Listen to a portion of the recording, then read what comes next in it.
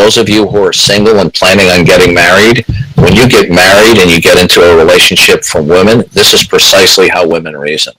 When you listen to him, he constantly is cackling out loud like an intoxicated woman. I had him cornered, and all he could do was respond to me like a hysterical woman on her period. I mean, that's how bad this guy was. My name is Sam Daphne. I'm the author of Malignant Self-Love, Narcissism Revisited. Do narcissists hate women? Are they misogynistic? When you listen to him, he constantly is cackling out loud like an intoxicated woman. The narcissist hates women, virulently, passionately, and uncompromisingly. I had him cornered, and all he could do was respond to me like a hysterical woman on her period. I mean, that's how bad this guy was.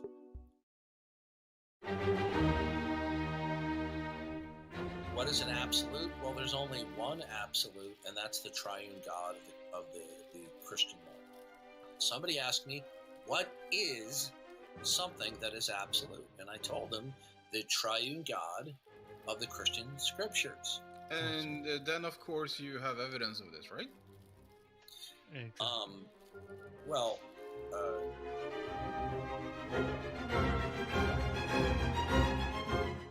you probably have been led to believe that the fossilized remains of animals, including dinosaurs, is evidence and proof of evolution over billions of years. It is not evidence of it. What the problem is people who've been brainwashed into it cannot distinguish or demarcate between the interpretation and the actual data. So the fossil record of what we have today is what you would expect to find if evolution did not happen. And you rejected it. It is impossible to talk with you, Darth. It is impossible to talk with you. All I heard was everything you do is just a redirection to another attack, rather than actually responding to what I say. You don't debate, you merely attack. Right. By the way, all the men in the room, okay, all of the men here, for those of you who are single and planning on getting married, when you get married and you get into a relationship from women, this is precisely how women reason. That's okay. Wow. Now, yeah. Like, Darth, is really your best attack? I mean, oh, as I said earlier, just a note to the viewers out there, I do not give permission for people to post this hangout on their hangouts, in spite of people's claims to fair use. Posting large segments does not constitute fair use, and no one has my permission to post it on their sites. Okay, so let's continue. Okay. No, I have to give that little statement because I have a small group of people on Google Plus that are obsessed with me. I've got Genesis 1:1 states that in the beginning God created the heavens and the earth. And what that logically necessitates then that everything that does exist that is independent and distinct from God has its origin and is contingent upon God. That would include all logic and reasoning. That would include the ability to actually make truth-valued statements that actually comport with reality. And it would also include any wisdom. And all of that has, as I said, its origin and it is contingent entirely upon the God of the Bible. So I don't think what Nick, I'm not done yet. So I don't. Genesis 1:1 states that in the beginning God created the heavens and the earth. And what that logically necessitates then that everything that does exist that is independent and distinct from God has its origin and is contingent upon God. That would include all logic and reasoning. That would include the ability to actually make truth-valued statements that actually comport with reality. And it would also include any wisdom. And all of that has, as I said, its origin and it is contingent entirely upon the God of the Bible. So I don't think what Nick, I'm not done yet. So I don't. The word entity is defined as a thing with distinct and independent existence. Note the word existence. You could have a necessary entity that exists but does not have a beginning. Sidney was saying that religions are falling away, and they are being supplanted by a superior platform, which is science and empiricism. What does it mean? Existence is infinite. What does that mean? That means that there has never been a state of non-existence, ever. Okay, I don't have a problem with that. In order to be an entity, the entity must exist.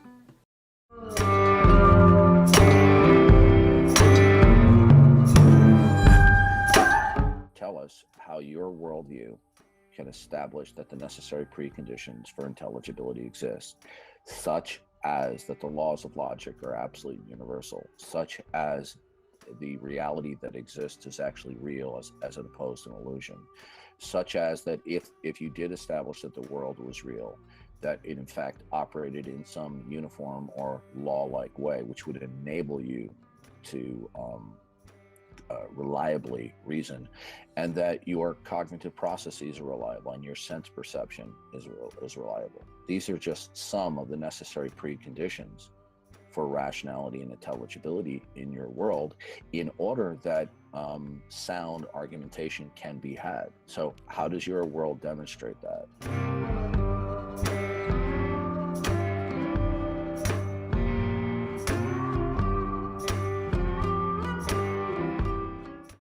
The God of the Bible, the God who created the heavens and the earth, has revealed himself through natural revelation and special revelation. All facts indicate God, either individually or collectively, and God has revealed himself through the course of human history to various individuals, and it has been sovereignly and providentially recorded, and that revelation is self-authenticating and attesting.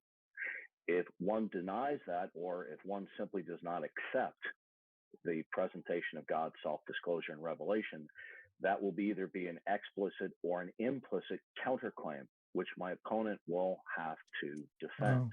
There will be no further evidentiary support or rational justification given other than my opening statement, that the revelation of God and natural revelation and special revelation is necessary and sufficient to conclude that God exists.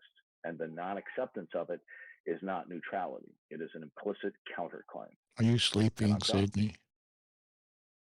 You can have a non-contingent entity, Why have an you entity that does not have a cause that always existed, either independently or alongside of an infinite series of causal sequencing. And that's an inference. Okay? That's an inference, isn't it, Darwin's? That would be that was what we would call a logical inference. I am not imaginary. That's what I would call an illogical inference. Okay, good. Could you tell me what is illogical about it?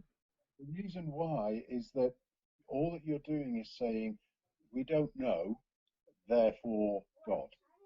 And that's I didn't say that.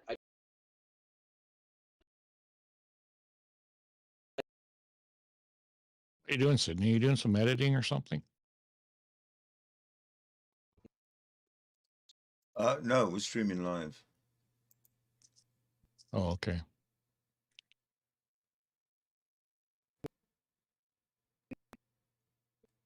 Is this like old stuff or something? Oh, yeah. I'm going to start this one all over again. You can have a non-contingent entity, an entity that does not have a cause that always existed, either independently or alongside of an infinite series of causal sequencing. And that's an inference. Okay? That's an inference, isn't it, Darwin's? That would be that was what we would call a logical inference. Oh, that's what I would call an illogical inference. Okay, good. Could you tell me what is illogical about it? The reason why is that all that you're doing is saying, we don't know, therefore God. and that's No, I didn't. that, I didn't. No, I didn't say that. I didn't. First of all, I didn't mention essentially God. that's what you're saying. No, I you're, didn't mention you're that. saying I said a you're necessary entity, which may or may not include the idea of consciousness. which is your definition of the thing that caused it all was God. Yeah. And that to me is a complete inference which has no validity. It's wholly unobserved, it's wholly unverifiable. It doesn't even hold the tenets of induction. So, never mind deduction.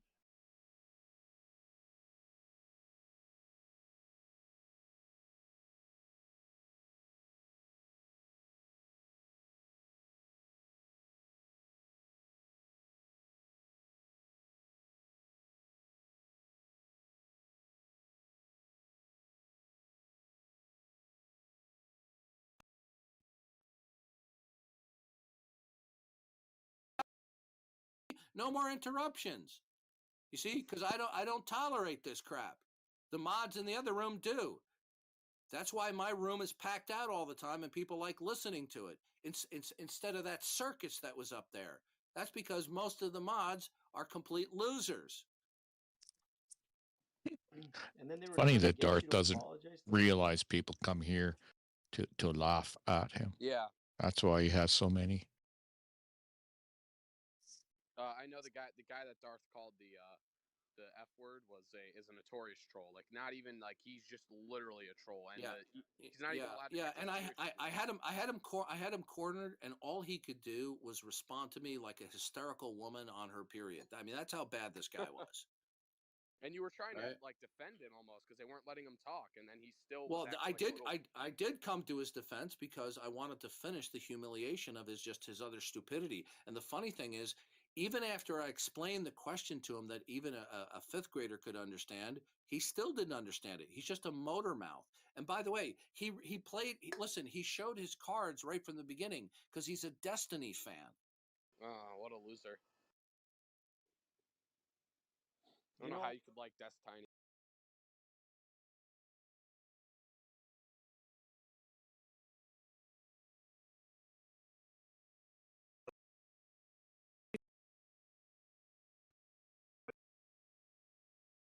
Offering $300 if you would debate Jack Angstreich. The moderator would be somebody you selected. It would be 90 minutes. It wouldn't even be a formal structure, right? It would effectively just be a conversation. And that money doesn't have to be something you pocket. That money could go to a charity of your choice if you so chose, right? So I think we would all be interested in hearing if you would be interested in that sort of debate with Jack. Since you made the claim that there are no intelligent atheists capable of refuting your arguments, right? I mean, presumably if you think he's a sophist and you think he engages in sophistry, you should be able to very easily show that his arguments are fallacious. What do you think about that, Darth? Okay. He just deafened himself. Yep. Okay. Yeah. He can't debate. Like, all I did was ask him a question. He still hasn't answered it. And he probably won't. He doesn't actually debate. He is so insecure in his own beliefs that he feels the need to talk down to others, not let them speak back to him, asking them questions that they can't answer because he won't let them, and just generally talking over them. He's not a debater. He's an idiot. I have personally interacted with Darth for maybe 4 or 5 years. And I can tell you straightforwardly that since the beginning, he's been running the same exact shtick, which is to not actually defend his beliefs, but rather to interrogate people who hold to an atheistic view and try to reduce them to absurdity. And sometimes that is successful in the sense that they don't understand like the routine. But if you do understand the dialectic, then it's fairly easy to refute. So if he's going to make the claim that people are engaging in sophistry and their arguments are fallacious, and he's being offered $300 win or lose to appear on Modern Day Debate, I really don't see the reason why he would refuse the challenge, other than being intimidated. That's the only explanation I can sort of figure out here, you know? Jack has been chasing this guy down for a while now, and Darth refuses to debate him because Jack is the only one that plays his game better than he does. Let me just ask the room a question really quick. I mean, if $300 win or lose was being offered. That is to say, even if you lose the debate, you still like presumably you guys would just take the money, right? Like what do you have to lose? Yeah, anybody who doesn't have a huge ego would. The thing about Darth is, though, Alright, he can I ask does my have a question huge now? ego.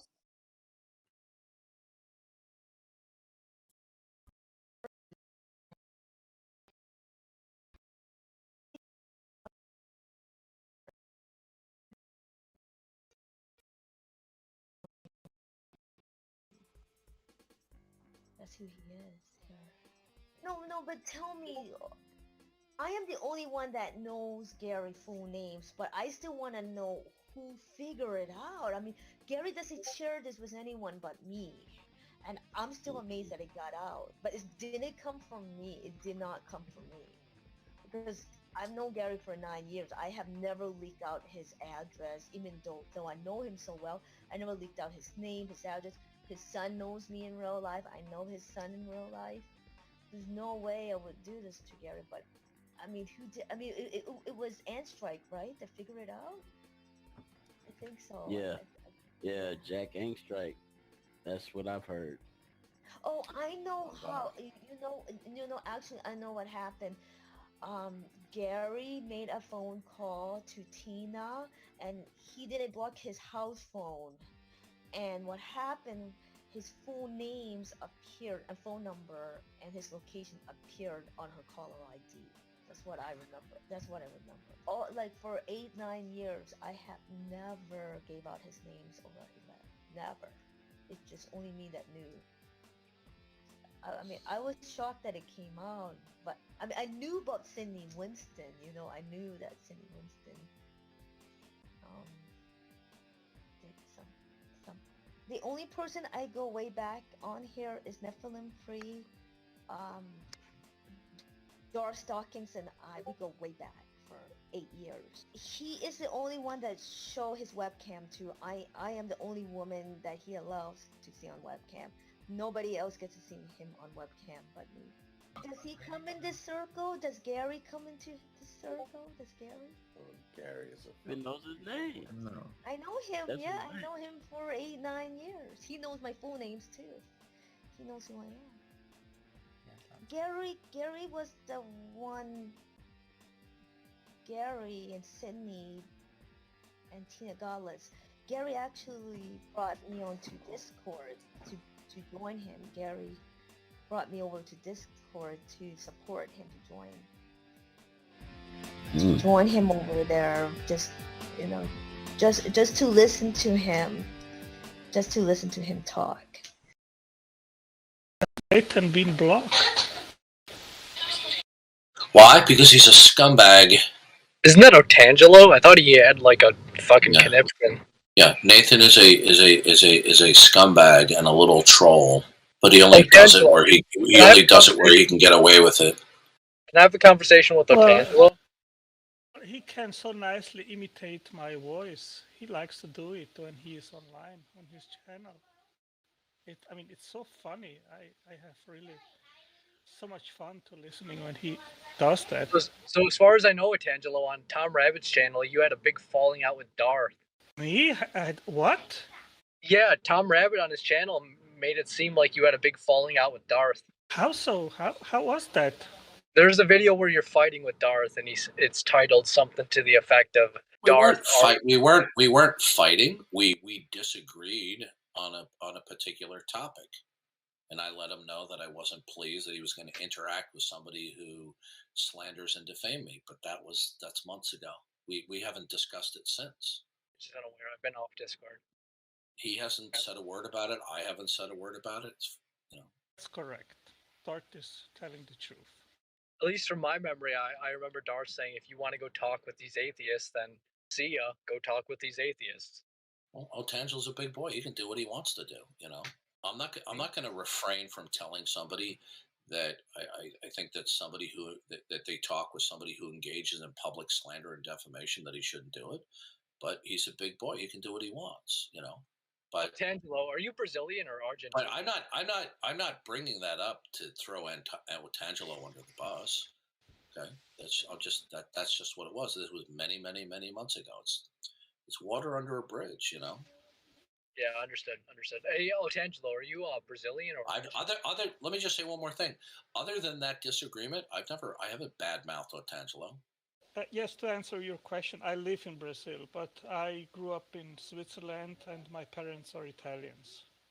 Well, it was a dream when I was a teenager to come to Brazil, so I really realized that dream, and I'm living 26 years now here in this country.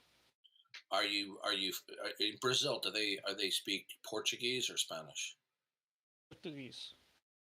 Okay. Are you fluent in it? Yes. What about Italian? 2. Wow, that's pretty cool. So, I foresee that many atheists, they will now say that I'm associating again to Darth Dawkins just because I came here and had some conversation. Oh, they like drama, don't they? I've done a composite of all the professional atheists that I talk to on AMAs, and I put it into a composite. Would you guys like to hear it? So when I asked each and every one of the PhD atheists on the AMA, how is it that God doesn't exist? This is the composite answer I got back. Why don't you go tell your mom to shut up? So, Darth, why don't you try and unmute Nathan to see if he has improved since the last No. had? Nathan is your typical teenager trapped in a young man's body, and he's a little troll scumbag. Okay, he burned his bridges with me a long time ago. Okay, when you behave that way, you show that you're not even serious about your own belief.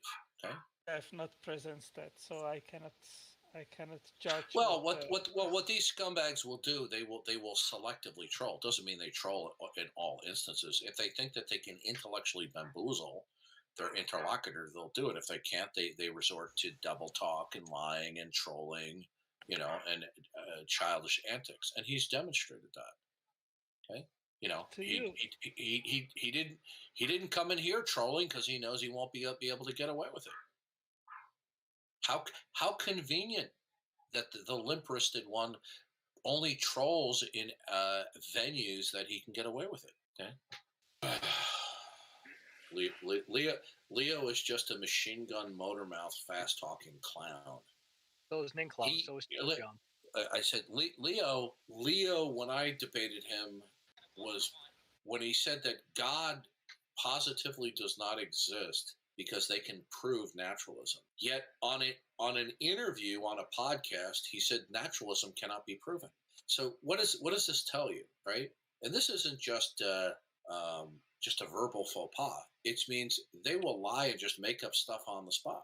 Okay, why is it that he said on one podcast that naturalism cannot be proven, and yet when I asked him to support the reason why God does not exist, he said that naturalism is proven. I said, how is naturalism proven? He says, well, we can tell it's true by looking at the structure of reality. I mean, it's just gobbledygook responses. They know they're BSing and lying. We know it, but they're shameless about it.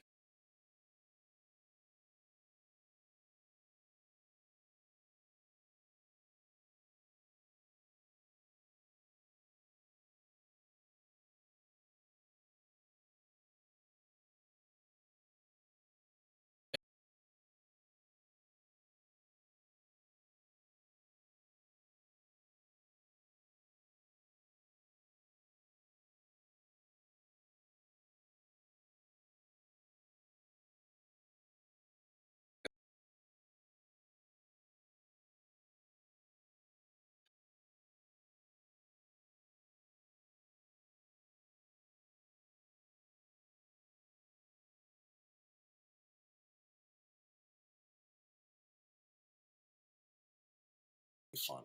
That's all they've got is sophistry. Yeah. Right? What is sophistry? Like sophisticated, like philosoph speak?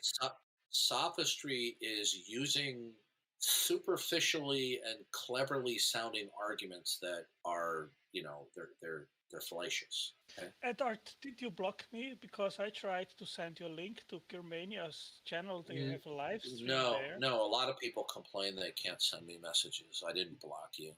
Let me look. Oh, yeah, I think I did block you. Okay, my apologies. Okay, you're on block now. No, I block if somebody sends me repeated messages and I don't want to continue getting messages from someone, I'll just block them. Okay. I wasn't aware that I had, so it must have been a long time ago. So let me send you a link here.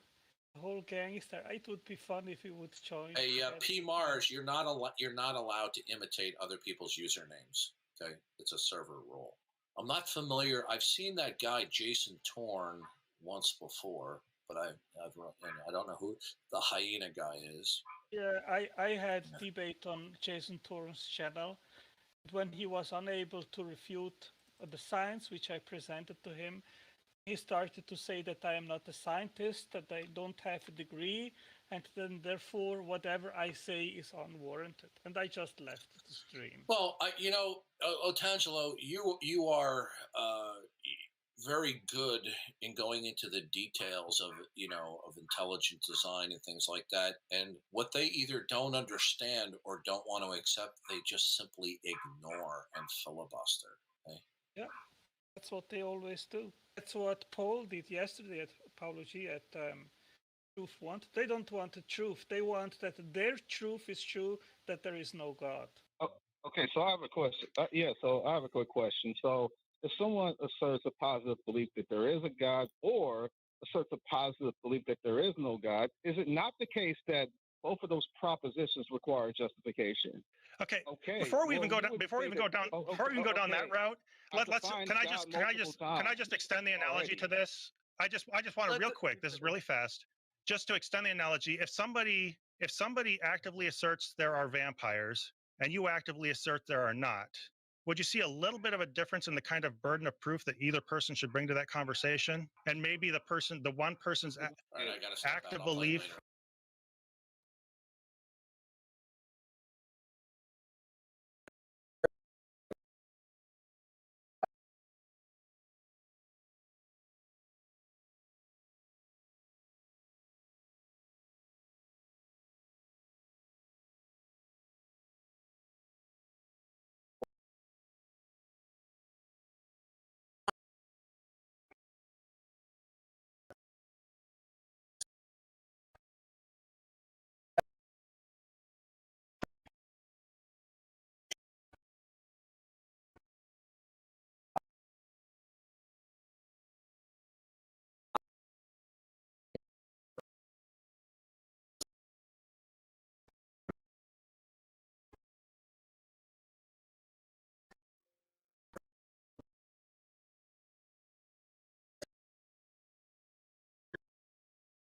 Give me a moment, folks.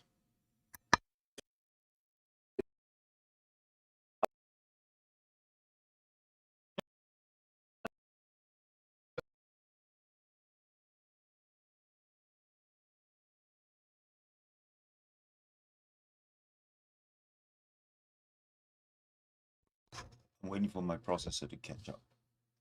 Just a minute. I'm sure it'll catch up at some time, some point. It's fucking choppy.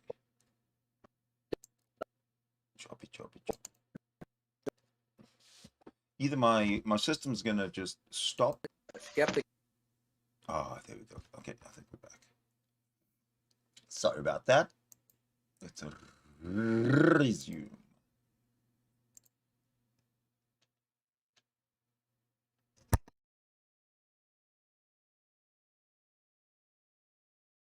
Comes along and says, no, it is not necessarily the case that the God of the Bible exists or a God exists. Give me evidence. But that presupposes that you can have evidence without it actually being the case that the God of the Bible exists. Okay, the God of the Bible is the necessary precondition for all meaningfulness and intelligibility. Premise 2, we have meaningfulness and intelligibility. Conclusion, therefore the God of the Bible exists. You're going to have to give support for each of your premises. I did, because you see, without an omniscient, you can laugh all you want. You see, No, I mean, I'm sorry.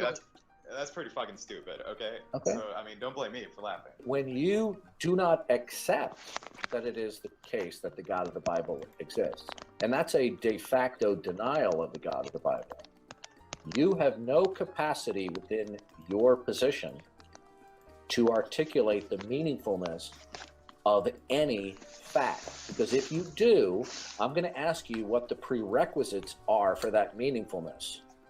God would be the ultimate core belief, would you say? Well, for theists, yeah. Name me one absolute that you could begin to have background information to make a probabilistic assessment of physicality. You don't understand it, and you need someone. I do understand it. No, you don't. I'll explain it to you. Why you're No, you need it explained to you. Why don't you stop over talking me? Why don't you stop over talking me and let me explain it to you? This is why you are conversations that I've had with you.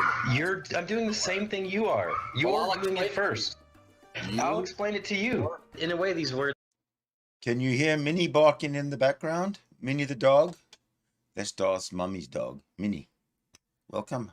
And I have a message for Minnie. Minnie, woof woof. That's my message to Minnie.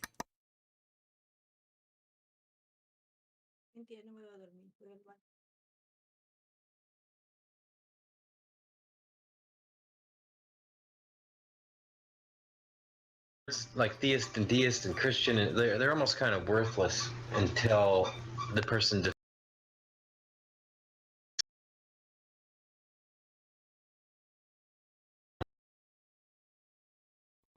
It'll teach me for switching screens in the middle, messing with it. Hang on. All right, let's try. Hello, Sidney. Hello, Alpha. Hello, number one. Sidney, I don't like to come to shit shows, yeah? Just get your shit together, please. All right, fair enough. Sorry.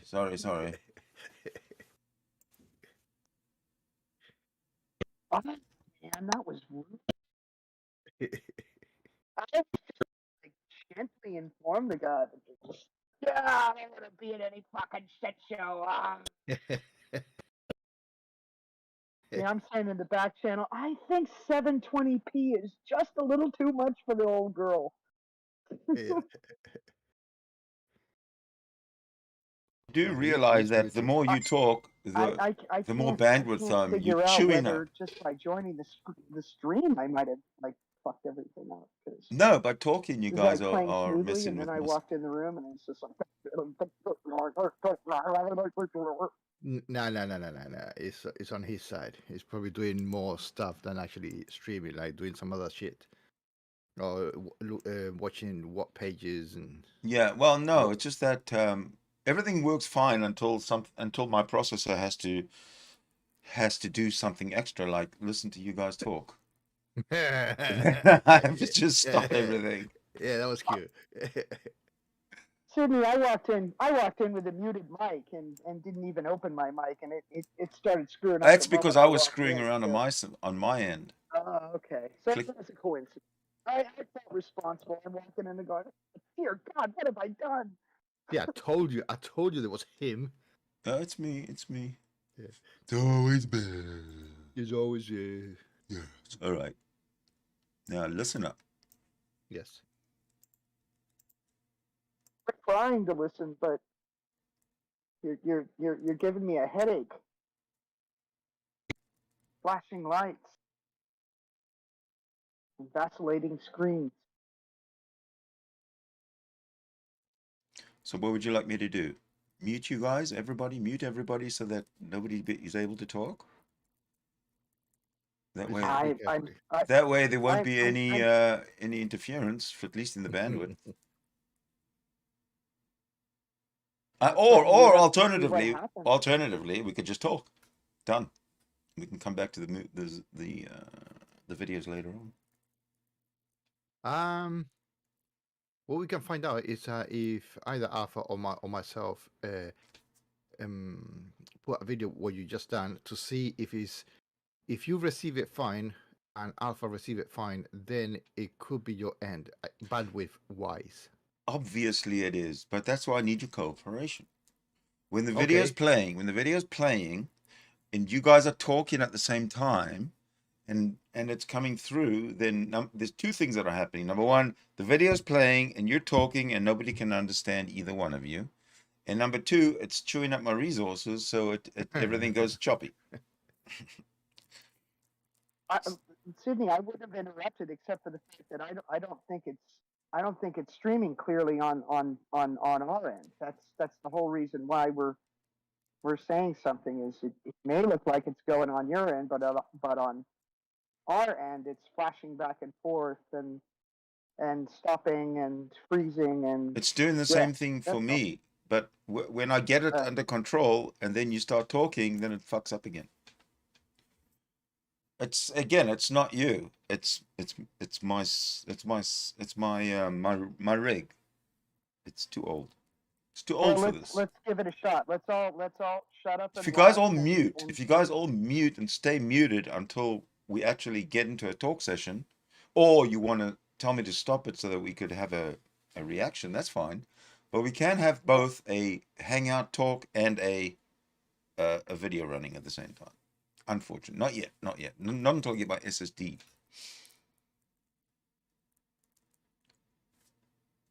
So it all depends what you guys want to do.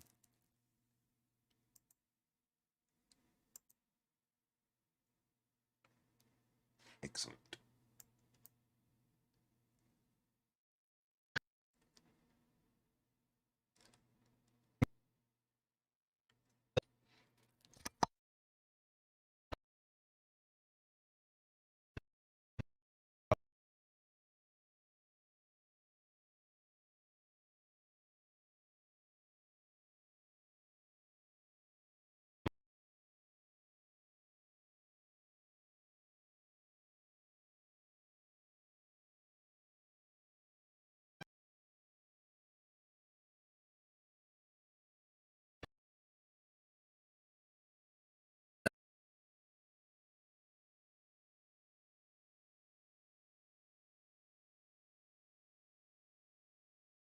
Why?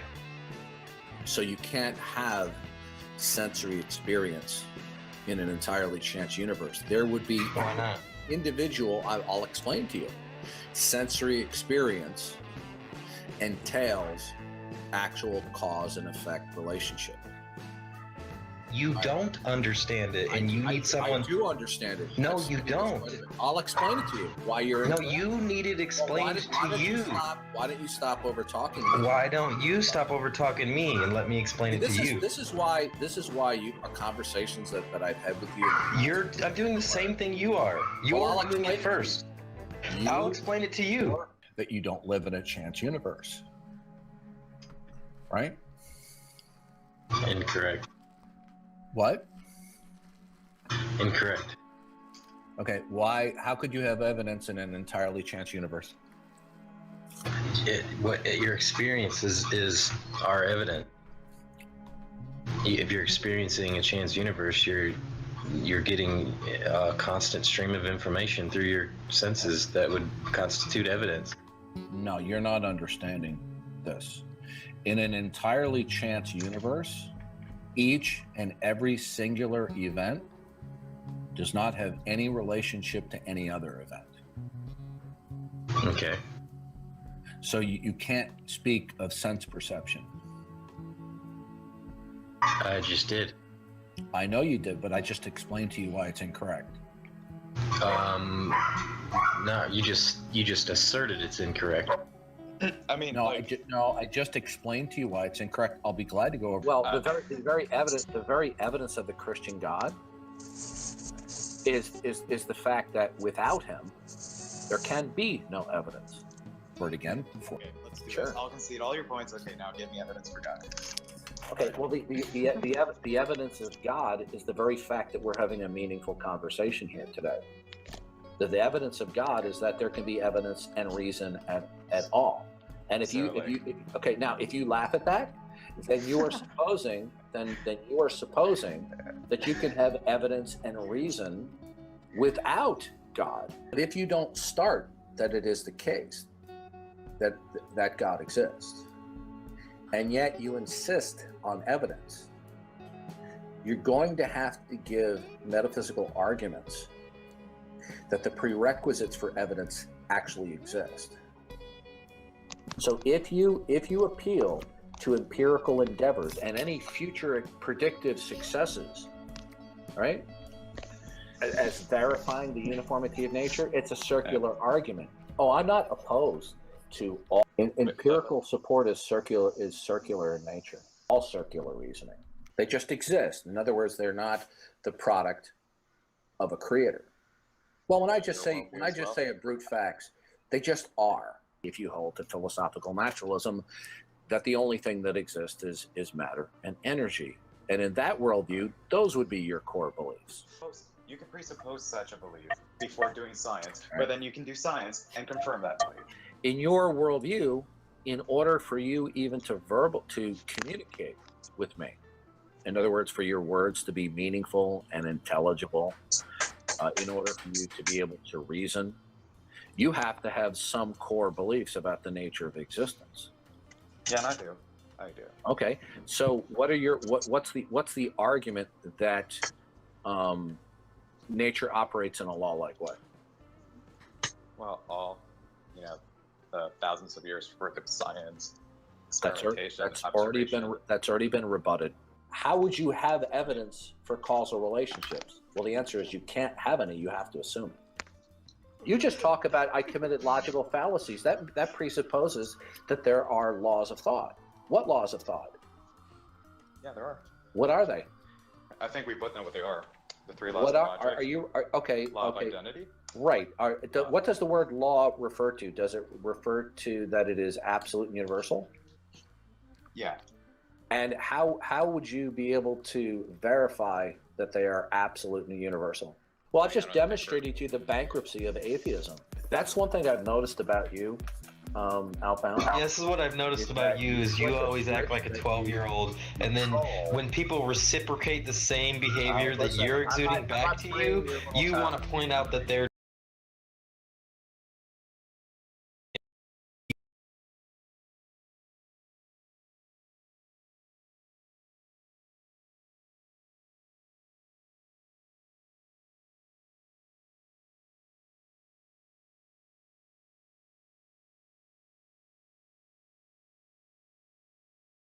All right, well, I messed that up.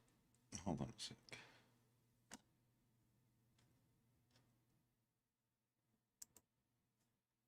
All right, so I'll tell you what we're going to do. That was the end of that one. So what we're going to go do now is just go back to the regular. Oh.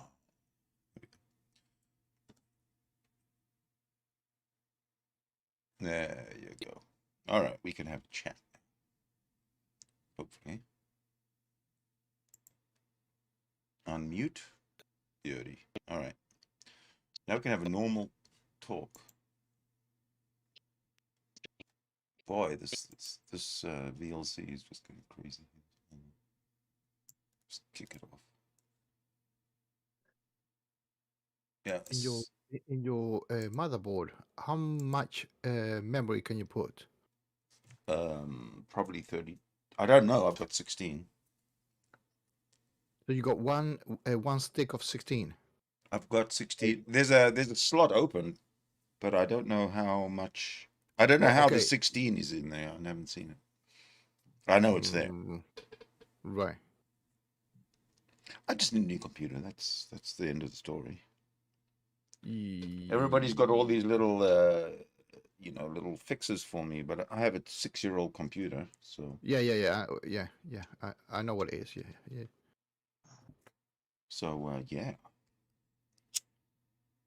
I would have loved to have carried on watching. I like that last video. I thought that was leading up to something. Which one? The one you just streamed? The one we were just watching, the last one, yeah. The one where he was talking about premises and evidence and shit. Yeah, he's full of shit. Yeah. He's just a bag of contradictions, anyway. Pretty much.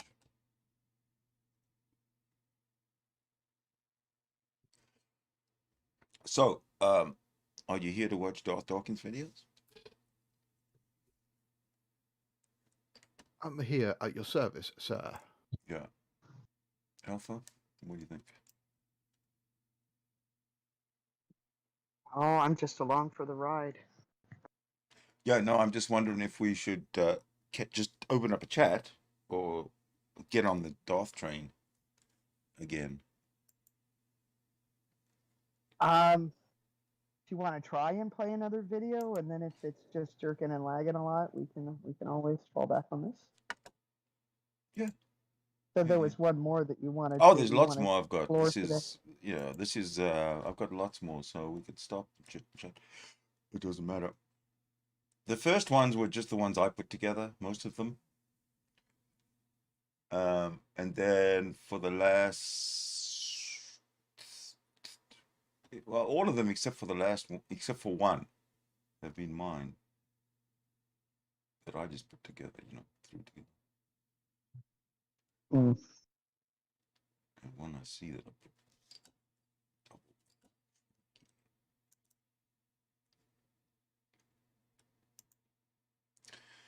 Yeah, I'd like to play some more if the streamer will allow me. All right, let me see if I can do it again.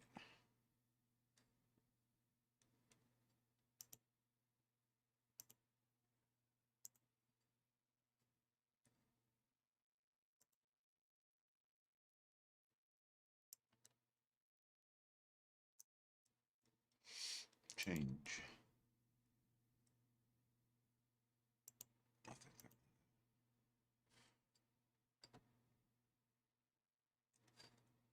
How about that one?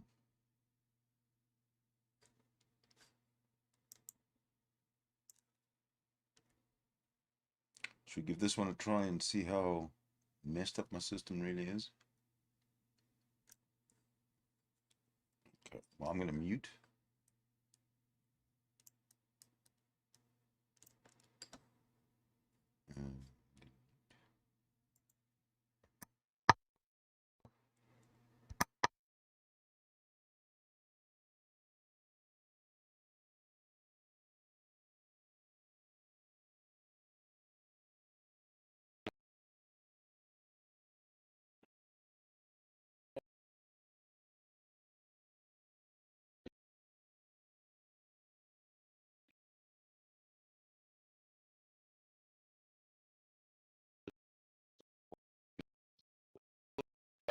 That would imply that animals are better than, just non-sentient life.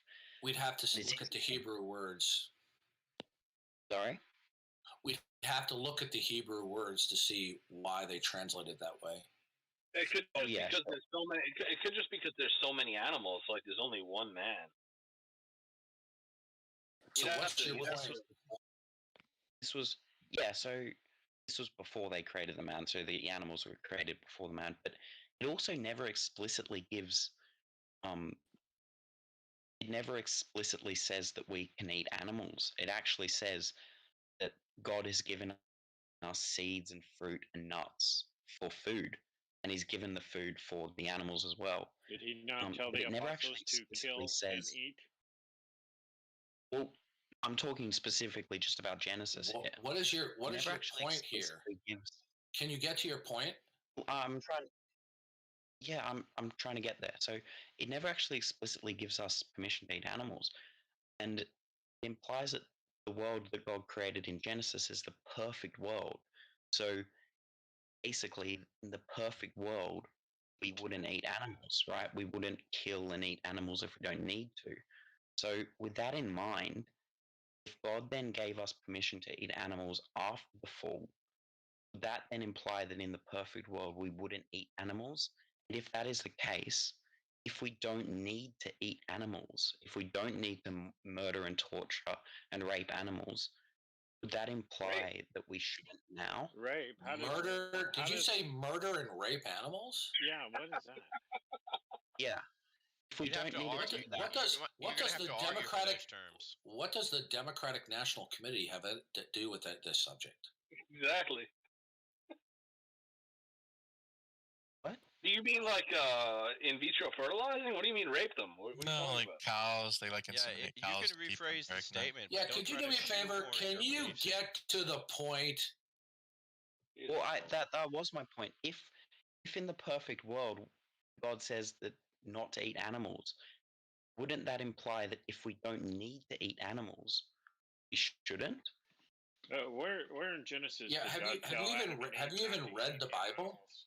God gave permission to Noah to now consume animal flesh. Before the flood, the planet was in an amazing vegetative state. The number of vegetation, and after the flood, it was never the same. Okay, so there was such an abundance of food. Okay, that it wasn't necessary to eat animals. That's why you find God giving Noah a directive that it is now okay to eat animals after the flood. Gee, I wonder why. Yeah, so that's basically my point, right? If it's necessary to eat animals, and I agree, like from After a Christian the flood. Yeah, but, like I agree, right? From my atheist worldview and the Christian worldview, I agree. If you need to eat No, an there's animal, not an agreement. In your atheist worldview, nothing is necessary.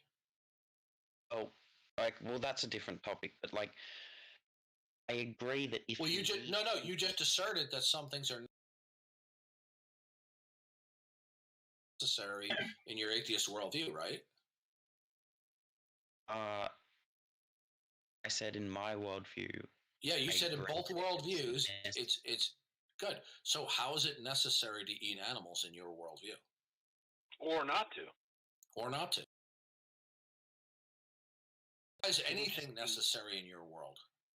It would be about a goal, so it would be necessary to eat food in order to live longer than about 3 weeks. Okay. Right? So why would it be necessary to eat food? To live. Oh, so there. Is that because there's a uniformity of nature? I believe so. Yeah. But he was talking in terms of goals, not what imposes and what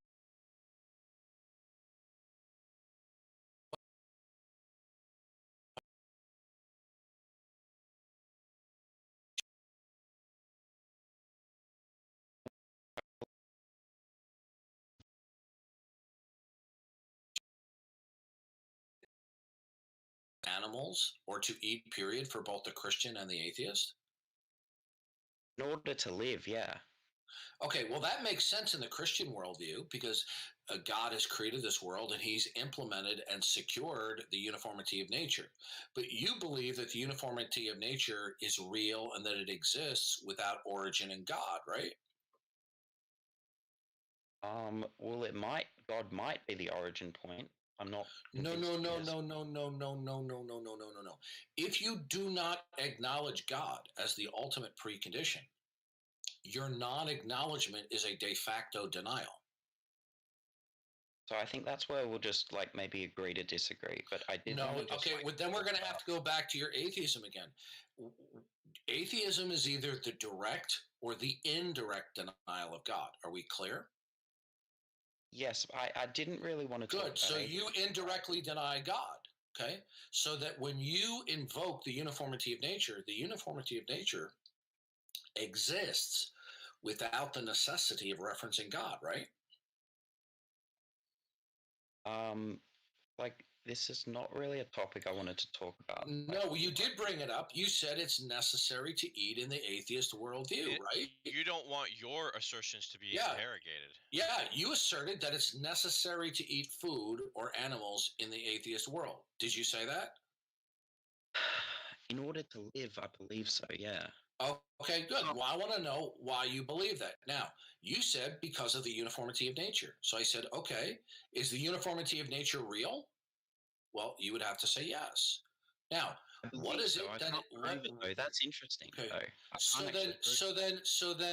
So the uniformity of nature, okay, which would be simply an extension of matter, energy, and causality, you believe it without justification, but you want God to be justified. Do you reject belief in God, okay, as the all-controller and the imposer of the uniformity of nature because God hasn't been justified? No, it goes against what? Partly. Okay. In your view, you do not believe in God. Okay. What I want you to do is I want you to make. Okay, you do not believe in God because fill in the blank. I don't believe in God. Primarily, it seems very unintuitive to believe that the origin point is a mind. Okay, it's unintuitive. So who cares about your intuition? Well, often people don't, and if you disagree, that's fine. Intuition is not.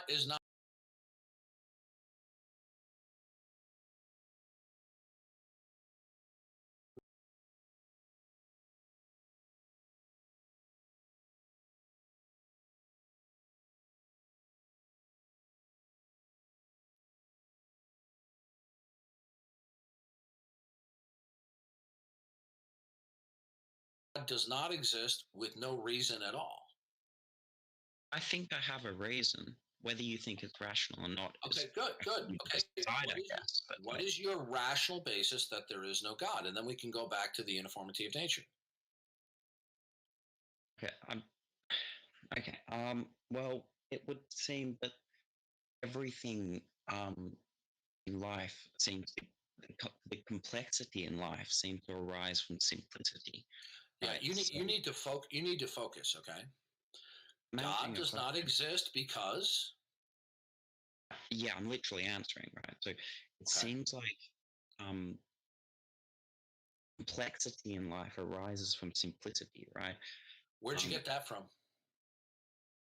Doesn't seem like that at all. Darwin says it's the opposite. He says where did you get that from? My biology textbook.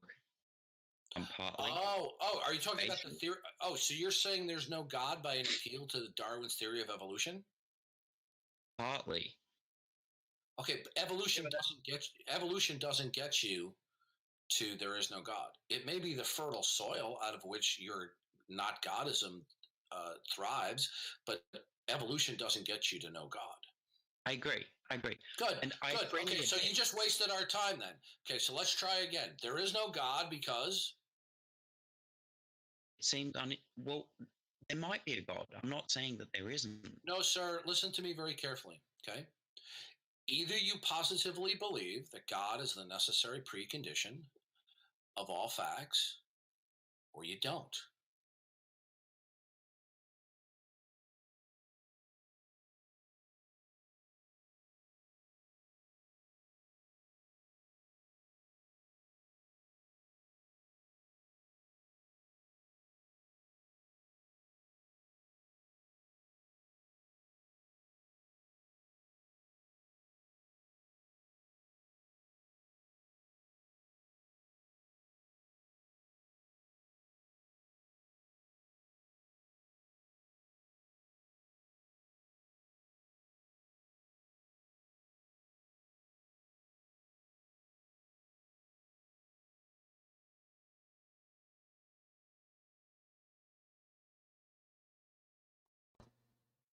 Yeah, it just stopped on its own. It still looks like it's still playing, but it seems to me that every time I move my mouse, it sets up a rolling kind of a lag thing, like things are moving so slow on my actual system. So I'm trying to there we go. Let's see if I can do this at least. That. Okay. That one.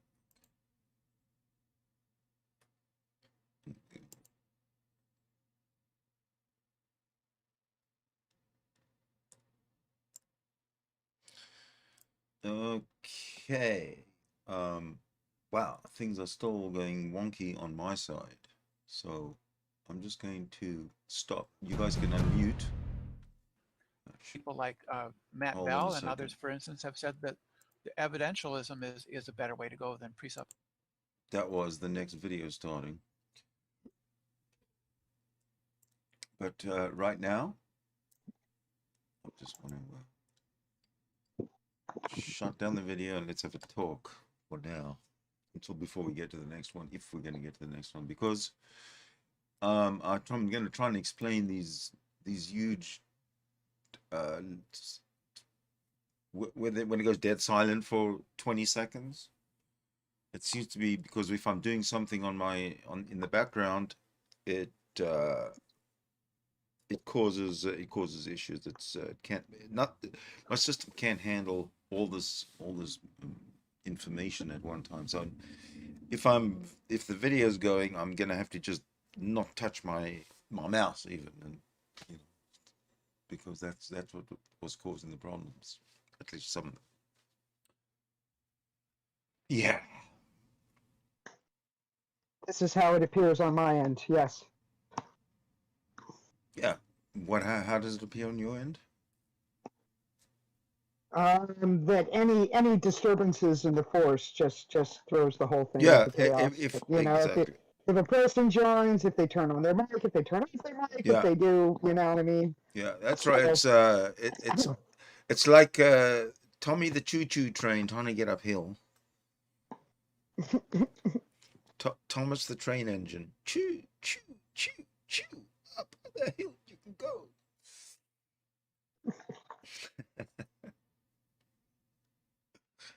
Well, make a little afternoon snack. What? Afternoon snack? I'm making a little afternoon snack. Making a quesadilla and some punk guacamole.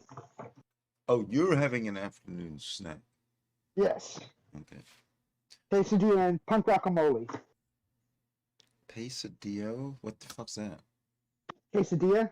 Quesadilla? It's just a flour tortilla with some... Oh, it's flour. Okay. Quesadillas, and, flour. And what's the other thing? Well, it's my own recipe. It's punk guacamole. It's not guacamole, it's punk guacamole. To do with the colors?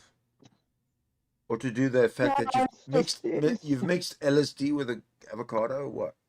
Nope. Just an ole recipe.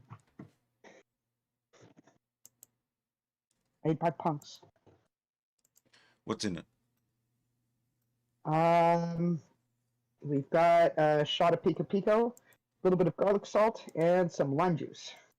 All right. It's really good. Tell us what's in it that we understand. I mean, with this pico pico, I have no idea. Never heard of the word before. This is pico pico. I'm sorry. No, pico pica is a taco sauce. Type of taco sauce. So. Like a hot sauce, or just? Yes. Right. But it's not terribly hot. It's more flavorful than it is spicy. I have something that's terribly hot. Called Tabasco sauce. If you ever use No. A lot of the time that's just too much. If you want to make spicy guacamole, just put red pepper flakes in it. You know, that really makes best. No, I just put Tabasco on my meal sometimes when I feel like. But a few drops will really knock you. Yeah, it just gets comes out really creamy. Some people add mayonnaise, but I think that's sacrilege myself. Yeah. Guacamole.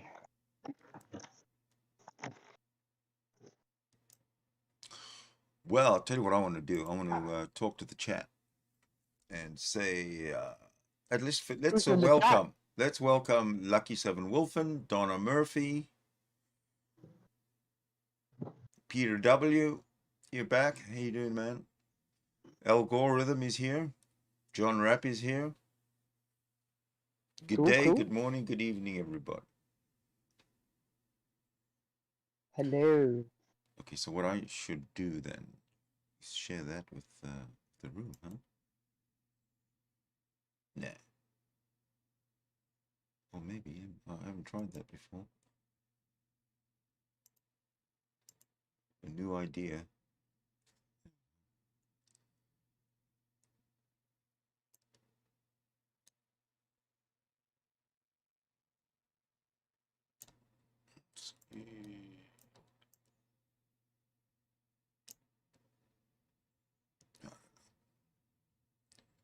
trying to make it look aesthetic. How's that? Well, in order for you to make it look aesthetic, you'd have to do that.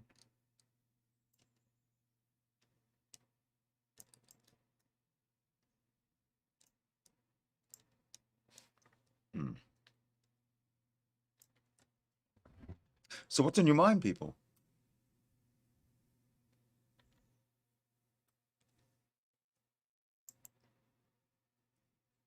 Am I muted? Shit. No, I'm not. Can you hear me?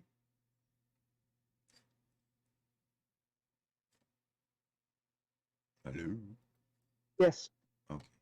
Don't forget, I have this audio renderer problem too. So sometimes I just, if I'm talking and or I don't hear anything, then I'm wondering if the audio renderer's gone and messed up. So if I hear something, then that's always a good thing. It's always a good. What is Lucky Seven Wolfen talking about? I don't know. What's he saying? Says that girl is worse than DD, and then Oh. Peter W says she's scaring my cats. Am I Yeah. scaring somebody's cats? That girl is worse than Didi. I think he's talking about Zay's when her clip was running. Hey, Oh. Elf. It was during the run of Sidney Winston videos that was playing earlier. Sophistry, that was Darth. He said that. Who's she scaring my cats? That I'm not so sure about.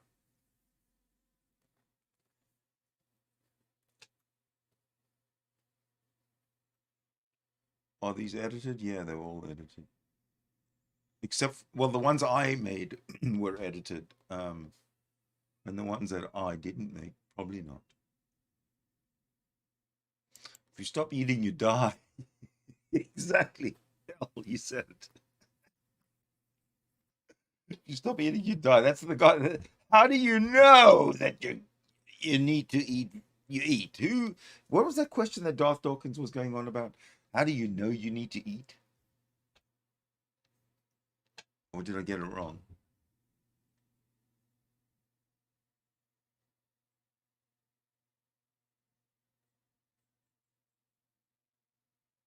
Well, he does like to run into the how do you knows, how do you knows, how do you knows. And sometimes he doesn't think all that carefully about how he's framing that particular cyclical loop, you know? Yeah, John, I've pretty much covered all that. Minimal. So I'm working with minimal, and it's not enough, basically.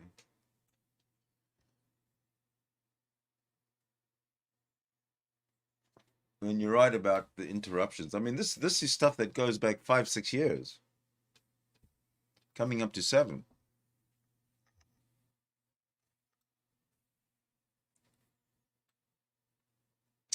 L Gore Rhythm is in the house. Good day. Good morning. And you need to give us a timestamp when you, or certainly a date timestamp when you open your mic.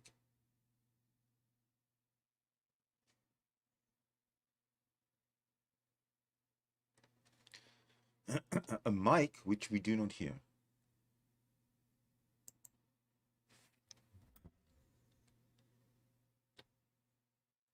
You know, some people live to eat, other people eat to live.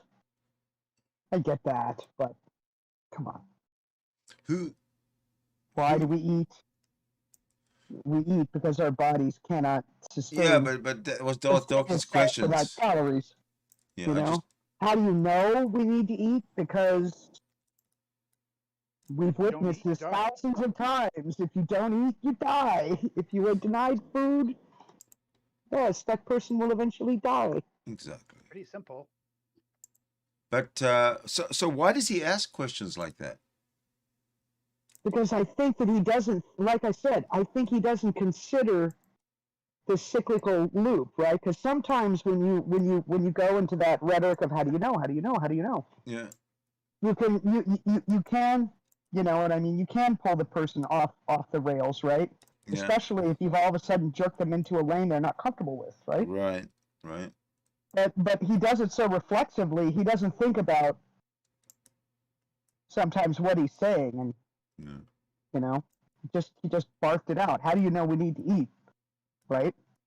Yeah, I think you're right. It's a really fucking dumb question. Yeah, it's a reflex with Darth. He just asks those things. I've seen them do that before. He'll like, someone will agree with him, and he automatically assumes, "No, you're wrong." Oh, right, yeah, and like it's just a knee-jerk reaction with him. I'd love to. I'd love for someone to make a video of that, like a Tom Rabbit throw up something like that. If somebody's ever caught that, that's hilarious. I always love Darth's "the grass is either green or not green" example. There's somebody who has, how does that work? some understanding of the way plants grow and sometimes go into dormancy and then come back again, and also have some artistic training, right? I can assure you that grass is not always green. How do you know that? How do you know that? Okay, okay, okay, Alpha. There is no God. God does not exist because God is by definition impossible, completely and totally impossible. That's a fair answer. I accept that. In fact, that is the answer. That's right. It's God is impossible. That is where atheists fail every single time. They give the theists they give into the theists that there's a possibility that God exists. We know that God is impossible, therefore there's no possibility that God exists. So notice I didn't say anything about logically. That the worst thing you can do is say, we do hear you. We do. Sorry, Alpha. That's logically we do impossible. Hear you. Yeah. No. Logically, basically, logically, God is impossible. I agree. Exactly that statement. God is impossible, and all gods are imaginary.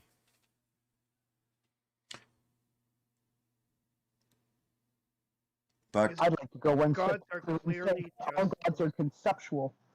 You know? Yeah, they're constructed as concepts to explain things and have nothing to validate or substantiate their reality in actual existence. So to me, it's like anything you can dream up. They're imaginary until proven otherwise. That's why gods don't exist. Yeah, like, it's a they good might, one. but the problem is The thing is, I don't God go is with such the a might. vague term. Who knows what the hell I it even don't. means? I don't go that one step further that you do, where you say they might. That's, to me, that's a ridiculous statement. If God is impossible, then how can they might exist?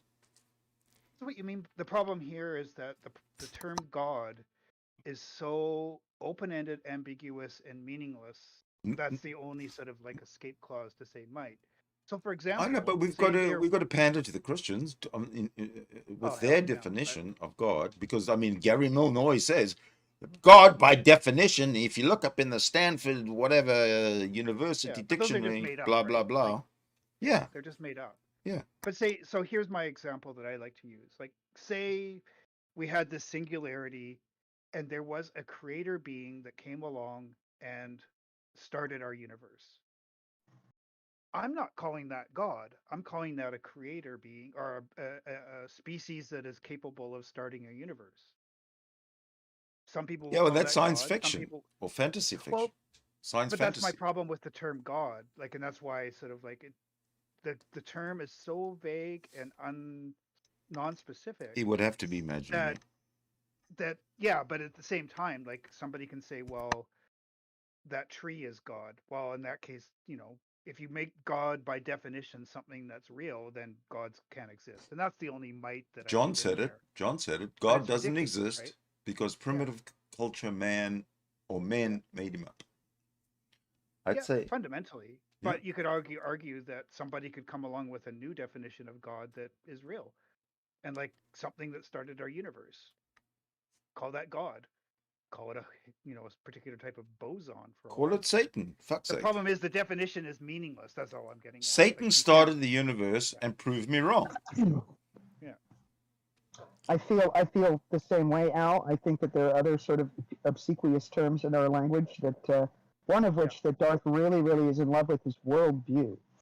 And Yeah, it doesn't really get you anywhere. Yeah. I don't feel like such a thing exists outside of the Well, Christian, I do. you know, When Satan created the evil god of this universe, we got the universe that we deserve because we're such a terrible species. Disgusting. Look how we treat animals. Look how we treat each other. Look, there's wars going on all over the place for no fucking reason. So Would you argue that I'm arguing that towards intelligence I'm is really arguing not that the ultimate is Satan. Yeah. There's no goodness. There's no goodness to this universe. There's no goodness to anything supernatural. Right? I think that's part of the problem with Darth's arguments that I always have is that he throws out these terms like ultimate and fundamental and grounding and God. And you forgot about unconditionally non-dependent. That's one of my favorites. There's another one, yeah. Unconditionally non-dependent, instantiating what is possible and impossible. Oh, you got him down. I actually have an answer to that one, but there's such all vague terms that require unpacking before you can even start. It's like he's set up this greased Teflon wall and say, well, you need to hang your hat somewhere. Like, how the fuck do you do that?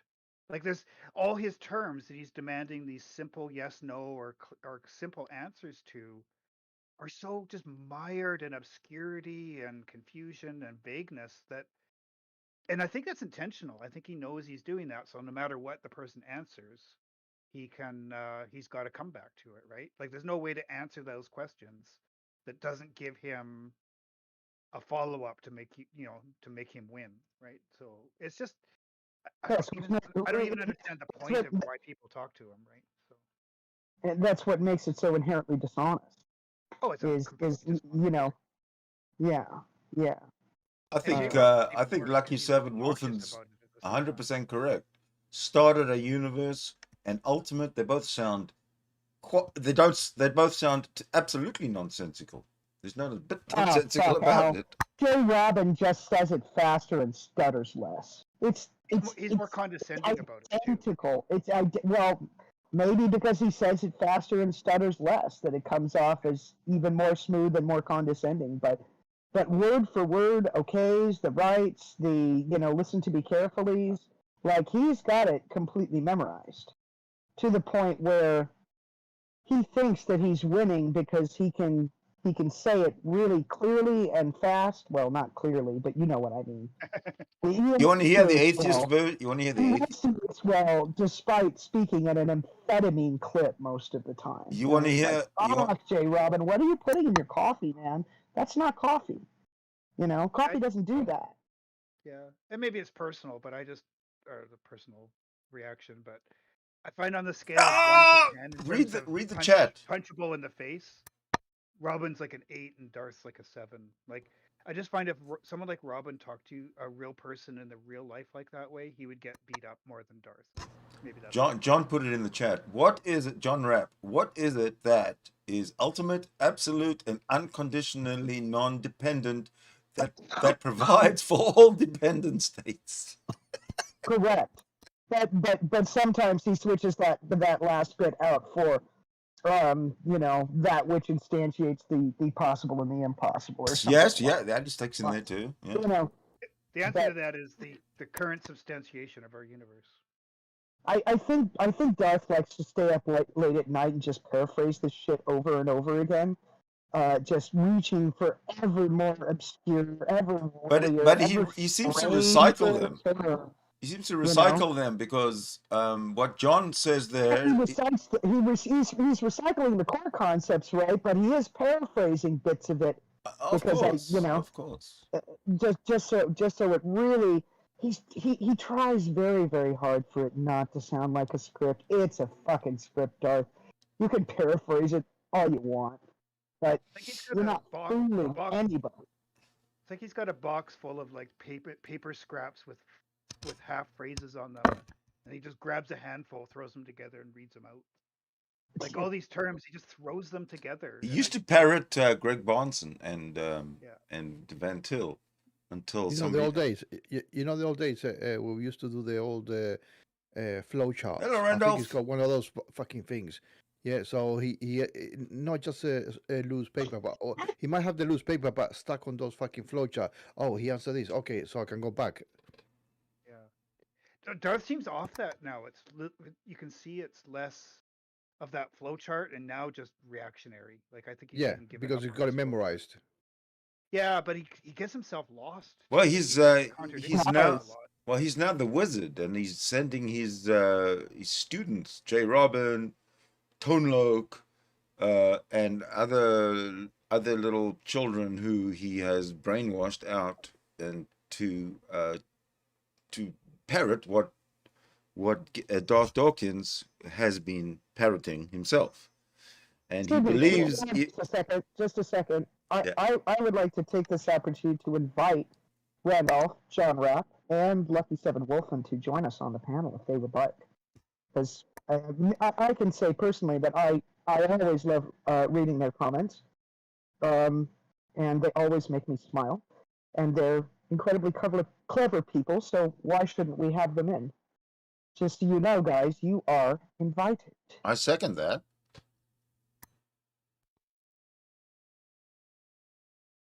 So please, Sidney, go on. That's all I wanted to do was tell anybody who's watching on YouTube and has a Discord account to please come on in. Like Jean-Luc Picard said, make it happen. Number one. Alternatively, any theists would like to prove us wrong. All gods are imaginary is my statement, and prove us wrong is the dare. So I'm going to bring up an old I think a Greek philosopher said this, can't remember which one. Said man is certainly a strange being. He cannot create a worm, and yet he invents gods by the thousands. That was definitely BC era thinking, and trust me, that guy had it going on. But don't forget, all those people are wrong except for the one that came up with the Christian God. That one was right. Yes. Yes. All those other ones are nonsense, but this one is the real thing.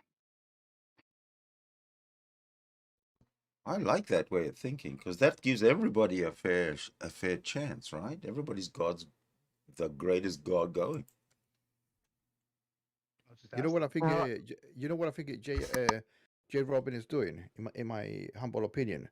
What I think he's trying to do is to be a 2.0 Darth by trying to be or seems to be or try to put across that he's trying to be more intelligent, right? Or with the interlocutor. But the problem that has he has to drop his guard, right? And when the interlocutor is more clever than him, then he reverts back to the script.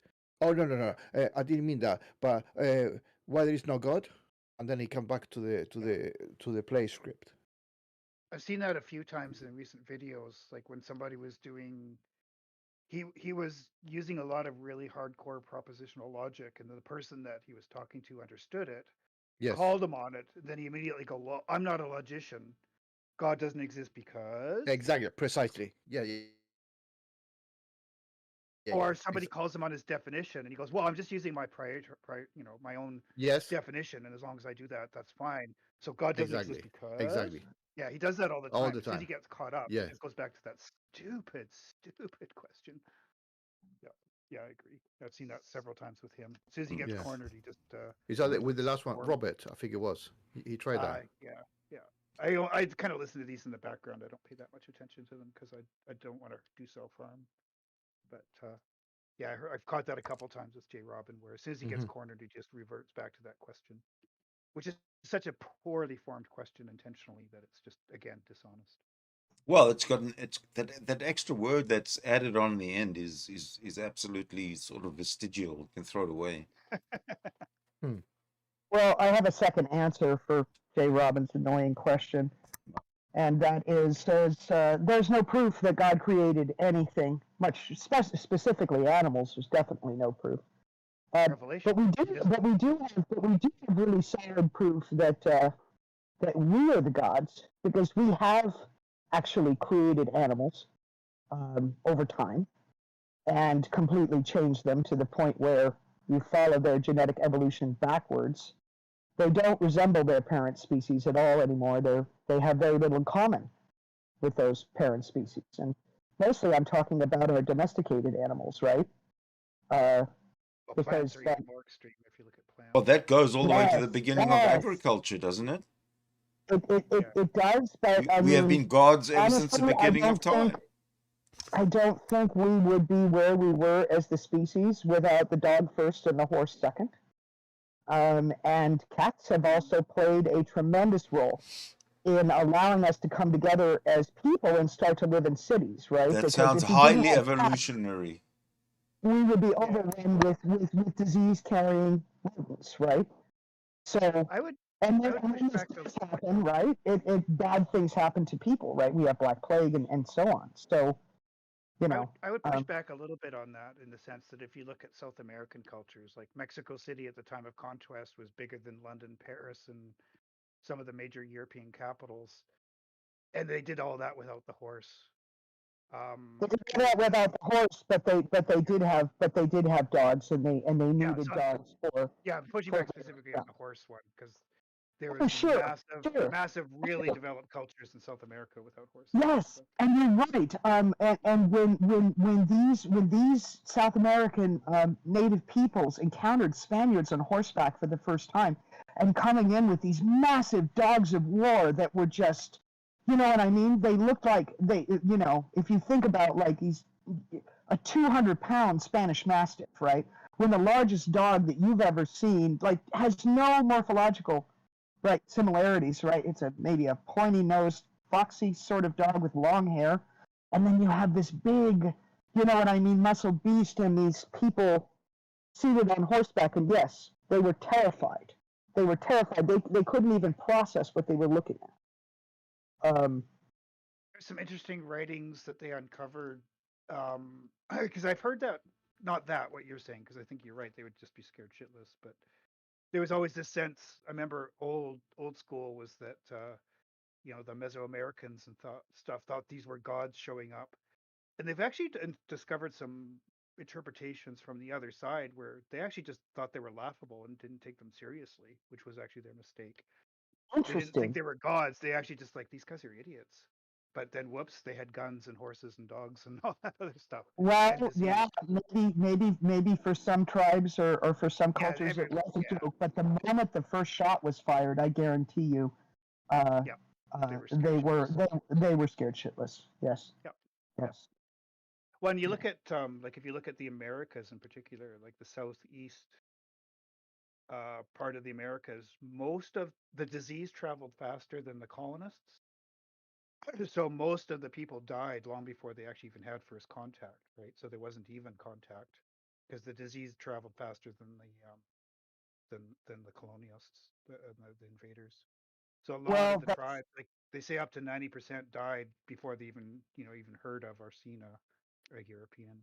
So. Yes, and that's why we have a few uncontacted tribes left. I think only 2, and we're really should not be fucking with those people at all for that reason. Because, well, if you're talking about the Sentinelese, they've been isolated for they think 30,000 years, but they really don't know. I mean, that could be some of the oldest people on Earth living on that island. Yeah, Aborigines in Australia might say something about that, but what? I was gonna throw that in too, because actually, like Aborigines have a very God. I'm gonna sound horrible and like a racist, but no. I see where you're going. The way their bone structure is they look like they have you know, they come from something a little bit more primitive than us, and they are not less than us by any means. They are fully human. I'm not saying that by any stretch. But, you know, we don't have people that look quite like Aborigines anywhere else on the planet, you know? You could say that about Scandinavians, too. They don't look the same. Sure. They just look different. Yes. I think you're trying to say they look maybe a little closer to the, like they're less changed perhaps than some of their ancestors, because the environment that they're in is probably less pressure to change. But maybe that's it. I do not entirely presume to know, right? But there is something I don't know that just makes me think of you know what I mean, first people and old culture and animism, which of course that's still present as far as I know in their religion today, right? They haven't changed a whole lot over the centuries. You know, they may wear modern clothing and stuff like that, but from what I understand, the way they live, you know, well, there's they can live in areas and conditions that we can't handle. They're a lot like the Stan Bushmen, right? That way. Yeah, there's very few really that are living traditionally, like, to be honest. And there's actually the number of ones that haven't mixed with Europeans is pretty low as well. So. But I mean, the culture itself, I mean, the artifacts go back 60, 70,000 years in Australia, right? So isn't it cool? Yeah. That's yeah. Oh, don't say that. You may destroy religion. Please don't say that. Well, that's the thing that drives me nuts about the flood and stuff like that. Like, you know, these young Earth creationists, like it's, you know, they talk about, oh, the flood happened 4,000 years ago. It's just so incredibly disrespectful to all these other cultures that have been, like, the Aborigines of Australia, or even the, you know, it's obviously less, more recent than those, like the natives of North and South America. Like, it's just so incredibly The Egyptians, the disrespectful to their Chinese. culture. It's just horrible. Yeah. I just find it just so dismissive. But the indigenous population of Australia is down to under 4% now, so there's not a lot. It's really I don't sad. think just Lucky Seven Wolfen understands that this is a Discord server, because he asks, "This is a Discord server?" Well, yes, it Mirroring it on is. YouTube.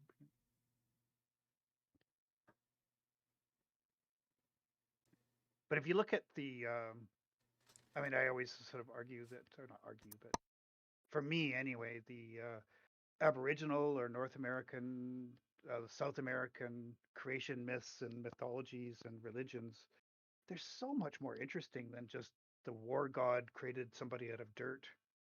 Yes. The Abrahamic god one, like, it's really not even a very creative religion if you think about it. Like, God poofed everything into existence and then basically killed everything for the next 2,000 years. It's really just a war tribe mentality, and it's really not even all that interesting. Al, did you ever read the book Watership Down? Probably when I was like 12, but well, I was going to say even the rabbits religion I never did. What's it far about? more interesting, right? What's it about? Than anything. It was a movie about rabbits journeying from their comfortable home to a new place because one of the rabbits foresaw the end of their world, basically. And so they went away, and as they're going away, they tell their sort of religious stories, you know what I mean, as they're traveling. These rabbits in this universe have a religion. And I wonder what it's. Do you know what that was based on? Like, did they base that on? No idea, but you know what? If the animators of the movie were referencing anything, it was very Native American. You know what I mean? It really, it had a lot of the same, and maybe a touch of Just So stories, Rudyard Kipling's sort of Just So stories,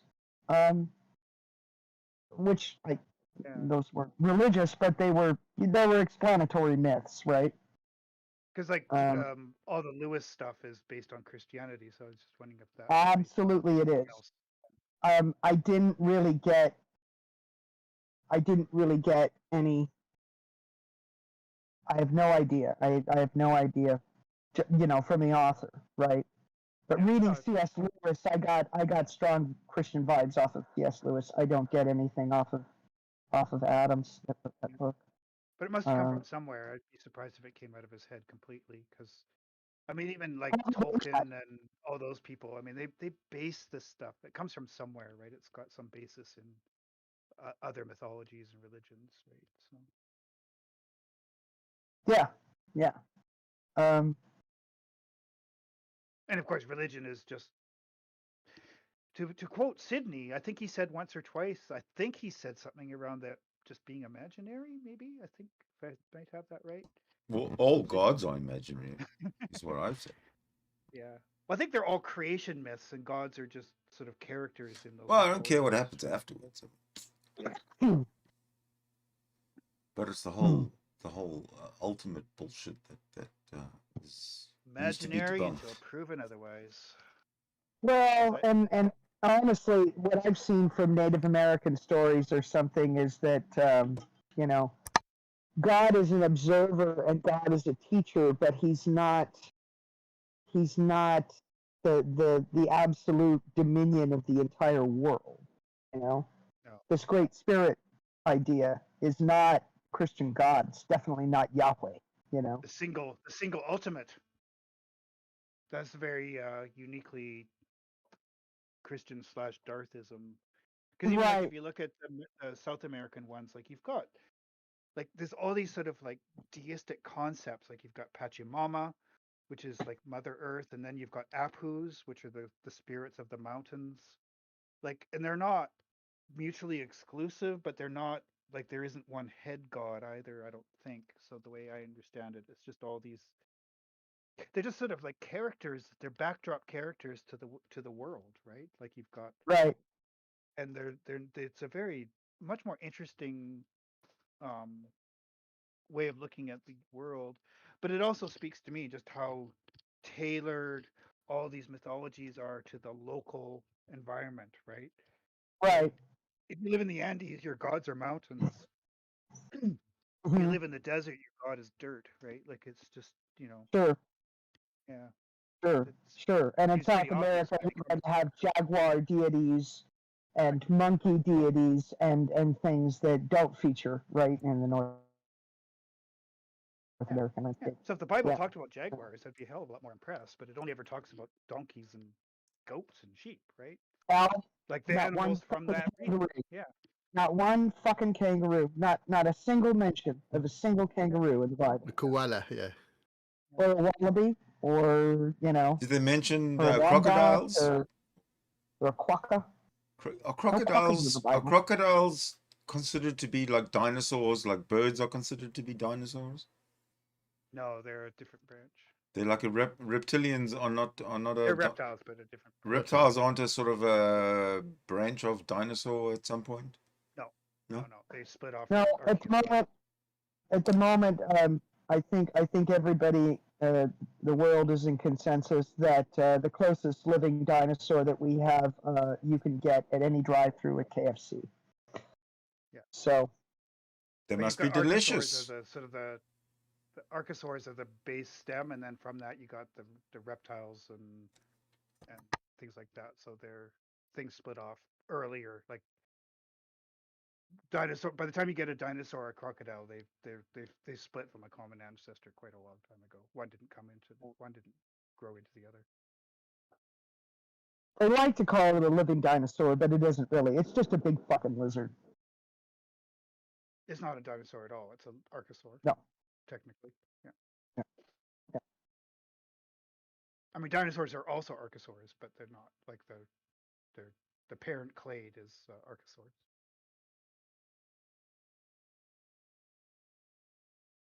But clearly, birds did evolve from dinosaurs, so phylogenetically, birds are dinosaurs. Yes, and that's pretty much what we have left are ostriches and emus and well, all manner of birds really, but all birds. about But chickens? cassowaries, Chickens are birds? Are chickens these are some of the dinosaurs? weirder looking ones. Are chickens Yeah, dinosaurs? ratites are pretty. Yep, technically.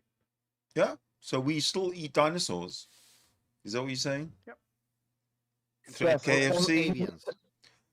I Everybody get needs it. a KFC. Yeah. I get it now. I'm about as slow as my computer's processing power these days. Yeah. But if you look at where the Bible took place, it's about the same area of like Texas, I think. Like everything, every reference in the Bible is about the same as Texas. Like all the stories, all the Well, references. you mean all the missions So- of everybody Yeah. took place, and well, Rome. What about Rome to Judea or whatever? That's got to be bigger than Texas, surely? No. But they don't actually. There's nothing in the Bible that happens in Rome, right? Like all the stories in the Bible take place in a very, very small area, which is amazing for a God that built. Which Bible are you talking about? The Hebrew Bible, the Christian Bible. I believe. Didn't the right? Christian Bible include Rome? It mentions Romans, but it doesn't. There's nothing in the Bible that happens in Rome. I think is different. So God wrote the Bible inherently, and decided to feature the Romans as the all-powerful antagonists to Judea. Created the entire universe for people and only talks about an area the size of Texas, even on the planet. Never mind the entire universe, right? Excellent. I mean, Yeah, it's no, just- makes the whole sense. thing Makes becomes sense to silly, me. right? Yeah, I mean that's why this whole thing, and he has a chosen people even within that, Mm-hmm. right? So again, this is just one of those contradictions that makes the Bible's version of a God just so nonsensical, right? Like it doesn't stand to the basic. I mean, it's not even a good fiction story. Like it's just so far fetched. So that's why I just find the arguments about all this stuff just such a waste of time because it's like arguing whether Kirk is better than Picard at some point. Well, which one's Oh, better? really? Well, Which it, one? it was constructed from ignorance at the end of the day.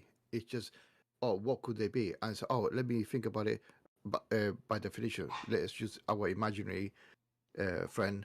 What do you say? Oh, okay.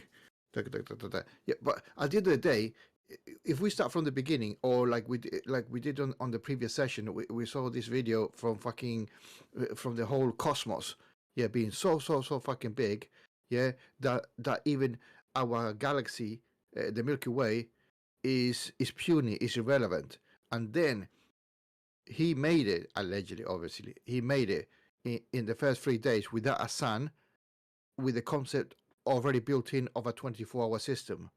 Right, no sun, no 24-hour, period, end of, yeah, game over.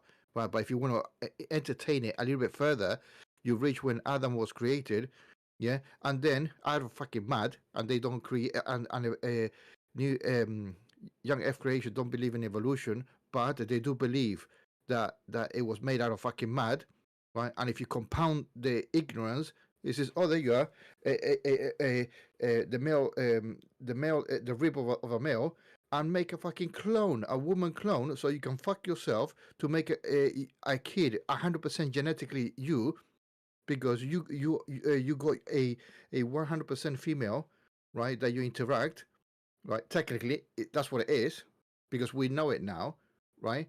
And then you make two male, two kids, two boys, right? And then what else? There's no female in the pigeon apart from Eve or Adam himself, right? And make all the fucking kids in the world. Yeah, Really? they brush over who's fucking who in that step pretty quickly. Yeah. Well, Just what you're talking about though, God making, Adam from the earth, that's a golem myth. That goes to, what I mean? Isn't that from the Sumerians or something? I mean, it's a really, really old concept, right?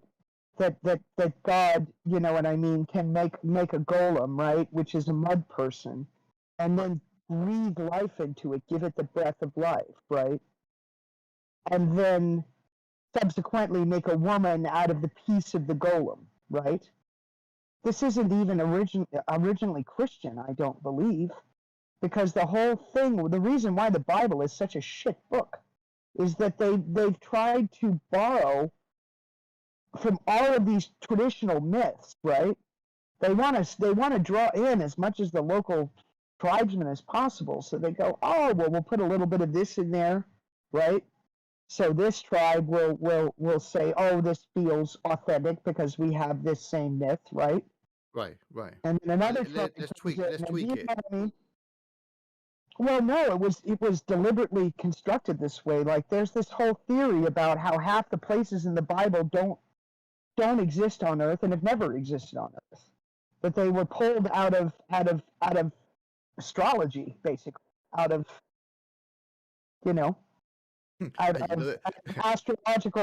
astrological, entities in the sky were being deified and were being used allegorically, right? So there is no Bethlehem, right? There's only the constellation Virgo, right? Which Virgo, when you translate it into another language, translates to house of bread. House of bread is Bethlehem, right? Because Virgo is a woman holding a sheaf of wheat.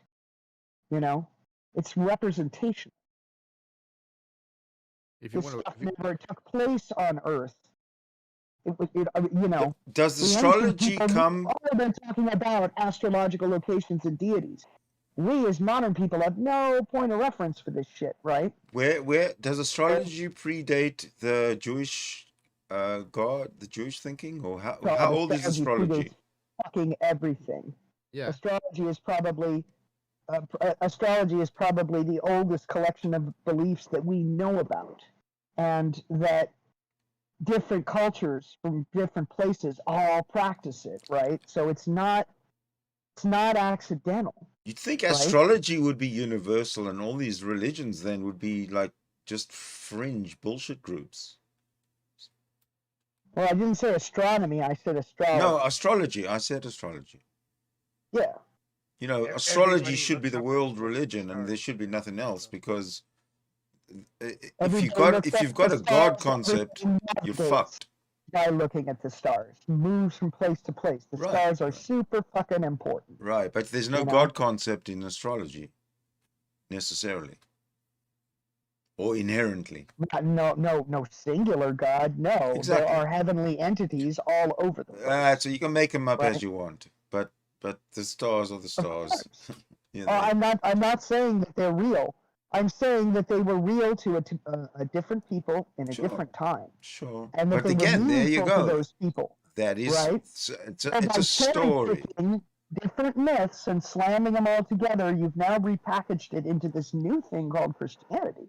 Mm-hmm. That you want to unify all the people under, and it doesn't work. As you know, it does not work as a unification tool whatsoever. Mm-hmm.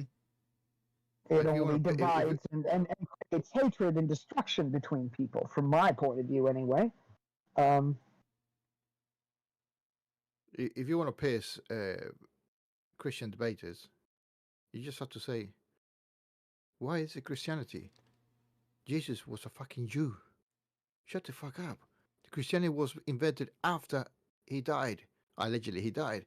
If the geezer comes back, he would be still reading the fucking Torah. So it should be Judaism plus or something. The Jesus thing. Instead of being Christian. I don't know. I think that the whole idea here is that Jesus was born a Jew but transcended into something else. Into being a god. Into being the... blah, blah, blah. Born a Jew, but also created the whole universe. Okay, that makes sense. But Christianity is based on the resurrection, which was after Christ's life, right? So no, Christ. Well, Darth Dawkins says Christianity begins at Genesis 1:1. Yeah, when the first transgender woman was created. Right. Indeed. Right. Are you talking about Lilith? No, Eve. Eve. Oh, okay, right, If right, Eve right. was, if Eve was cloned from the rib of Adam, Touche. Correct. she started as male and then became female. So Right. therefore, Eve was By transgender. definition. Yeah. So basically, if you There's reject a version to transgenderism this like the story. Christians do, the entirety of humanity was started from 4 men. The Christians Yeah, reject no, there's transgenderism? another version, You though. kidding me? The There's- Christians reject evolution. No, but just they're so scared of homosexuality and stuff. Like by their definition, there was Adam Prime, and 2 sons. There was 4 men. Adam and Steve. Well, Adam and Adam Plus, Steve. or Adam and Prime. Adam Plus, exactly. Yeah. So Adam and Adam to the power of McRib. Yeah, maybe that's where the McRib came from. But Have you ever stuck the Apocrypha back into Genesis? It's like watching the Lord of the Rings with all the deleted scenes stuff back in. Oh yeah. Because Adam actually had 3 wives. The first wife that God made was this like soulless thing, and it was miserable, and Adam didn't like it, and it went poof. You know. The whole idea of creating Well- Eve because Adam didn't want to fuck animals in the first place is pretty Right. weird anyway, right? Right. So he said to God, "Oh, Giza, what's this for?" Hold on a second. Were the animals made before It's just Adam? so bizarre when you actually start thinking about it, right? Were the Yeah, well, animals? that's just it, right? So God produces the first wife. It's beautiful, but it has no soul, right? And Adam is totally creeped out by it. So God takes it away. And then God creates the second woman, Lilith, right? Lilith has too much soul. Lilith likes to fuck on top. And oh dear God, no fucking reverse cowgirl for Adam. No. And so Lilith had to go because Lilith assumed the dominant position in sex. And so therefore it was just getting too big for her britches. And, you would think an omnipotent God would not create such an uppity, sexually driven woman, but oh well, she had to go. Well, explain how a lot of the early serpent images have a human female face on them. Right? That I don't know about. It always Because seemed to be that anything it evil, was just such a jumbled translation. Is it anything evil has to be a woman. That's dragon? Because serpent also meant dragon, right? So could have been a dragon. If it was a dragon, why wouldn't it have a woman's face, right? Can have any fucking face. It's a fucking dragon. But there's early mythology that the serpent was Lilith, right?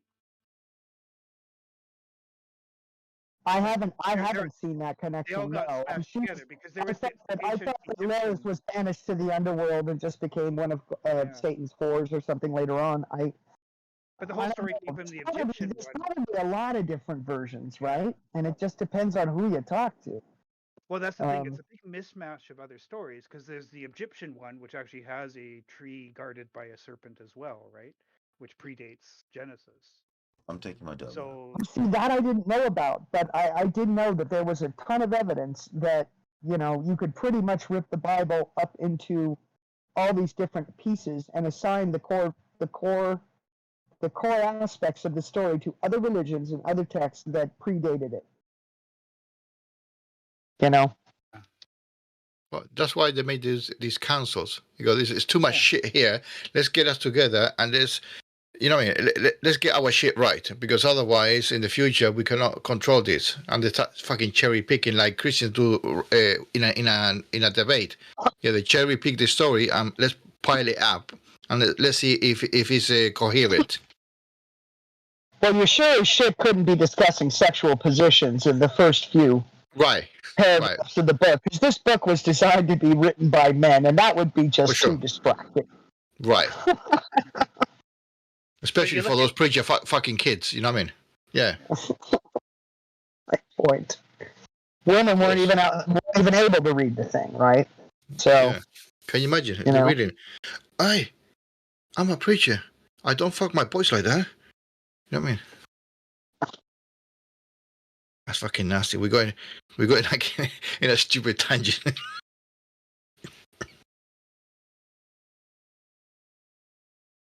Yeah, I believe that.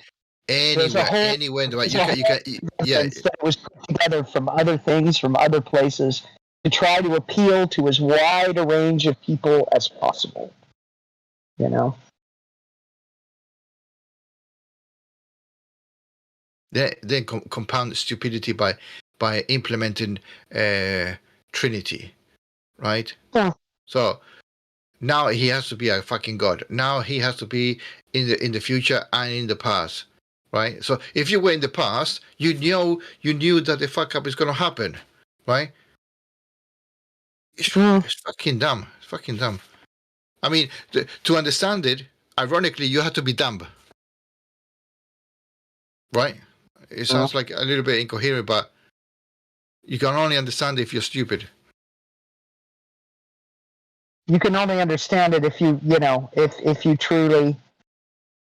if you truly don't have enough brain power to understand what all powerful or all knowing really entails, you know? And let's face it, the Bible might as well be called the Goat Fucker's Guide to the Galaxy. That's what it is. It's primitive myths that have no basis in reality, that were designed to convince reality to ignorant people. This was supposed to be read to people, not for them to read it themselves. And by leaders. Exactly. So they control the narrative, yeah. Well, I was telling Sidney the other day, I'd love to get a copy of the Slave's Bible. And yes. You know what I mean? And start tearing that apart and going, let's see, because it was a thin, shabby looking thing. It was not the complete edition, No, fuck this. It was highly cherry picked, and it was used as a weapon to keep these people down and to keep these people feeling like in order to please God, they had to be, humble to the master and all this, literally just the whole section of the Bible that endorses slavery,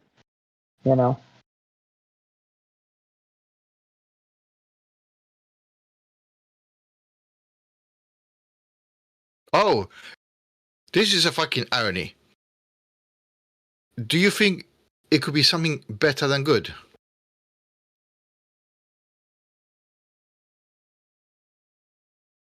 Yeah. It could be excellent. It could be awesome. It could be fucking incredible. Right? Great. So why a God will say it's good? And he said it is good. Good for a God is mediocre, at least. At least. I think something got lost in the transcription. It's just like, good enough. Yeah. Yeah. God did all this and then kind of shrugged and went, yeah, good enough. Yeah. I think that's the missing word that got dropped in the translation. Yeah, good enough. Do you guys ever watch Dark Matter 2525 on YouTube? Occasionally. I don't think does he still do a lot? I can't remember. He was never somebody who pumped out content, but I felt like, when he put together a video, it was pretty consistent. But sometimes he does these comedy pieces where it's God and Jeffrey, who's this little, bobbing angel who actually has a moral compass, and God doesn't, and that's kind of the whole joke. And then he does this other thing called absolute, I can't remember. Absolute power absolutely corrupts, or something like that. And it's this whole series of our universe being this entire thought experiment, and the God that is running our thought experiment is just kind of like a snot-nosed. I think it's kind of the pimply God concept. You know what I mean? It's just like it's this teenager who has this school project that he doesn't really care that much about. He's just sort of trying to get through. It takes millennia, to to It always reminds me of that you know, Star Trek prove that episode you can where run this mini universe, right, and then ascend to running a major one. Or that's the sort of background, anyway. do you remember But, that Star Trek episode where they come onto this planet and there's this god that puts them through all these trials, and he's just Trelane, I think his name was, and he just puts them through all these things, and he's testing them, and he's got all powerful over life and death. And it turns out he's just a kid, and his parents come along and take him away and scold him. But Mom, I was just playing with my toys. I just created this world to play. What's the matter? That always kind of reminds me of like the Bible God is just almost like, well, what if that God was actually just like a truant child, you know, because he really fucked up this place. Like, so maybe there are gods, but this one was just like either the slow-witted window licker or just a kid that went, you know, wrecked his toy box or something. kind of the idea that we're kind of like a D-. We're kind of a D- cosmic experiment. Yeah, we got the god at the bottom half of his class, right? Like, right? we got the lazy god who just wants to play Xbox, and you know. Yeah. So your class assignment was to build a universe in a world. Poke him into doing his homework, right? Yeah. So our universe ended up like that's the C- project, right? Like somebody out there got the A+, but it wasn't us. So.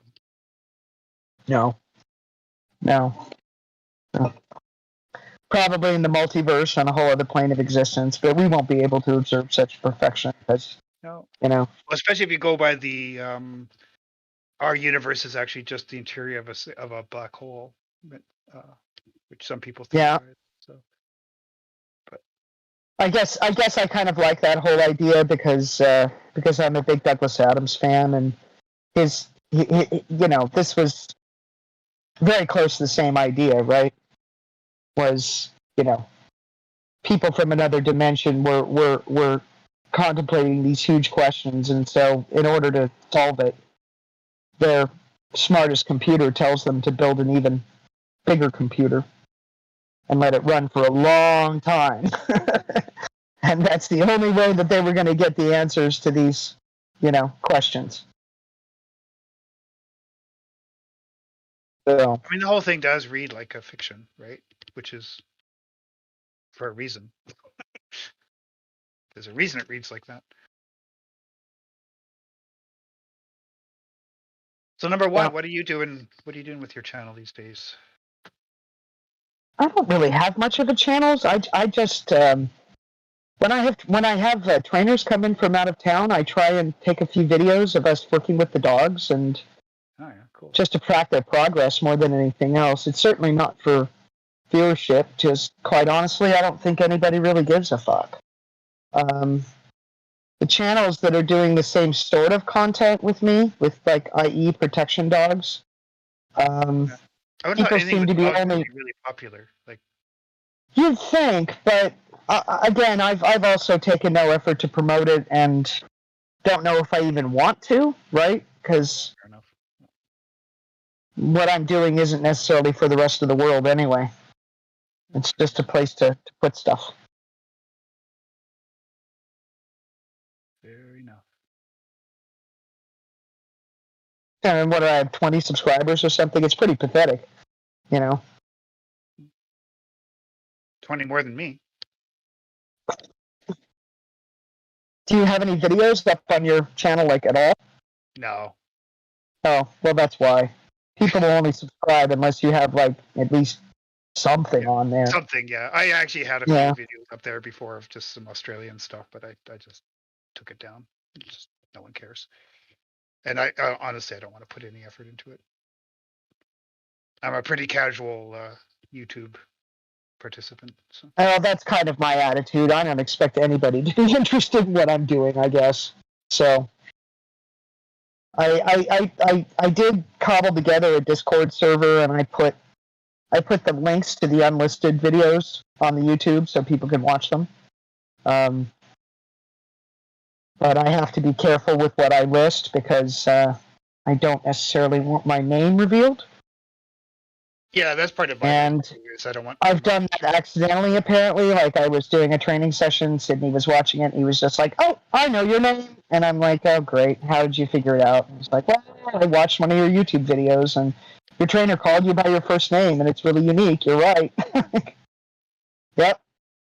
My last name is equally unique, so it's really easy to find me. Yeah. But last night's joke was, it's like being a rock star, but without any of the sex, drugs, notoriety, or money. Any benefits at all, really. You're just really easy to find. The nature of my work, I just really don't want any association between YouTube and my real life. So just a complication. Yeah.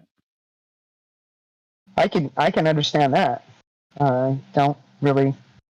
I'm trying to start up a business, and the people that I'm going to be dealing with, or I'll be dealing with a lot of Bible-believing Christians and conservatives, and my beliefs are completely irrelevant to the work that I would be doing for them. It's really a none of your business sort of thing. Yeah, and you don't want to piss people off and then have that impact, your ability to secure contracts and stuff, right? So it makes perfect sense. Yeah, sounds like you're coming from more or less the same position.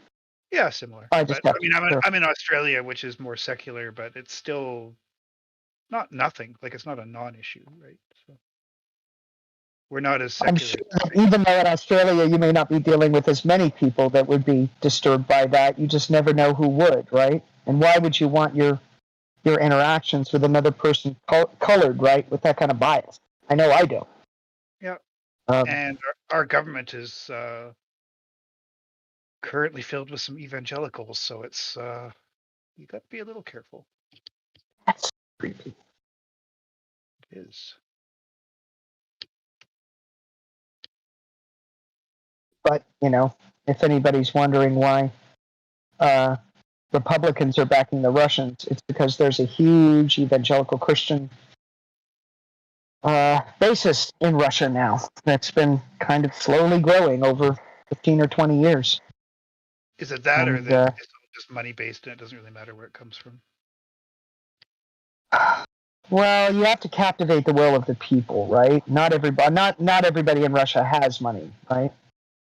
So how do you get them to believe in something, And it seems like the Republicans' guiding principle was capitalism, not theology, right?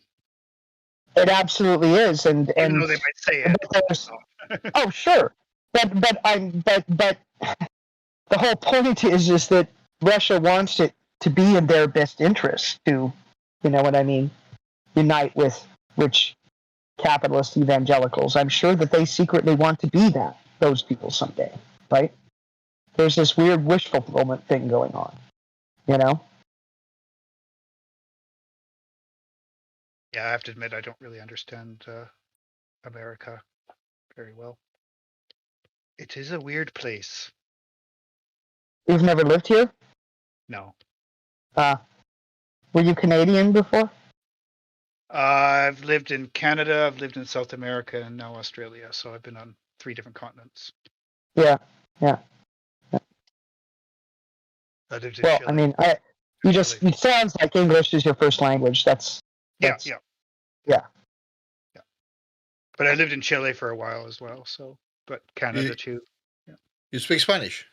I used to. It's been a while now, so I've lost a lot of it. So I can still understand it and read it, but I can't conjugate the verbs in my head fast enough for a good conversation anymore.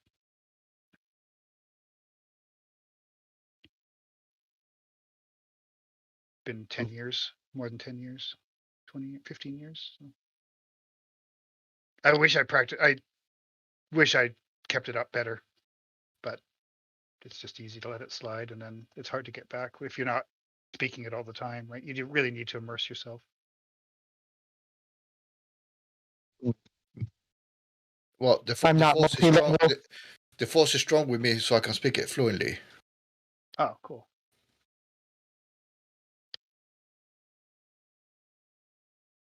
Se me olvidó mucho. ¿Cómo, perdón? Se me olvidó mucho de la lengua. Se me olvidó mucho, yeah. Yeah.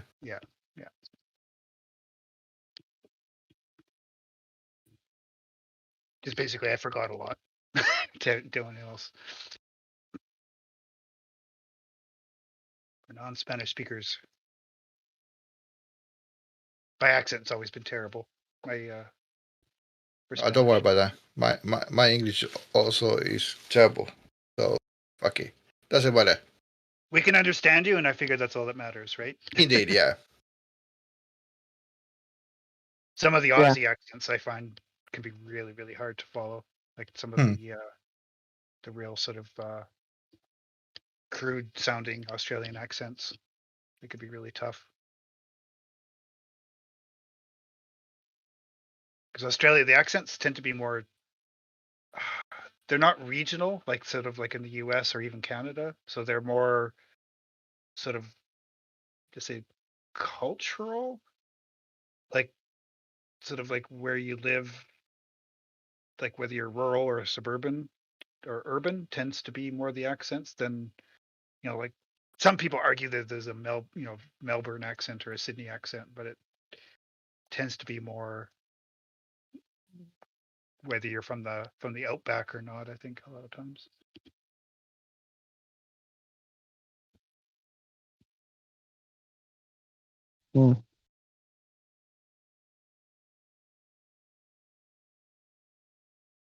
If you think of like the Crocodile Dundee sort of accent, that's, you don't actually hear that often. Unless you're in out in the middle of nowhere. You just don't really hear it in the cities so much. I've never been. I'd like to visit someday. That's a great place.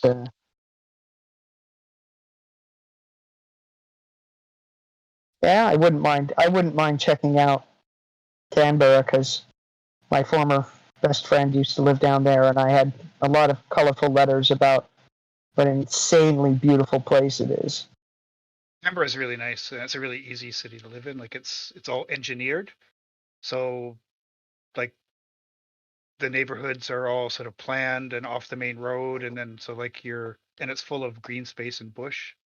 So like when you drive to work, you get on a main road and then you're driving through bush, you know, most of the time and stuff. It is a really beautiful city. Australians don't like it so much because it gets cold in the winter and there's no beach. But as a city, it's actually a really, really great city to live in. Well, yeah, I just like to check out the wildlife more than anything else. Yeah, it's pretty. See if there's any such thing as a yowie. The bird life is awesome. Yeah, there's a lot of, I mean, all the cockatoos and stuff. It's great. Yes. But I don't know where you are, but it's definitely a trip to get here. So.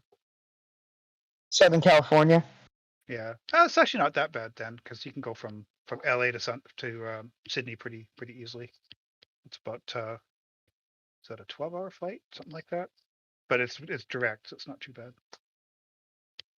Huh. I didn't think we could fly direct.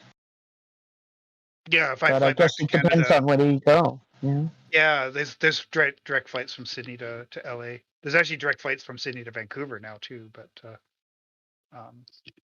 for Sydney.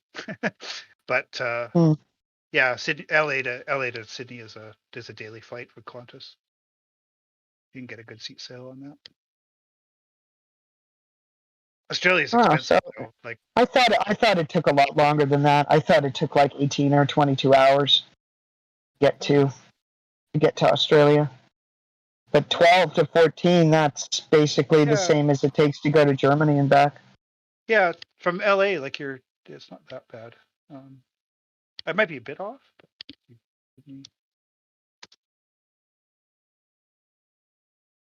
yeah, 13 hours. Yeah. It's doable, and you can get some cheap ones, but it's Australia's a bit more expensive. Like the cost of living, like restaurants and stuff, are more expensive than you're probably used to. But the dollar goes a long way too, so it balances off. Oh, I don't worry about money so much when I travel. Yeah, because like when you go to a restaurant and stuff, like we don't tip, right? So we actually do shockingly pay servers and restaurant workers a living wage, right? So it means restaurants are a bit more expensive, but you don't tip, so it works out, balances out. Well, I don't know. All of my I live out in the middle of nowhere. We don't have very many restaurants. All the restaurants down here are expensive. Can't get a burrito for less than $10. You know. Yeah.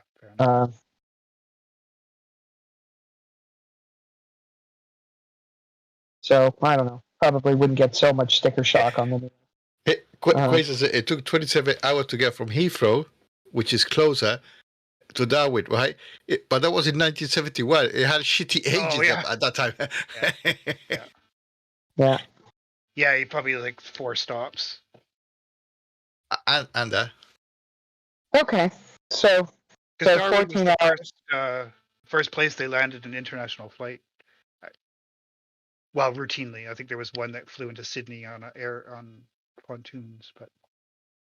John Rapp is saying, I've flown Sydney to LA. You can arrive before you left, approximately 14 hours. So that's flowing against the jet stream and against time. That's true. You basically get off the plane before you get on it. I've done that. Technically, yes. But is that going from Sydney to LA, or is that going from LA to Sydney? That you get that time jump going the other way. Yeah. Right. So Sydney to LA, and you arrive before you leave. And yeah. So Sydney to LA, you go back in time, and then you go. Yeah, it's the same thing with the Germans. Yeah. It takes 2 days basically to get from LA to Sydney by clock time, even though it's only 13 hours.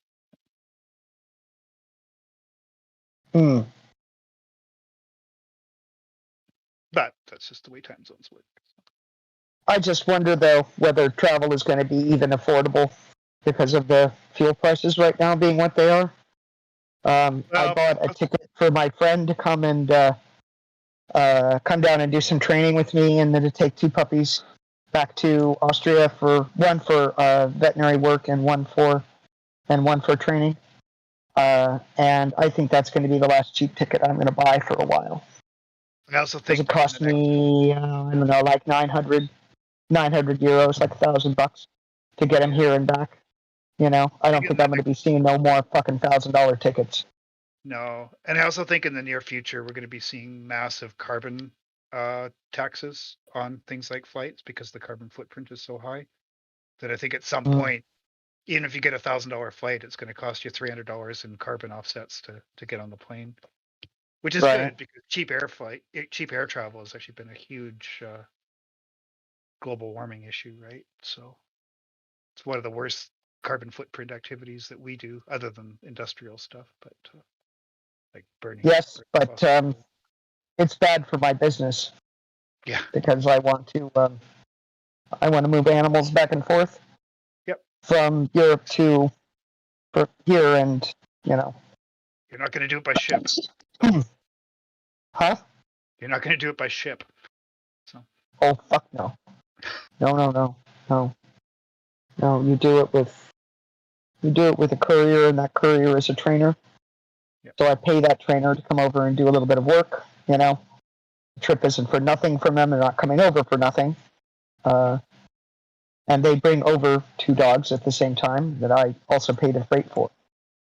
But if I have them uncouriered, each animal is going to cost me like between $3,000 to $3,200 just to ship it.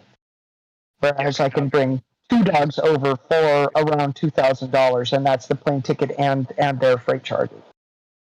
Right. Because otherwise they're handled cargo, I guess. I've only ever flown a pet before, and I can't remember. It was pretty expensive, if I remember right. It's the same idea when you fly with a courier that they're flying as pets. But it used to be like in October, it was $235 for a flight box with a dog in it. And when I sent those other 2 back, it was $989 for 2 boxes. Same thing. So it's not just the airline tickets, right? They're gonna jack up everything, including all of these sundry charges as well. So, oof.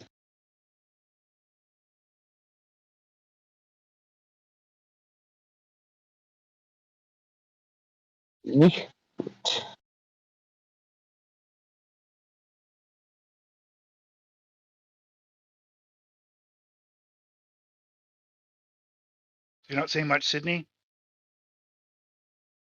You still there? Huh? Not hearing much from anybody else. Yeah, I'm back Yeah. now. I muted Sidney. You can hear me? Mutant kick. Yeah. A fake, phony, and a fraud. Hey. No, It looks like we have a went to believer walk in the my dog. chat Thank that you very says much that for if you allowing me the worship time. Yahweh, you have the power to bless and curse people. That's interesting. What's interesting? What does that even mean? I just ignore the geezer. Hang on, I can't hear a word you're saying. I just change my my microphone. Yahweh. Yeah. Oh, that's better. That's better. To understand that, what we have to do is lower the IQ bar. Okay, let me lower it, please. Like a random word generator. Lower the IQ bar. Yes. Drop it in the Marianas Trench. Right. There's a slide, Nah, there's a that's slider. Yeah. that's a copy paste. Nah, that's bullshit. You don't write that shit. Yeah, who capitalizes every word in a sentence? Who capitalizes? Insane people. What the fuck is Yawashi? Yawashi. Hey, Hamashiach the new Japanese god. No, it's Ha Mashiach Ha Yahawashi. Come on in and prove us wrong. All gods are imaginary. All gods are imaginary. Prove us wrong. If you can. God exists because. Yeah, we won't demean you for trying to prove us wrong. Yeah. We will If herald we're wrong, you. If I'm wrong, I'm wrong. I'm happy to be wrong. But I want to be wrong because I mean No it's one's such a ever, popular it's such a popular subject to be so wrong about. no one's convinced me yet. Yeah. So let's this is we've got fucking open internet, real time integration. Come on in. I think believer's a bot. Bot. If you want to blah blah blah blah, yeah, probably. Bot. You figure? Too bad. Let's see.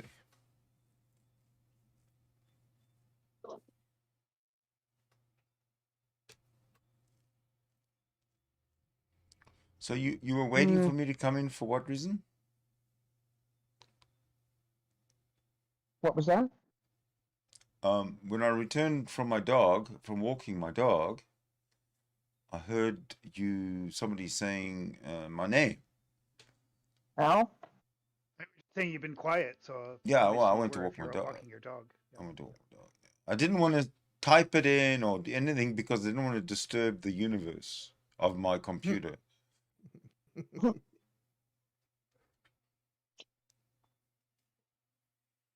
Well, at this point, the room seemed to do just fine, but the moment we start streaming, your computer starts screaming. No, I'm streaming right now. It's when I'm streaming a video at the same time. That's when things go to hell. And also when when we just hang out and we're not streaming and we watch videos and whatnot, it never ever fucks up then. It's only when I'm connected to when I'm streaming through YouTube, it's when the bottlenecking starts. Live streaming. That's not your PC then. That's not your PC. It is my PC. It is my PC. No, it's not. It's not my PC. If you describe it like that, it's not. Listen, it's not. It's your bandwidth. It's your internet service provider that is right. But you are defining a glitch on speed. Right? It's not your processing power then. Really? Should Yeah, I do a if the image is stream scattered, test? but you got good audio, It's bandwidth. No, it wasn't audio. Don't you remember when the Darth Dawkins little clips Image they just was stopped? stuttering. They just I said stopped. that. Sidney, this is what we were trying to tell you. I said that. Listen to me carefully. Listen to me carefully. I'm 60 years old. You I need got to shoes that are older than Yeah, you. yeah. You need to fucking focus. You are not understanding. You're not listening. And we're not here to listen to your community college lecture. Fuck's sake. Circumspect and truncated lecture instead. Yes. Whatever the fuck that means. Stop it. Fine. Stop it. Stop. Yeah. Listen, dude. He adds a lot of W's. Dude! Yeah, dude. He does add a lot of W's to words like God and stop and others. It's kind of weird. Yeah. He also sounds a little bit like Sylvester when he says S words. Theory. I think he's got a bit of a lisp or something. Not that there's anything wrong with that. I wouldn't make fun. It's of him. because he's always trying to chew the last of his dinner down. Yeah, I don't know what it is. It's kind of funny. Sometimes guys can get a bit lispy when they're drunk too. I actually kind of wonder if he's half cut most. Is he one of those people who can't go on the internet until he's drunk? I'm Or wondering, unless he's like, drunk. We never actually hear him sober, so we don't know what he actually sounds like sober. So we don't know. Is he always half pissed? Yeah. Point. And also, in a couple of videos, when Darth has truly blown his stack, he has slammed his hand down onto the desk or the surface where, you know what I mean, his computer resides. And there's been this clatter of empty cans in the background. Now, oh God, I drink a lot of that bubbly soda water with different flavors in it. It's got no calories, no alcohol, no nothing in it really. So, and he could be a Pepsi drinker, right? You don't know, but I'm just saying. Some people speculate, right? Yeah, but Pepsi drinkers don't slur their words. Yeah, there's nothing in Pepsi. He doesn't slur. He lisps, but it's a. You know, it's the muscles in his face are just a little bit loose. You know what I mean? He gets when this spitty, happens, you know. It's moist. Stop the three. Stop. Stop. Yeah. I don't know if that's because I have to wonder sometimes. Maybe he is perpetually just buzzed, like, so he's kind of half cut all the time. I wonder if that's true. If I was him, I'd be half cut all the time. So he must be. Because he doesn't sound like he's got a very happy life, right? So all we know is that it's either beer cans or it's mixed drinks, right? Because there has to be a reason for all of those cans to exist, right? Maybe he doesn't. Maybe they're. Those cans didn't come from nowhere. Something can't come from nothing. Yeah, but something can come from mommy. That's just my point, you know. Do you think? Or when Darth goes out to walk the dog, you know, it's a combined errand, right? He's taking the dog to the corner so it can relieve itself, but he's also stopping at the old off license, yeah, and picking up some beer, picking up a bottle of, you know, rum or gin or whiskey or whatever the fuck, right? So he doesn't. Do you think Darth Dawkins is a high-functioning alcoholic then? I think it's entirely possible. I'm hypothesizing. Yeah, a high function. So Darth Dawkins is a high-functioning alcoholic. It's possible. Yeah, it's possible. I agree. It fits with the anger and the slurring and the fact that he doesn't seem to be happy and have a life, right? And just like we said before, Al, we're like making stupid mistakes, like how to like framing a question like, how do you know we need to eat?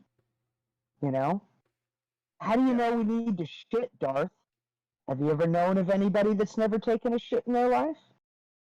Point set. Yeah, I think that'd be one of his stupidest questions ever. How do you know you have to eat? Oh, we've had the cans. The can story verified by John Rapp in the side chat. the rattled cans. Yes. That's. Yeah, I can't remember how recent it was. I remember there being an old stream where he just completely imploded and was screaming so hard his mic was clipping, and he slammed his hands down, and it sounded like, it sounded like a whole fuck ton of cans, like he had stacked them up maybe, and that they had all fallen over, the big clatter, Right. But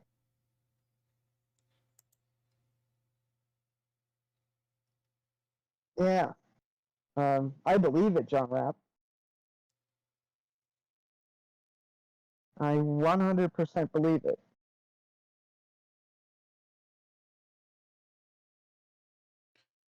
So, how do we all identify?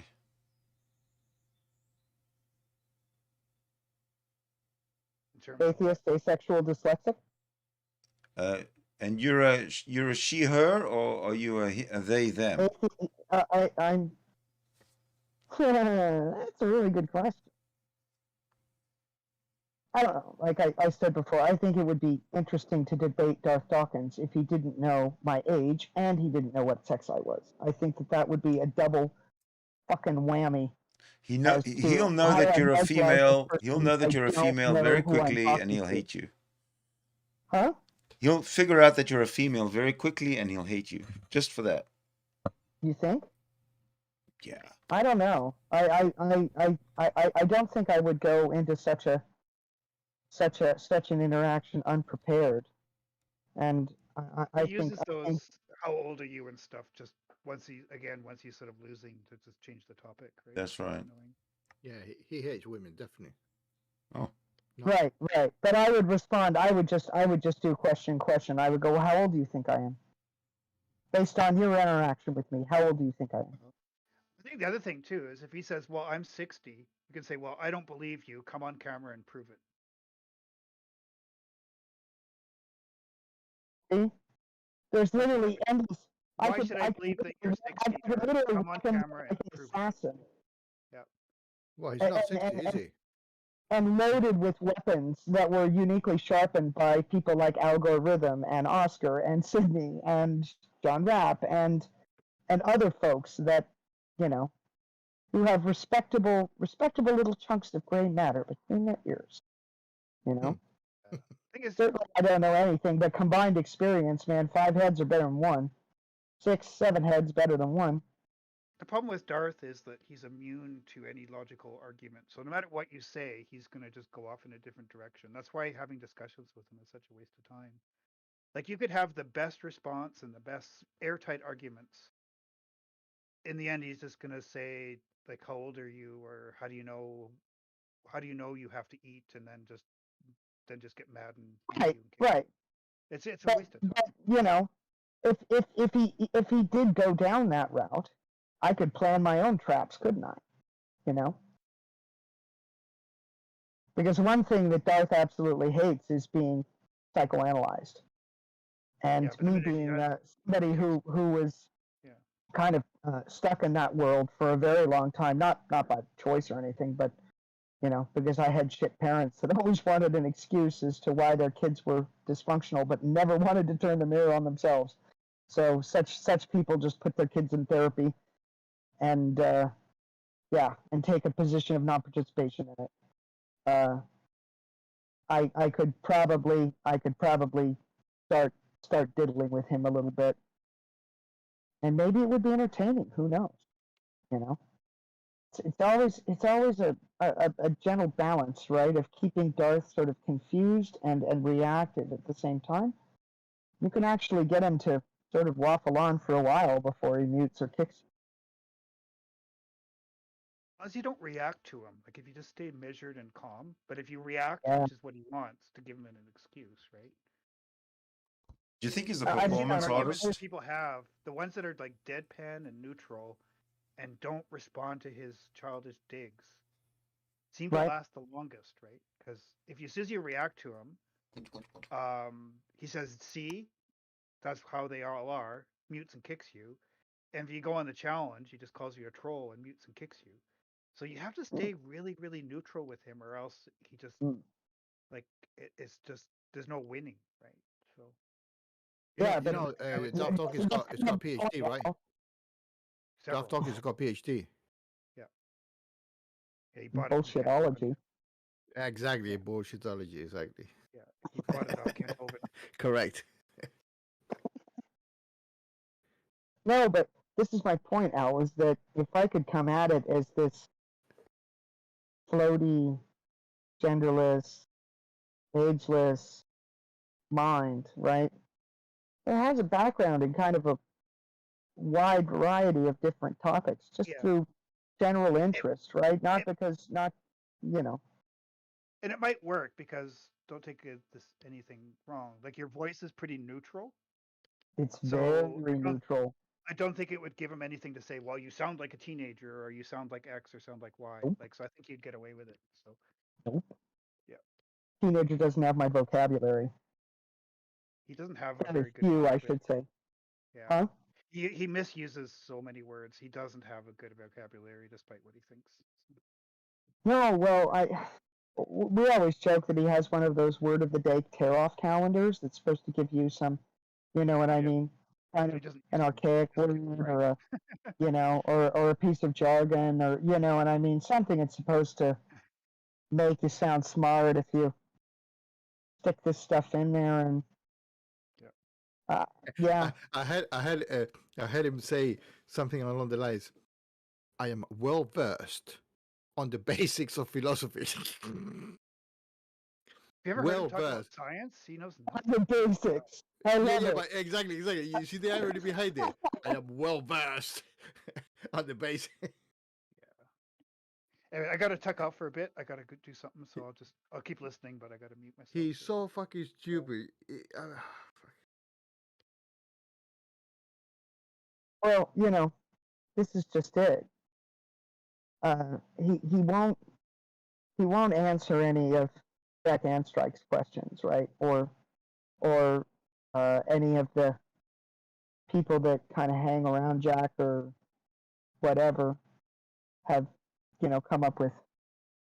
I wouldn't want to use anybody else's philosophical arguments anyway, because the idea here would be just to keep him on the defensive, you know, and try. And you control the.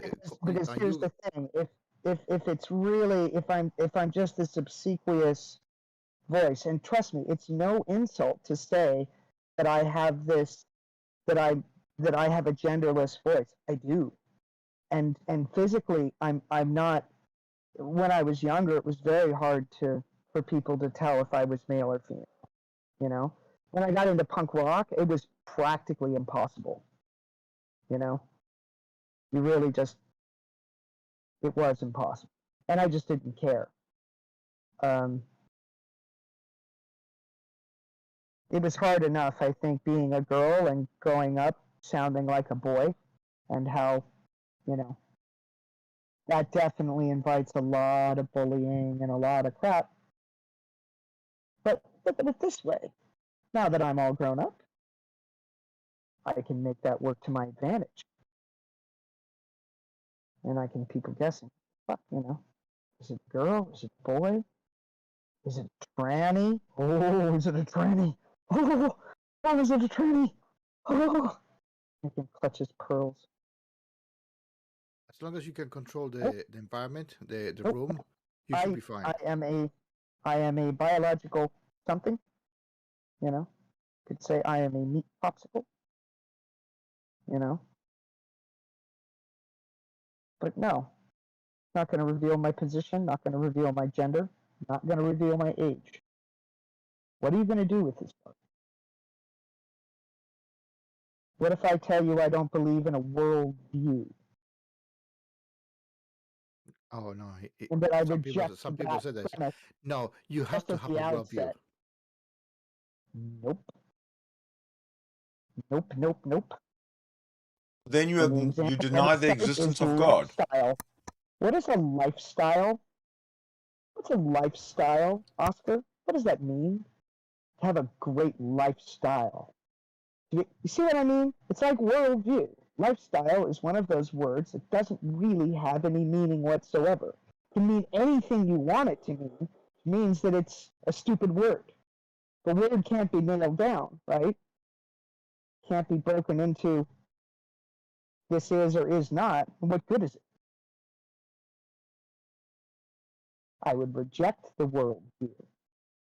I would say, look, we're all just a bundle of life experiences and product of our parents, product of our regional environment, our school system. You know, all of this stuff will play a part in whether you believe in God or not.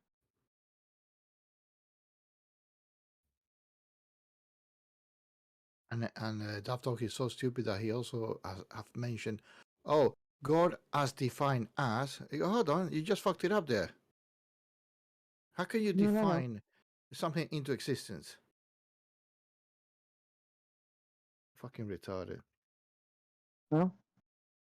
He I've insists read the on Bible more than that. once. I don't have the damn thing memorized or anything, but I don't think that very many Christians do either. I think they just have their own cherry pickers edition, just like the slave Bible. You put something together that suits your agenda. And I would go in there and say, I don't have a fucking agenda. I don't have an age. I don't have a gender. I Hey, don't have a fucking David. worldview. I use foul language.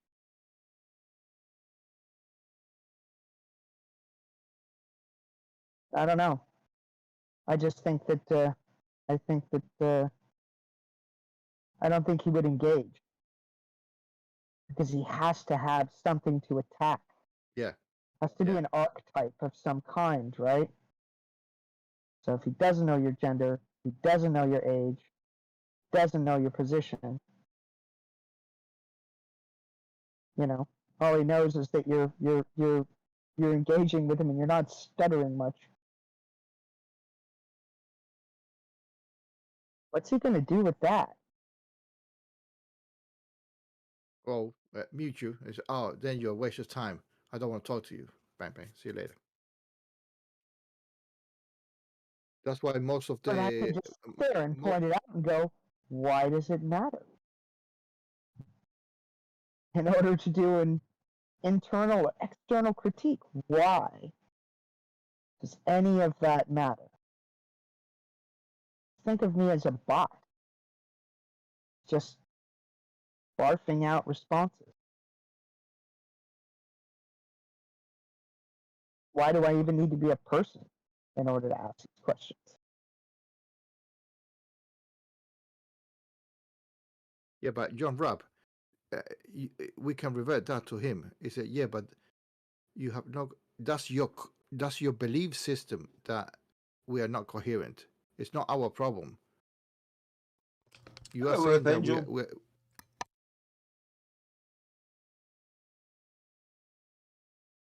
I'm saying I more and more like the idea of messing with him. Honestly, I think it would be funny as fuck if he would debate me as Yoda. Now, I would have to study the Yoda's grammatical structure in order to pull this off, but my imitation isn't half bad. What's your invitation? Debate Darth Dawkins, I would.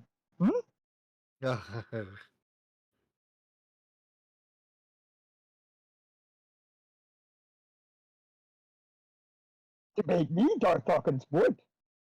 Try he would. Come on, That's Gary, good. get in here. That's good. Nah, we know you're watching. Did a Tangelo just join the stream? I'm confused. Well, Tangelo, I am not.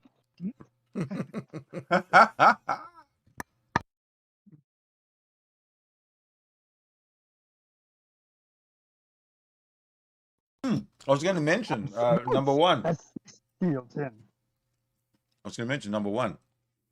That Patrick Ravelli issue with Darth Dawkins. When he was in SJ's stream and pulling off that that scam, Yeah. Artangelo was in there as well. He must have known. He must have known what was coming up. Well, no. If Artangelo doesn't know his face, technically no. No, but no, he doesn't have to. But he would have known that he was going to pull the scam. That's what Artangelo was there watching, because he knew. Not necessarily. No, not necessarily. That's my take. I don't Otherwise, he wouldn't have been there at all. Why not? Artangelo poke his nose everywhere. Yeah, he likes to smell other people's shit, right? Just to be there, just to be awkward, right? He's generic. Oh no, I think he's a good guy. Well, no, I did not say that he was a good bad person.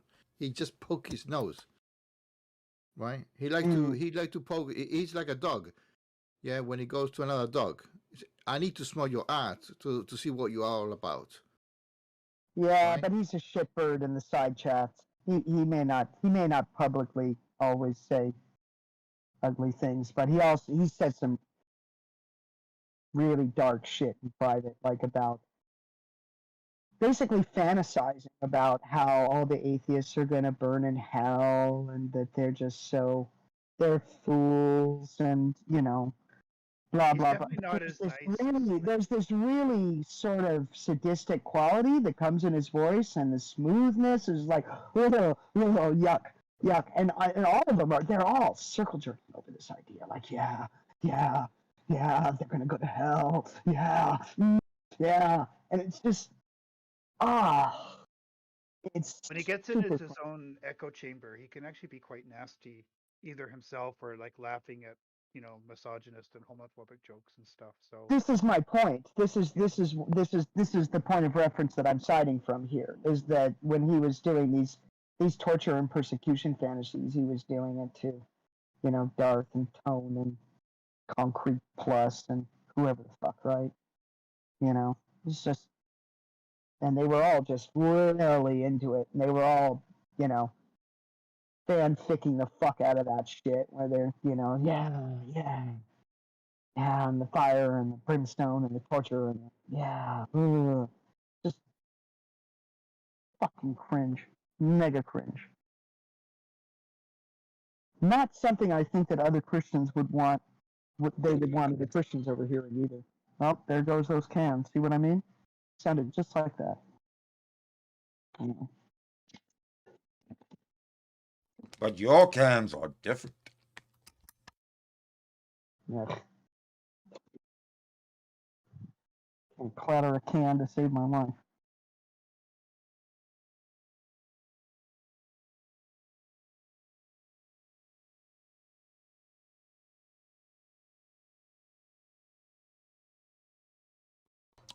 All right, there's dead silence. We should change. We should change the mood. Somebody has to pick up the ball and run with it. I can't do everything right here. That's right. Or we could continue with excellent videos of Darth Dawkins.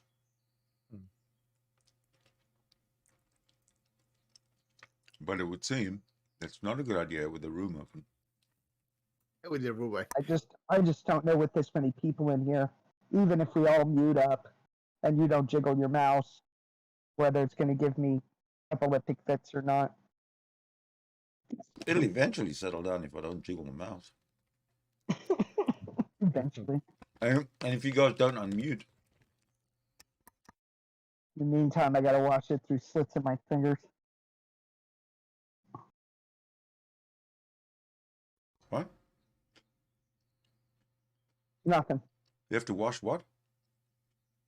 I said in the meantime, I have to watch it through the slits in my fingers because it's flashing like a, Oh, is that what it does? Like a same disco, man. Like a, like a gay bar on Saturday night. A lot of flashing lights. It's okay, Lucky Seven's here. Robes. Welcome.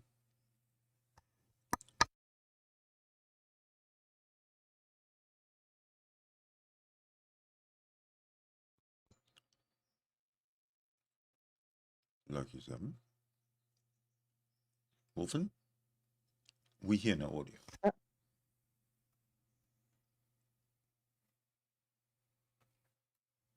Your mic is open. Yeah, but I do have coffee. Oh, you're probably the mute button on your mic is probably on. No, his mic is open. Yeah, but my mic is open too, and you can see that I put my mute on if I just mute my mic itself, and not the application. Oh, really? Yeah. For example, for the next 15 seconds, I'm going to be on mute, and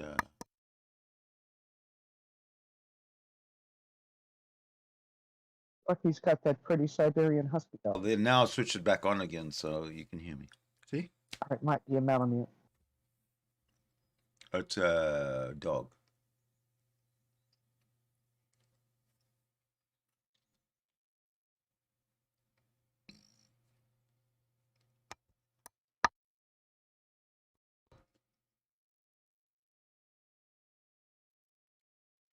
Any communication from Lucky 7? Nope. Nothing coming through yet. We need to send out a search party. We might. Number 1, you're the lead. No. No. My dogs already know how to do find and bite, not find and lick.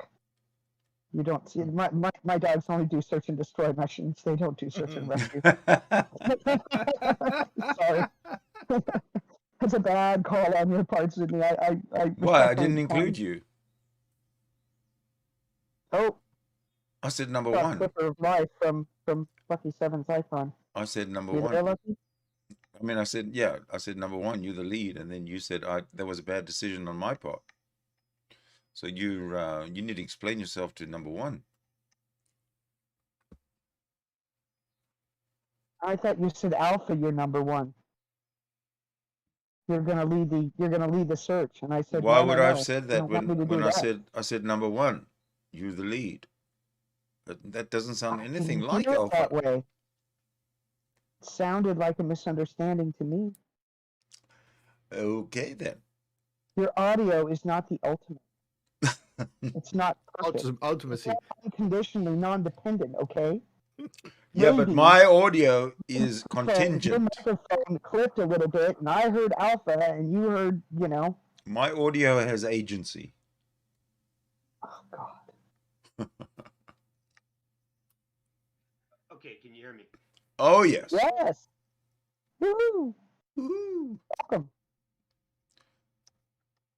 I don't have any headphones, so if this starts echoing. No, it's good. It's good. It's good. Okay, cool. Okay, you've got 10 minutes to speak, uninterrupted. Go. No, it's okay. Okay. What do you think of the goings on behind the scenes of Mr. Darth Dawkins, Gary? How long have you been following? How long have you been following this clown? Okay, I first came across DD on Pal Talk about 12 years ago. Mm-hmm. Yeah. Wow. He came in. His first MO was actually to DM people in the atheist rooms and ask them about evolution. And he did that for a wee while, and then he started doing the room debate.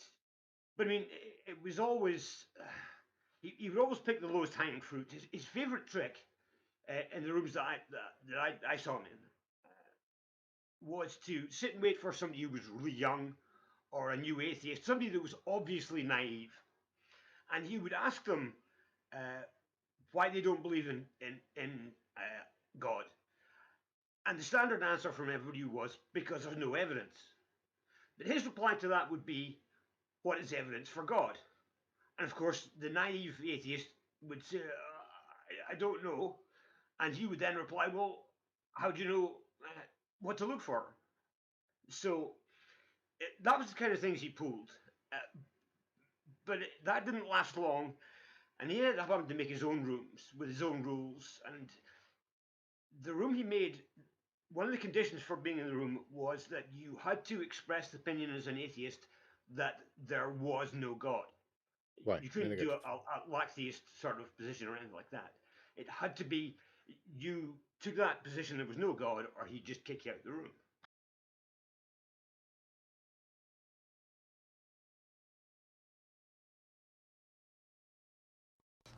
Have you seen any change Yeah, in his argument? he has no patience. He has no patience for agnostic. Have He doesn't know you, what to do with them. have you seen any change Just in that his whole- argument over 12 years? It was the shifting burden of proof. Right. That Right. he was looking for. That's why he made that rule. Because if you were taking the stance that there is no God, he could make you justify that position, while entirely ignoring the fact that he had to justify his position. Yeah, he cannot afford neutrality. No, Correct. he has to force the person he's talking to into some sort of position. That's for sure. But like now, he was the biggest dodger you ever came across. I mean, he was famous on Pal Talk for being a dodger. Yeah. Was Well, he Greg Bonson's shit is really just a giant dodgeball manual, after all. Was he living with And his mother a lot 12 of the years stuff ago he's in doing Pal is- Talk? Well, no, he wasn't actually, Sidney. When he first started coming on Pal Talk, he'd be in the rooms and you would hear his wife talking to him, or his kids talking to him, or somebody shouting him to come for dinner, or there's somebody at the door, or it's a phone call or something like that. But he's gone from what seemed to be a quite a happy family life with a form of income, a house, etc., to what he is now.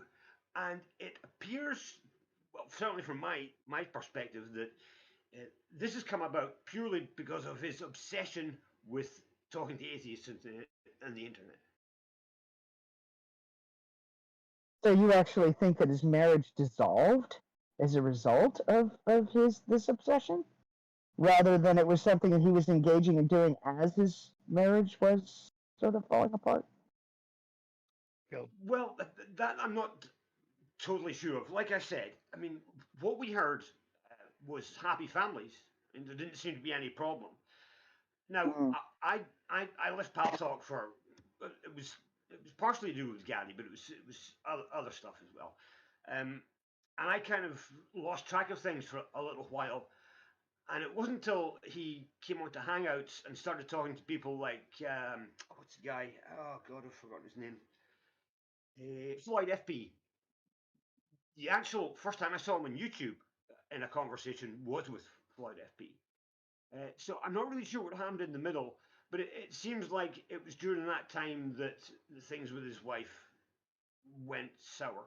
But I mean, he is obsessed. The guy has an obsession. There's no doubt about that.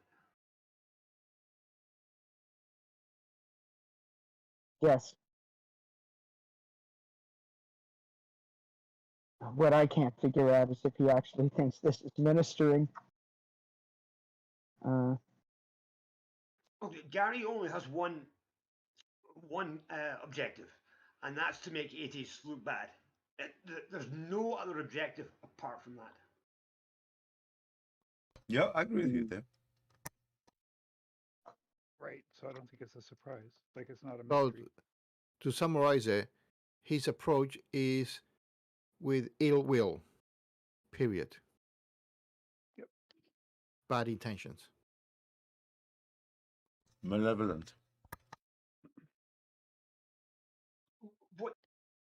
What's quite interesting is that from 12 years ago, I mean, I know quite a lot of the people from Pal Talk. I mean, Jack Anstrich, Realist and Nihilist, amongst others. I mean, we're sort of vaguely friends.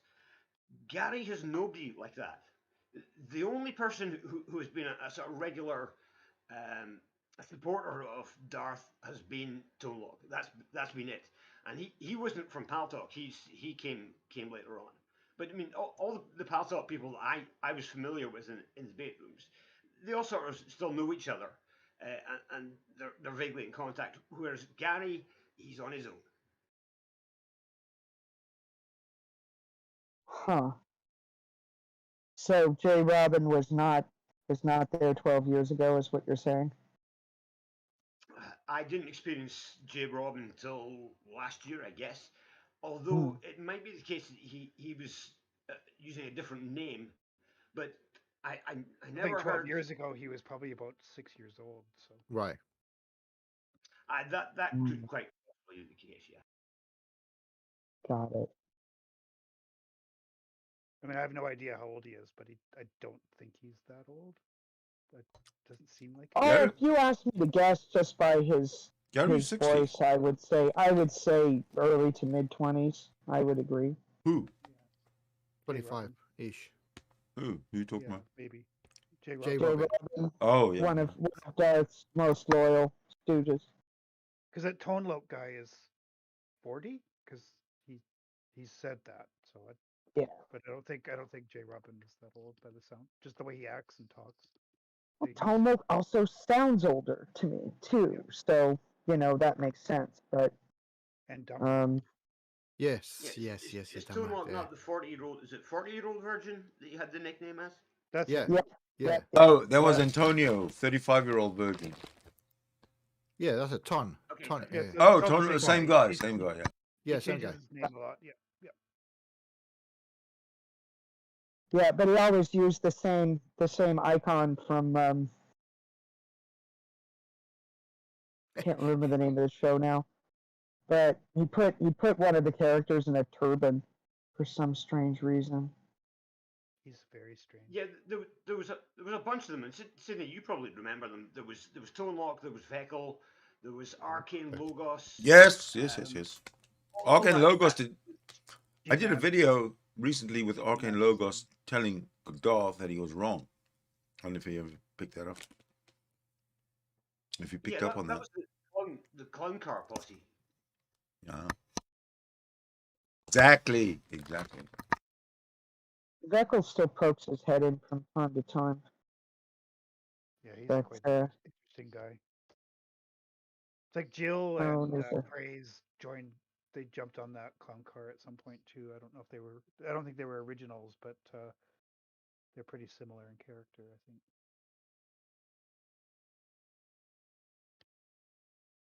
Yeah, to me, it's just one edition of the Muppet Show. You got different Muppets coming in and out. And you got a core cast of Muppets. They never go away. But, yeah. John Lee is one of the newest Muppets. How many other crazy Christians do you guys follow on the YouTubes? Oh, I only follow the ones that have sort of a pathology to them. Just follow. Yeah, well, do you follow the psychopath Smokey Saint? This guy's a nutcase from. Yeah. Smokey didn't. The reason why Smokey escaped my notice is that his arguments were neither original or controversial, particularly. And that just makes him sort of. That's not what he was famous for. He's famous. Now that he's convicted. Now that we're 94% sure he's a convicted pedophile. Yeah. Then it makes him a hell of a lot more interesting. Smokey Saint is a convicted pedophile. I mean that. So now I'm gonna have to sort of comb backwards and look for kid fiddling apologetics in his speech, just like you kind of look at Matt Gaetz being the only one to vote against the anti-human trafficking bill when he's also the only senator being accused of human trafficking. If you get my point. At least Smokey is the liar, and we all know that's far, far worse. I was just going to say that.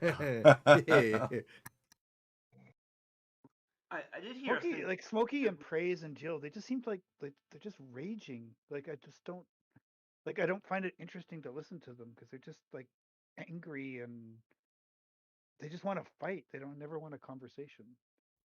Isn't that the truth, huh? They're always belligerent and aggressive. So how can you have... and that means that they don't get very many debate partners. Yeah, how can you talk to people like that? if they come straight at you, horns lowered, I don't know.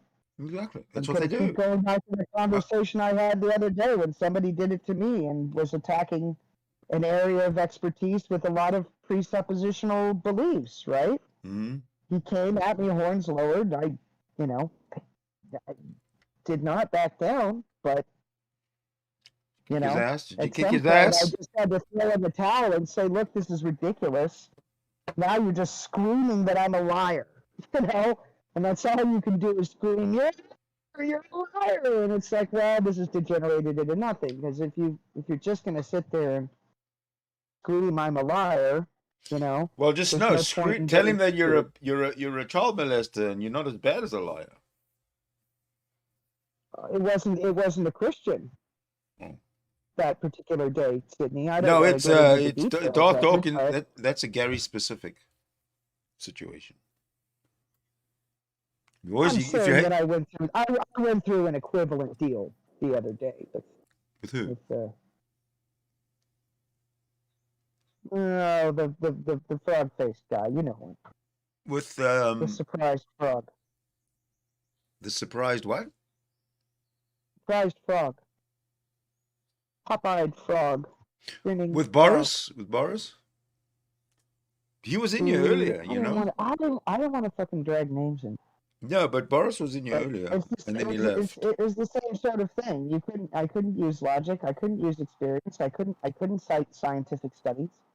No, I couldn't explain fallacies. I couldn't do any of that stuff whenever I even tried. Well, Boris, if you're watching and listening, you come on in here and you give us another fair shot. No. That's a stricken subject. We're not doing that. I didn't say you. I said we. So you can stand back from that if he comes in for sure. But he's not here. As far as I'm concerned, Boris isn't really an atheist because he revealed to me the other day who he worships. Oh, really? Well, we'll get it out of him. Sorry. We'll get it out of him in public next time he comes in. And there was that other guy who was in here the other day, God himself.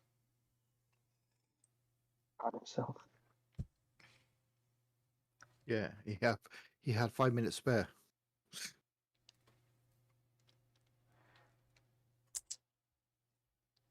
So, do we have any more conversation, or do we want to watch more video? Listen, Sidney, before you do that, have you ever seen the original Floyd FP Darth Dawkins interaction? Indeed, I have. I have it, and I've already streamed it, going back a few days. What about it anyway? That's the one where he absolutely freaks out and calls Floyd a fucking liar and stuff like that. Well, you know what, Sidney? I think that we should take requests on this channel, and Duffy's making a request. Okay. Well, in that particular clip that I played, I don't remember him freaking out. Although he might have. Yeah, Lucky, if you've got it, you're more than welcome to contribute. It's very long though. It's a very long one. It's like an hour long. No. This one I'm talking about is less than 20 minutes, I think. All right. See, might be something that you haven't heard. Sid. Oh, that's impossible. That's impossible. Why we should take requests? I've heard it all. I just haven't recorded it all. Right? Yeah. Well, somebody's got a little Pomeranian. Somebody's got something to say. Is that Jenny? Jenny, yeah. Wow, Jenny doesn't say much a lot of the time. She's soft spoken.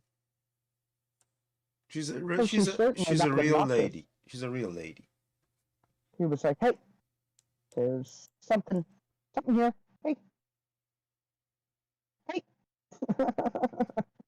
No, I don't reprimand my dogs ever. At least not in a. Oh, trust me. I mean, I do in a way that's sort of benevolent, but I don't scare them. No, but Jenny is so dignified. You You don't really have to in her case. I had a Indeed. Chihuahua that was a real Karen though, and was just screaming for the manager and just going nuts. And it's really really different from Jenny just going, hey, Mm-hmm. hey, hey, Sidney, I think I hear something. Sidney, do you want the link for this, or do you want me to just post it in the Prove Me Wrong chat? Yeah, put in the prove me wrong. It'll be fine.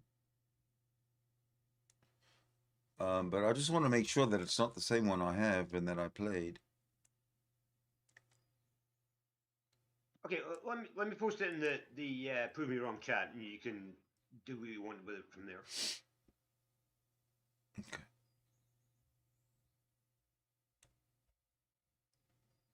Must be down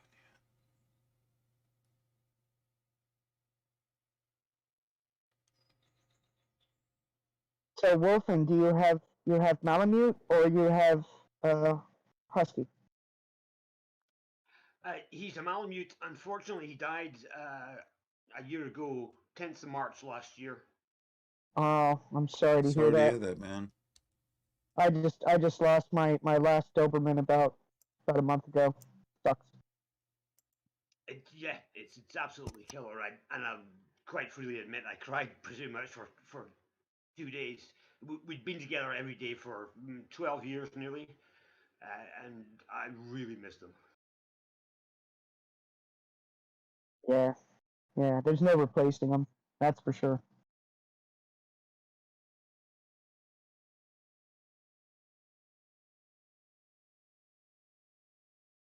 Did you get the video there, Sidney? I'm working on it.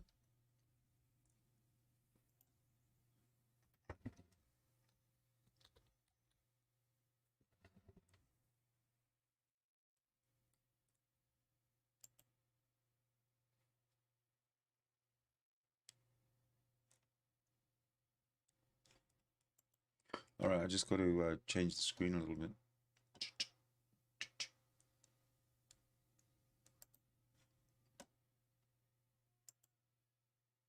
Yeah, I've seen this video. You've seen the video? All right, let me go get it.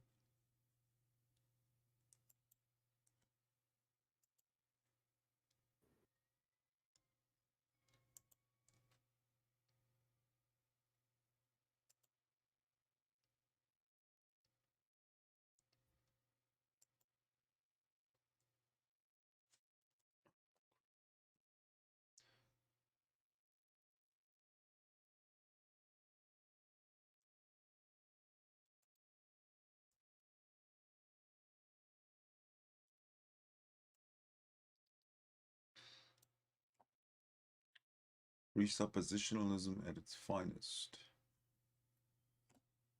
12 minutes.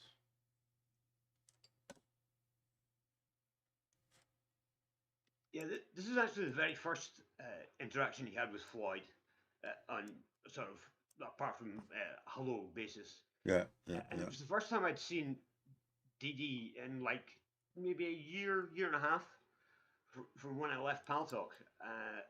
And I was in knots when I saw this. Oh, yeah?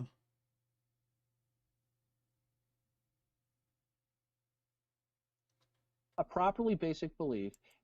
All right, I got it. All I got to do is share it. It sounds like one I haven't heard yet. So Yeah, me too. Yeah, hold on a sec. Let me get us back to where we were.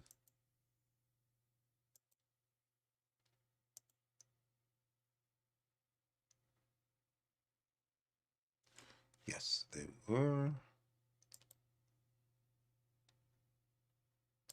What the fuck? All right. And let me come back in.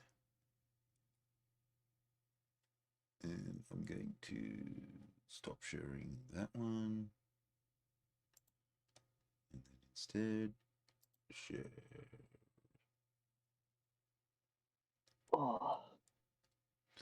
Share.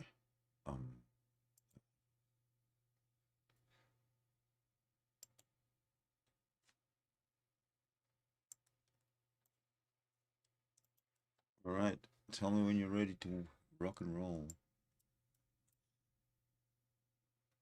Whenever you are, boss. Okay, I have to share it with the room as well. Hold on a second. I put it in there.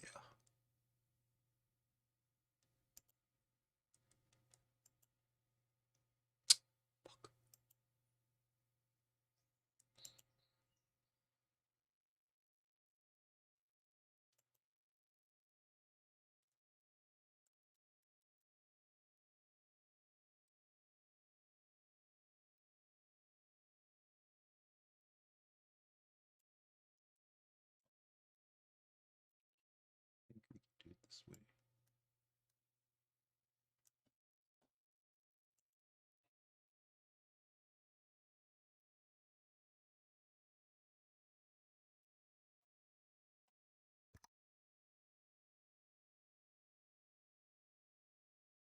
A properly basic belief has to do with belief. Is something do we derive properly basic beliefs? Can a properly basic belief be derived? Yes.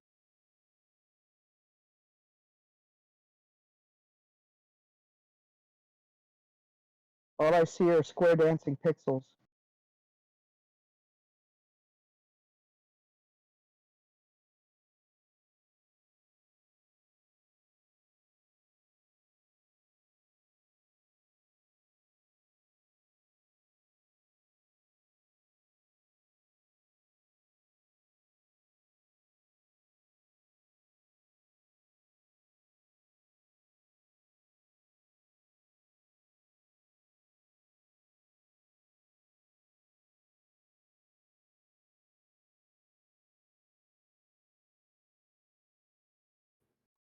It's just so fucking frustrating.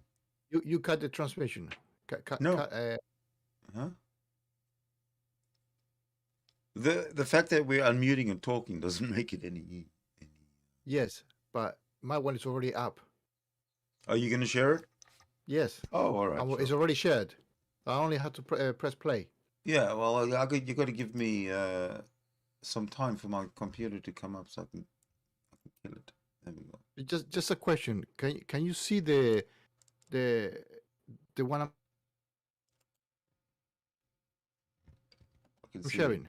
I can see. Yeah. Hold on a sec. Let me make it big for everybody.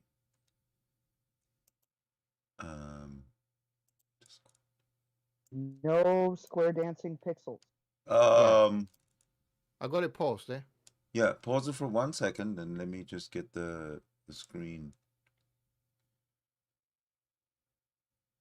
Let me get rid of that. Oscar saves the day. And get rid of that.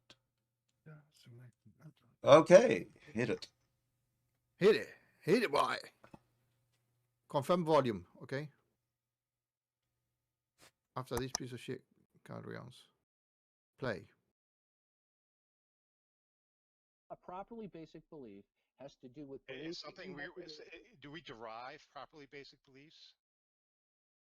Can a properly basic belief be derived? Yes or no? It is derived from our immediate experience that we cannot prove. Like, for example, a properly basic belief would be the belief that the physical world around me is real as opposed to an illusion. Another example of a properly basic. we can derive that. Okay, no, it is assumed because right. It's assumed exactly. So I'm assuming. Okay, yeah. So as a properly basic belief, you know what? that's an assumed belief. Floyd. You're Well, I just refuted you. You just refuted yourself. God. You admitted it. You admitted that's assumed. Okay, Floyd. One more time. A properly basic belief has to do with assumptions having to do with our right. It's assumptions, right? Okay, unjustified assumptions. Hey, do you mind not interrupting me? Well, you're doing this the whole freaking conversation, and you're rude. No, I'm sorry. You're rude. You're not letting me get in the word edgewise. No, I do. I have stopped many times. You're rude, Floyd. Excuse me for raising my voice, but I can't get the point across otherwise. Well, I'm already explaining to you. You do not. Why don't you shut up and stop interrupting me? you're going down a rabbit trail you don't need to go down. Okay, you know what? Okay, Floyd. You Okay, don't justify. I think I've made my point with everybody here in the room. No matter what I say, Floyd is going to continue in this filibuster fashion. So Floyd, I'm done, because not only are you filibustering, because you don't justify your presuppositions, Floyd, and for you to claim that you can justify them, I'd like to know how you justify your presuppositions. Floyd, I'm done with your filibustering and your obnoxious interruptions. I'm done with you. If there's anybody else in here who would like to interact with me, I'm here. Okay, how about this? Real quick. Okay, Floyd does not know how to have a conversation, nor does he know how to have a debate. Okay, No, you don't. You're rude and obnoxious. I'm not going to let you go down Okay, Floyd, I'm done. Got it? I'm done with you. Real Go quick, ahead, please. Em. Thank you. Real quick. So is he No, done? well, Can we please, talk now? Wait, Okay, my bad. real quick. I just want to maybe keep this alive a bit more by making a point. Floyd, if he doesn't like to be interrupted so much, can you kind of refrain from doing that as much as he would wish you would, just so this can flow better? Right. But he's asking me to justify a properly basic belief, and I'm trying to explain to him you cannot justify properly. I did not ask you that, idiot. Well, I didn't say that. I told you that the valid nature of logic is one of my properly basic beliefs. Oh my God. And yet you ask me, how do I know that? How do I know it? And then he attributes it to me, and then he thinks he's going to get away with it. What a fucking liar! Okay, no, so you're asking me, how do I know? Oh my God! That my properly basic beliefs. I guess from now on, what I'm going to have to do. Em, I'm going to have to start my own room and start ejecting these people who are. Okay, you're G-man. Hey, hold on. Christopher, please. You're asking me to justify my properly basic beliefs, and I told you they cannot justify Floyd, properly basic beliefs. I didn't say that, you fucking liar. Yes, you did. You're a fucking liar. Right, Floyd, hold on. Okay, can you? How do I know? You know what really pisses me off? Define knowledge. Like you lie on the microphone. Oh, yeah, define knowledge. What is knowledge to you? Fucking liar. All right, what is knowledge to you? Okay, Floyd, I'm done with you. You're a fucking liar. Okay, repeat yourself. You asked me, how do I know that my properly basic beliefs are true? Okay, Floyd, do you hear? I'm done with you. You're a lying Then why are you asshole. still here then? I'm responding and letting you know I'm done, lying asshole. You can laugh all you want. You're real class act there. Real class act. Yeah, you're a lying fucking asshole. And you want to know what it takes? You're asking me, how do I know my properly basic beliefs are true? Floyd. So therefore, you're asking me to justify. Okay, Em, I'll tell you what. I'm tired of his bullshit. I'm gonna leave. I will send you an invite. If anybody else wants to engage with me, I'll be glad to do that. But I'm accustomed to this obnoxious filibustering when people lie on the internet the way they do. And then when you ask shut the fuck up, will you? What exactly was my lie? You asked me, how do I know my properly basic beliefs are true? And you know, it never ceases. And it seems like, are you claiming you all start with presuppositions in your worldview? Okay, all right. Hey, Floyd, get one more time. Do you understand? I'm done answering you. Then why are you keep on going? Okay, Floyd, I'm done answering you. Okay. Floyd, you just wrecked this guy. He doesn't want to come to terms with it. That was fucking awesome right there. Yeah. I just want to say one thing. Floyd, if you have a conversation with Darwin's again, it won't happen again, Em. It might have to be in a formal debate style, not a discussion. Darwin, you're lost. Never again. Never again will this happen again. Yeah, and this is why the atheists have the reputation they do on the internet. Yeah, okay. Go start. You know what I lied about. Screaming. I mean, yeah, that was really classy. Calling him an asshole. Like, when I get interrupted, in you get composure. This is exactly what I'm talking about. Yeah, guys, please show a little more. Okay, Em, you know what, Em? I'm a bit disturbed, and I don't mean any offensiveness, that you haven't taken more control as the moderator. You should have put your foot down many more times. Oh, you mean between you and Floyd? I mean to people constantly interrupting. I would have, you know what happens in any social arrangement? If there are not consequences for bad behavior tends to proliferate. Dude, you just ranted on and fucking cursed out Floyd like multiple times. I mean, like, what the like? Are you not applying this to your own Okay, behavior? I'll tell you what. If you want to engage with me and others in future rooms, I will be setting up my own room as a moderator so that we can screen out this trollish behavior. I would recommend to you, M. I would suggest to you that if you want a room that flows well and where you have good debate, you've got to be more assertive as the room operator and moderator. Okay, I think that's true. Yeah, M's only been running, successful Hangout for the last week or so now. Go run to Yeah, your echo chamber. It's okay. but the hangouts that I did are more conversational, and this was more debate-like, Oh, so sure. it's a little different than what I'm used to. But I get the point you're making, Darwin's. I don't know But what to say. so are you in mid rage quit? Are you about to rage quit? Or like what's the case here? Okay, since he's not going to talk, let me explain the game he was playing. We all start with, in worldviews, we all start with unjustified presuppositions. If you could justify them, they wouldn't be presuppositions. So, and that's what properly basic beliefs are. You cannot justify them. If you could justify them, then there would be previous presuppositions to justify them with. So they would be your properly basic beliefs. So we start with presuppositions and argue from there. Now, what he's saying is, how do you know the starting point? How do you know that the starting point of your epistemology is true? Well, what would I use to justify that? And by saying, how do you know? Well, that's no, knowledge is defined as justified true belief. So what he's asking me to do is he's asking me to justify my presuppositions, which is, which you cannot do. And he won't even admit that in his own worldview that you have to start with presuppositions as well. So this is the standard presuppositional trick that presuppositionalists play. And I caught him on it, and you could see how furious he got. I had a presentation on presuppositional in Deeper in Dogma, and I go over this very thing, and you can see what happens. So what they're doing, they're asking you to justify your very starting point in which you justify other things from, which obviously you cannot do unless pains the circularity. Yeah, very well explained. It's just like in mathematics, it's like trying to justify an axiom. Right, exactly. Axiom is circular in its own nature.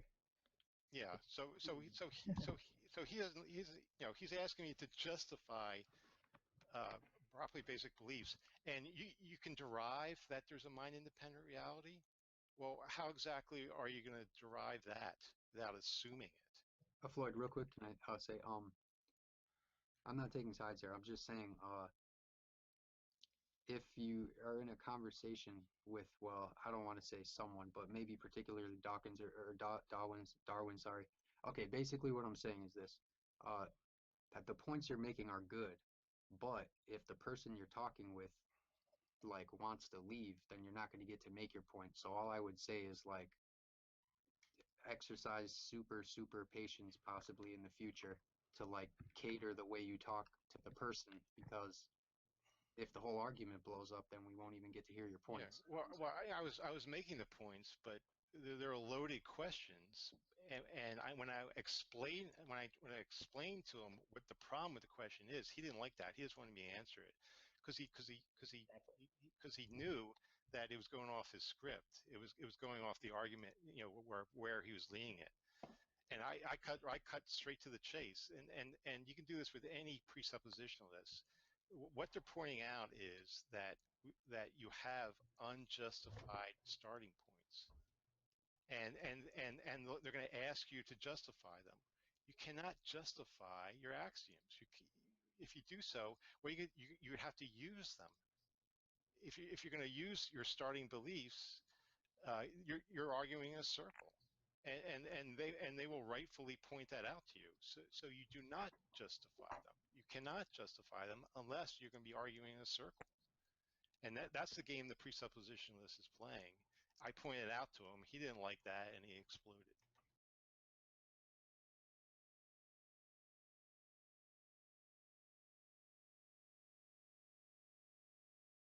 Is that it?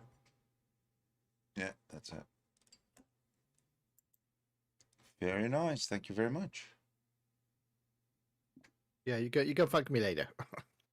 No, but when you share the screen, when you share the video, everything goes so smoothly. So maybe we'll do that until until I got a question.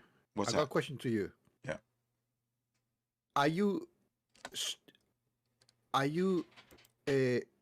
streaming the web browser where this clip originated, or are you downloading it and then viewing it on your PC and then sharing it via the PC? Which one you talking about? The ones we were watching earlier? Any clip. Mostly, I share it from my hard drive. Right. Okay. Through into a media viewer, and then onto you. Right. No, that's fine. That's fine. Because that would, if you share it via browser, that's even worse. I know.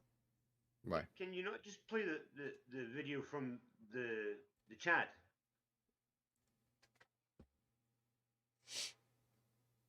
I tried that, but it opened up in a Microsoft Edge window, which took forever to open, and it just screwed everything up.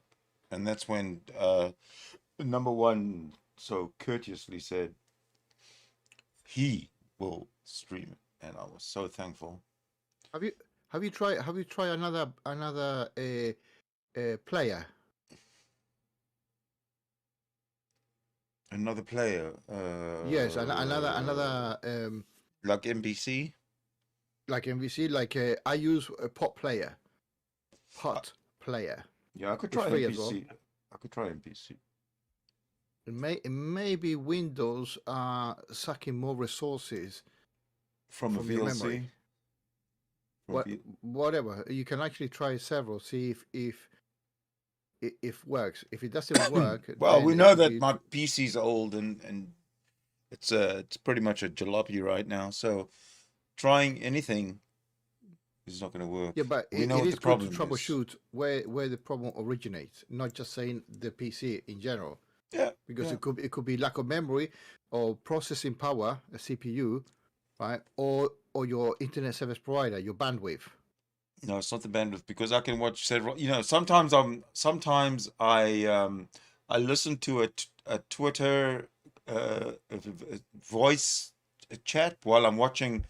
Without audio, I'm watching video, like a sports highlights at the same time, while I'm working on a spreadsheet, maybe for keeping track of the dog sitting. It's not a problem, never a problem, until until I live stream. That's when everything goes to hell. So if we were having this conversation right now, and I wasn't live streaming it, but I was recording it for later upload, I don't think we'd have this issue at all either. Bloody light. Who should I blame you? OBS or Sidney, you're clicking on the link rather than clicking on the player. If you look in the chat room, you'll see that I pasted the link, which brings up a little YouTube player. If you look in the middle of that, there's a play button. You should be able to play it directly from that. Oh, without okay. having to go anywhere. Yeah. All right. But then I'd have to go to the yeah, like you said. But what I'm saying is that you're true, 100% correct, right? But he's having problems with us receiving the stream. it shakes the video, meaning not enough information is coming to us, to the recipients, right? So we're trying to find out where the source of the problem is. Yeah, I was seeing that as I was trying to listen. It said that it might be network problems, but No, I the get a problem is message from YouTube saying there's not enough video coming I've through. only got a 0.1 meg download speed because I'm in the middle of nowhere. So it's hard for me to know what's going on. Right.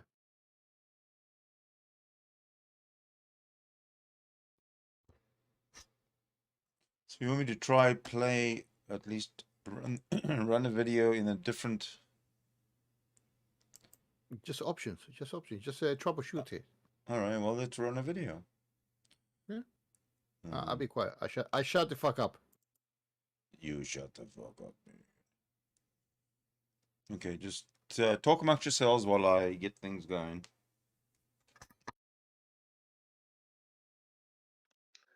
Look out! I believe your name's Oscar. Is that correct?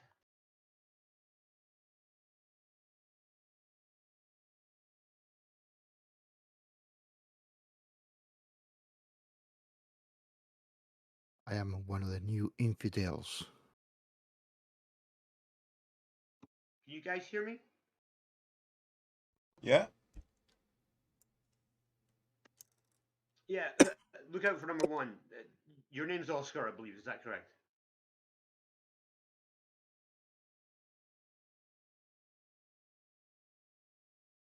Yes. Okay. Well, nice to meet you. My name's Paul, and Alpha, and Sidney's. We've spoken before in text, but never on voice. No problem, sir. This is correct. I'm in the UK, in the Midlands. Yeah, I'm a bit north of you in Aberdeen. Indeed. Yes, yeah. I heard your accent. It's a wee bit. you give it away. I hope you aren't mad at me. I did criticize you a wee bit for one of your videos. All good. All good. All good. All good. Doesn't matter. All good. I don't think Oscar minds constructive criticism. Well, Or maybe even destructive criticism. Who knows? I find it fun. Listen, I got grey hair for a reason. Although you cannot see it here, but yeah, I can take it. Trust me. I can take it. Not physically, but I can take it. You know what I mean? It wasn't really a criticism of you. It was just I couldn't see the point in what you were doing, and you do not have. As far as I'm concerned, all it does is give people ammunition to use against you. I mean, it'll be look what those atheists do. Look what they did to Darth. Look what it's so terrible they even did this. You know, that's the position I'm coming from. That's all. No, that's fine. Oh yeah, I agree, and I respect that. Before I did this bullshit with this channel. This channel was meant. I used to play a hell of a lot of online games. I used to be a gamer, right? And I was fed up of people bullying other people in game, especially the people that paid or pay to win, what we call it, pay to win. Basically, you pay some better tanks, better this, better that, and then you bully the shit out of them, right? So I made a couple of videos of that, and fun enough, I got my PayPal account hacked, yeah, by a Russian guy. I got the proof, right? Right? And he started spending like $400 in whatever bullshit, and then returning it, right? Then I got my fucking mobile. I got my bank alerts, so I know that what shit is happening like almost in real time. The problem is that I'm a lorry driver by profession, yeah, with a crane.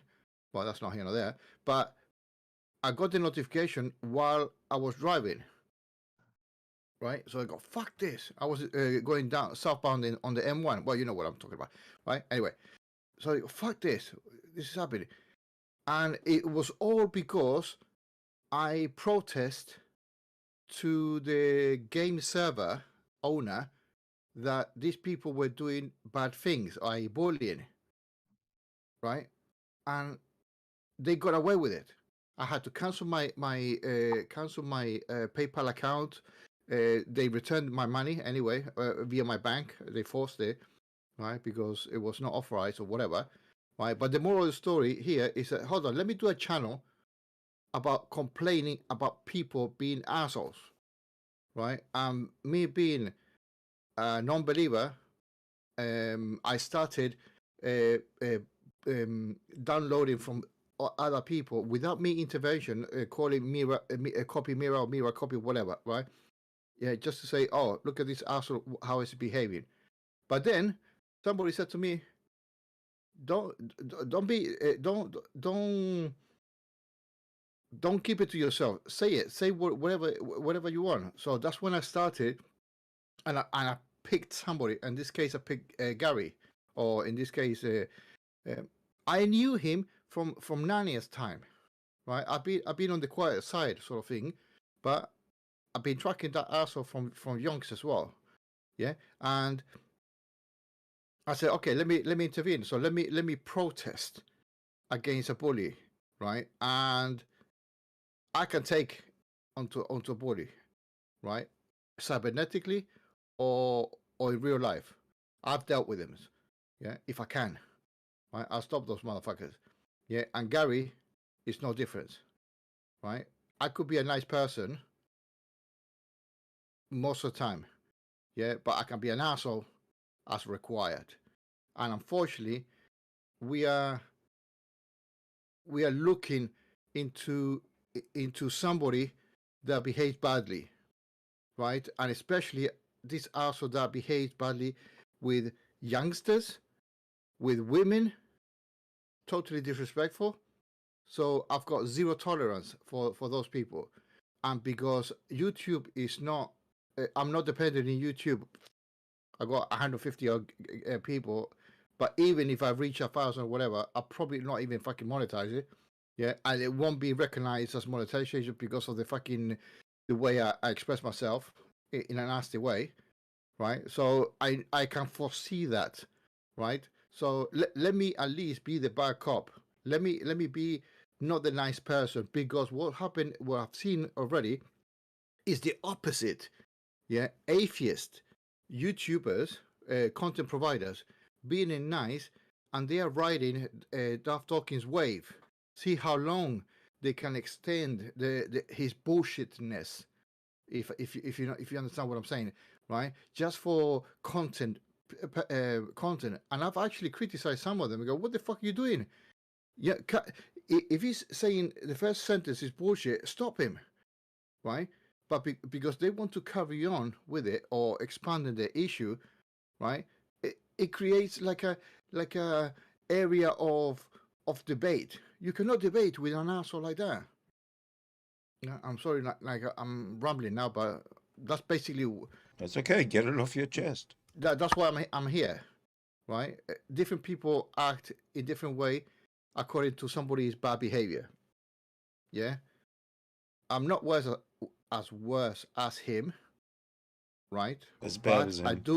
I do mold myself in the sense of confrontation, like he is. If he's an asshole, I'll give him some asshole to him. Yeah, I'll try to find something, and I have done, and I still got them, but I haven't used it yet, right? That can hurt him, right? But he needs a taste of his own fucking medicine, yeah. And I have not seen it yet. I'm not fucking blowing my own fucking horn by any stretch of the imagination. But this asshole has to stop either in a good manner or have a shock and awe type of event, right? And people have tried in a nice way. Christians have said to him that he's going away from the faith, meaning he's been an asshole. That's a polite way of saying it from a Christian point of view, right? Yeah. And I'm saying to him that he's an asshole. I have tried to invite him right? And his minion says, "Oh, he's in a clubhouse. Go and see him." Like, I need to go to the lion's den. Like, I'm that fucking stupid. I know his MO. Yeah. So why should I go into there? I am able to control myself. Right. I even Correct. said to an atheist, to a theist, I give you more control.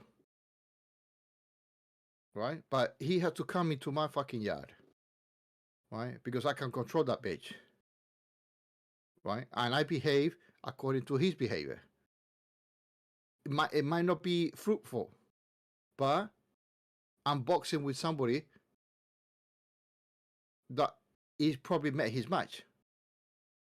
And you cannot be soft with him. You can't. You cannot. You cannot say, "Oh, Gary, please, do mind, do behave cordially," right? Because I've got it in recording, right, that his intention is not of goodwill. His intention is to humiliate people, or atheists, or no, sorry, non-believers, which is all the fucking spectrum of unbelievers, Yes. unbelievers in general. Correct. Yes. I stand corrected. That's always been his MO, is to Indeed. humiliate atheists. Indeed. But the thing is that the way to get back at Gary is to humiliate him. If people are laughing at Gary, Gary will be pissed. I mean, you will be. Did it stop? It's a spinning circle. Hold on a second. Might reconnect in a second. Because I didn't stop anything running from my end.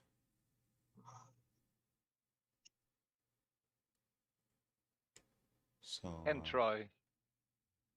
Just let me know if the spinning circle rejuvenates. Why don't you try reinstalling the Windows? You know what I've decided? I'm gonna just work on getting a new box, and that's the end game. Need a crowdfunding for it, Sydney. Get Oh people yeah, throwing absolutely. $5 here and there. The sooner the crowd helps me, the sooner I get one. Until then, we suffer together. Jill will help out, I'm sure. Jill, oh man, bless you, Jill. He's pretty charitable. I think you should let Lookout handle the streaming from this point forward. Sure. Why don't you just give him the clips? I'm working on the He actual can do 'em. stream right now. I'm sorry, I can only focus on one thing, and I'm trying to establish if we actually are streaming to you through YouTube.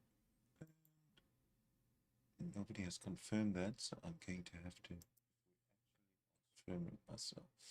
What I think. Oh, all right. Yeah, we are good. All right, we're back. I'm seeing it on YouTube. Yeah, good. So, can I try that running that video again? Because I don't know if the two are connected. The fact that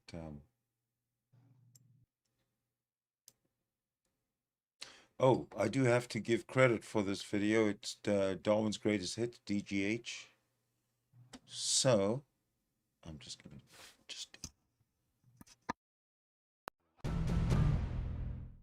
You do not have empirical justification for a number of core beliefs about the nature of reality that you hold to, but you hold to them in spite of a lack of empirical verification. So you actually are using an inconsistent criterion. No, I'm not. Yeah, you are. Do you have a justification that the physical world around you is real rather than illusion? Yeah, I would say that those are more you're talking more about I don't basic see beliefs. anything.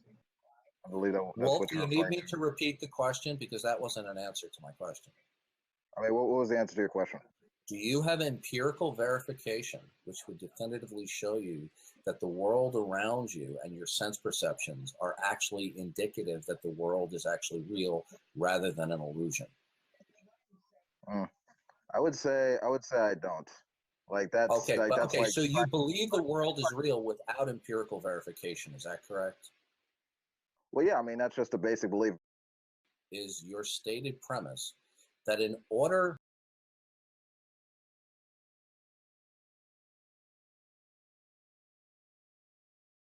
I'm not sharing it to the room. What's the point?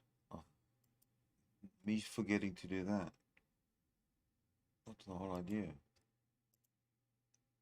Sorry. Not to be skeptical about the existence of something, you need empirical verification.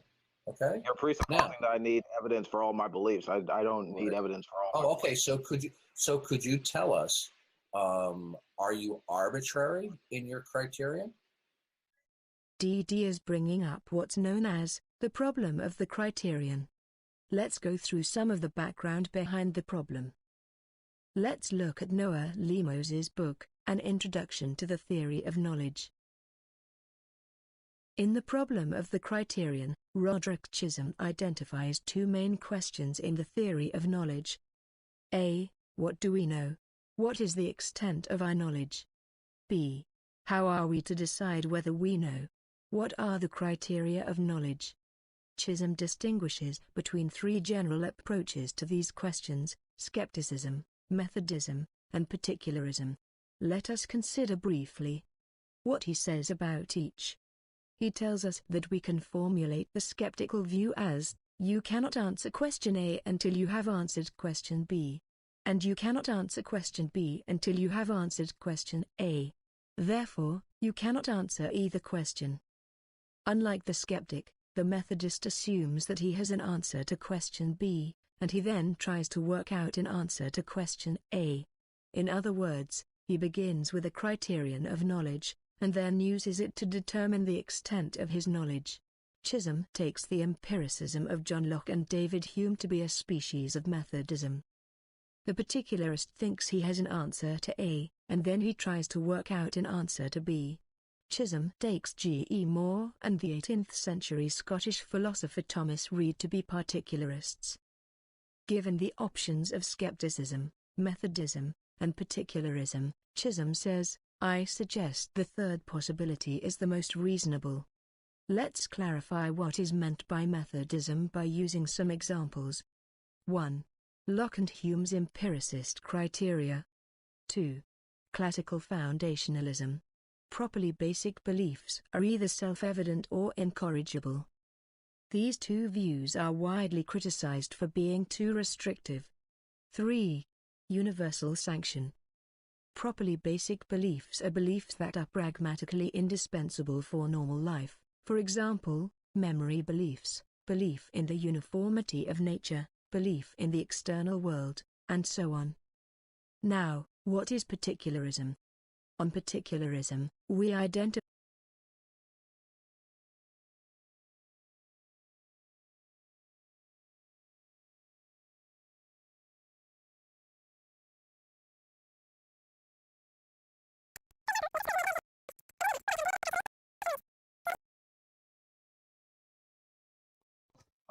Oops.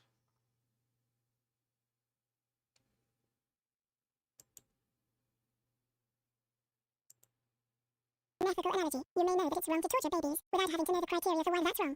To recap, on Methodism we are required to know some general criteria before we can know some particular propositions such as, I know that I have hands.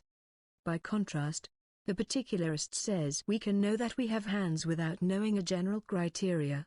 In fact, knowing the general criteria will depend on knowing the particulars, and not the other way around. It seems to me that the particularist is right, because we take little children to know a lot of things, yet they are unable to come up with sophisticated philosophical principles. Craig accepts planting as particularist Reformed epistemology. He describes it as follows. Reformed epistemologists like planting don't offer any criterion of proper basicality. Plantiners choose any search for such a criterion and suggests that if we want to see which beliefs are properly basic, the best we can do is just take an inductive survey of our beliefs, and he insists that the theist will include belief in God among such beliefs, even if unbelievers do not. So, Reformed epistemology is not self-refuting, since it doesn't offer any criterion of which beliefs are properly basic. Let's look at what Craig says about the problem of the criterion, from his book, Philosophical Foundations for a Christian Worldview. In support of particularism, Craig writes, people simply identify clear instances of knowing, without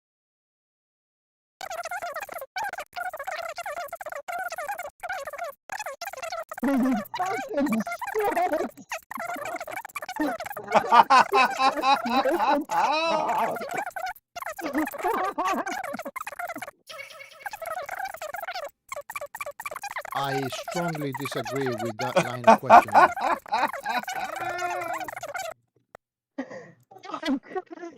Okay, all right. I didn't. epistemology. I didn't anticipate that was going to be. I got put another one on, one that makes sense. But this one seems to be working better, right? The player, it's not really. Well, until it goes into, maximum speed or minimizes to the point where No, I was there's a playing with the postage speed. stamp in the corner. I was playing with the speed because I wanted to listen to debate. I wasn't want to listen to a bot speaking. Do you know? But this one, how about this one?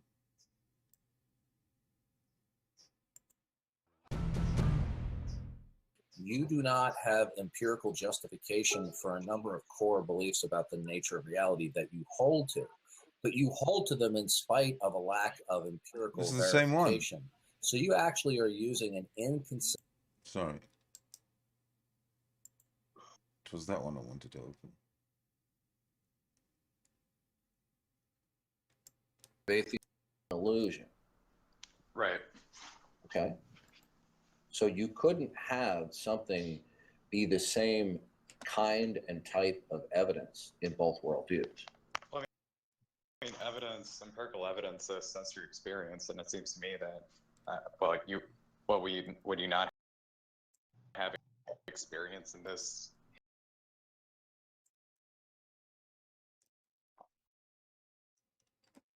Hindu illusionist worldview. Yeah, but those. Hang on, let me just adjust this screen properly so that I don't have to mess around. There we go. This is a recording from a hangout that I had on the 10th of July 2017, right there. That's good. After this, can we have a little bit of a hangout? Yeah. Okay. I'm sorry. What? Oh, I was just saying. I wanted to make a comment actually. Go ahead. Because Lucky Seven Wolfen was making some very good points about poking the bear and consequentialism, right? What happens when we could do that this. right now. We probably should do that right now. I mean, if you don't mind.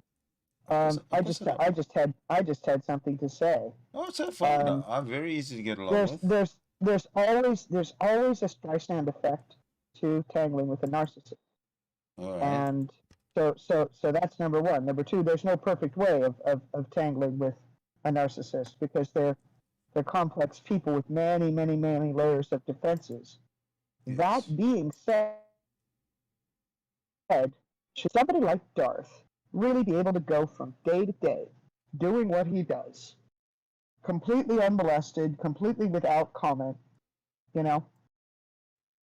And to that I say no. I agree. And I am not going to criticize anybody's one method or way of doing it because I think that there's an art to needling people like this, right? And one person's approach may work one day and not work the next. But the fact that they're making the attempt and they're going through what he's saying and attempt to break it down, whether they're criticizing his philosophy and making him look like a fool, by showing that he doesn't even understand these basic principles. He's just sort of co-opted them for his psychological bullying. Whether you tear him apart on a psychological level truly and go, well, folks, this is what they do. These narcissists. You know what I mean?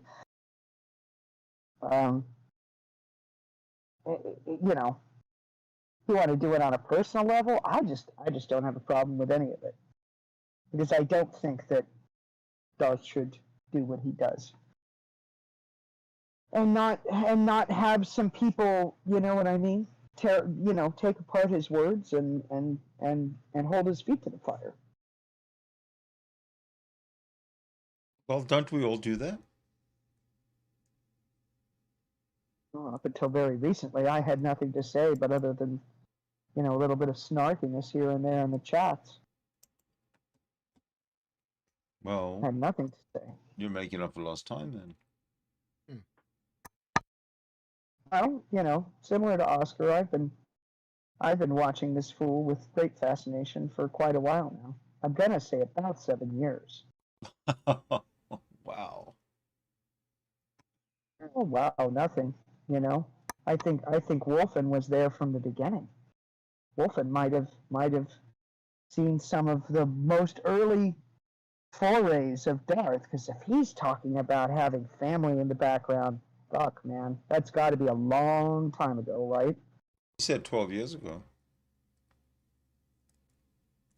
Yeah, and that's way before the court papers. So yes, that makes sense. Hold on, the court papers were, yes, you're right. Yes, because one of them, the earliest one is 2007. Well, the mortgage one where we been bankrupt is 2011. But it started at 2007. Yes, yeah. So it's got 2007, 3 on 2010 and 2011, I think, something like that. Mm-hmm. Yeah, he was in some big doo-doo and now he lives in mommy's basement. Well, but this is going to be a consequence of. I don't think what Darth did was an ordinary bankruptcy. Living in I think that was. I think that was a round robin. When there are 3 banks involved, I mean, what else is that? It's got to be. You don't have 3 banks bringing charges against you, unless you were literally sending your money around in a circle. Yeah. It's funny that he said, I hate liars. What else? Something. The 3 F's. Yes. The 3 F's. The fake, the phony, and the fraud, right? Exactly. But when you're doing a fucking round robin scheme with your, and let me tell you something, okay? Do you know who does that sort of shit? That there's a very common background for when you see married men do this, okay? It's when they lose their jobs and they literally don't tell their wives. And sometimes they do this for years, okay? But they will lose their jobs. They will go out the door every single day and come home at night as if they were working, right? But, But what Darth was really doing was going to McDonald's or Denny's and hooking into the Wi-Fi and screaming at atheists. Meanwhile, he's able to pay his mortgage by having 3 different loans from 3 different banks and sending a set amount of money just around in a circle. And because our financial institutions don't communicate well with each other as a general rule, it can take them a long time before they figure this kind of shit out.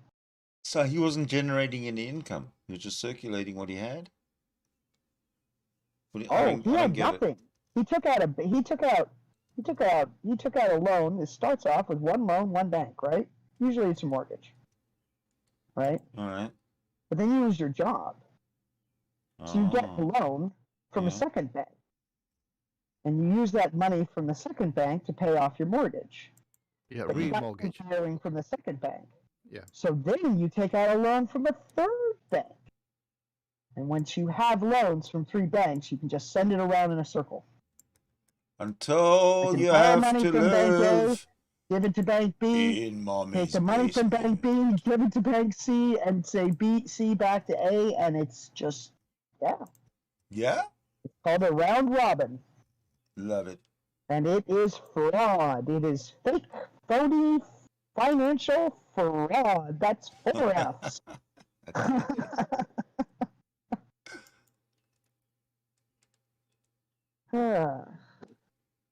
I wonder if Gary thinks that financial institutional abuse is worse than institutional child abuse. When I first when we first started experiencing Gary on Pal Talk, he wasn't presuppositionalist. He was basically a William Lane Craig clone, and used to do all the Kalam shit like that. But the problem was that when you got somebody like Jack or realistic nihilists hanging about, these arguments ain't going to work. I mean, even I can refute the Kalam, and I'm a dumb fuck. So that made things worse for him, and that's why he became presuppositionalist, because that's the only way he could win, or rather, give the pretense of winning. That makes a lot of sense. But as I was saying, somebody was talking about this. When we first came across him, he had a family that you could hear speaking, shouting, those normal sort of family interaction stuff going on. But the thing was, it didn't matter what time of day it was. He was always on the computer. I mean, it didn't start off quite like that. He'd just appear occasionally. But as time progressed, he was there more and more all the time. And you can't run a business, have a family, a mortgage, car, all that good shit when you're sitting arguing with atheists on Pal Talk, or on the internet in general. It just doesn't work. You know what I heard about his alleged employment or business or whatever? As I said, this is only that somebody said this to me. I have got no fucking way of proving it. But apparently, he was a dentist technician, basically making fucking molds of teeth, right? So in a theory, he can work from home. In theory, right? So that would give. Yeah, that was the case. Apparently, he went to college to become a dentist, an actual dentist, but dropped out. This is as far as I know. Yeah. And did the alternative thing of becoming a dental technician, which doesn't require a college education. But as far as I know, he went to college to be a dentist, the same as his dad, and that didn't work out. I thought he became a prosthetist. In other words, like he made like false teeth and built bridges, retainers, that sort of thing. Yeah. Sorry, that's what I was meaning. If I used the wrong. No, not at all. I simply added it for clarification. Was wondering if you had heard the same. It wasn't meant to be. Wasn't meant to be like, I know more than you do. I'm sorry. Please let me know if I ever sound that way. I'm absolutely agreeing with you. You didn't say anything wrong at all. But you're in America, and some of the things you call are different to what we call. Like I would say he was a dental technician, whereas I can't remember the word that you used, but he makes false teeth. Basically, that's what he does. Yes. Yeah. Which would which would be a prostheticist, I believe. Because a technician in our country cleans teeth, right? Or they would take X-rays and they would do sort of dental nurse work. That's what we call a technician here in the U.S. Yeah. And such a person would not make false teeth or retainers. That's a specialized deal over here. Maybe in the UK they do both, right? You have somebody who can make a retainer and steal your teeth, but U.S. I don't think they ask that much out of their specialists.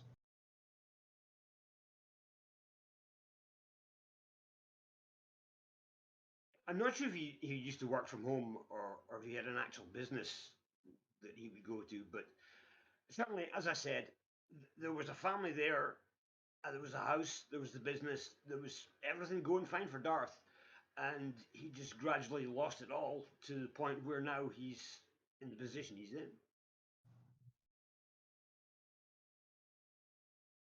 Well, I don't know if you were privy to that conversation, but Oscar was able to pull up some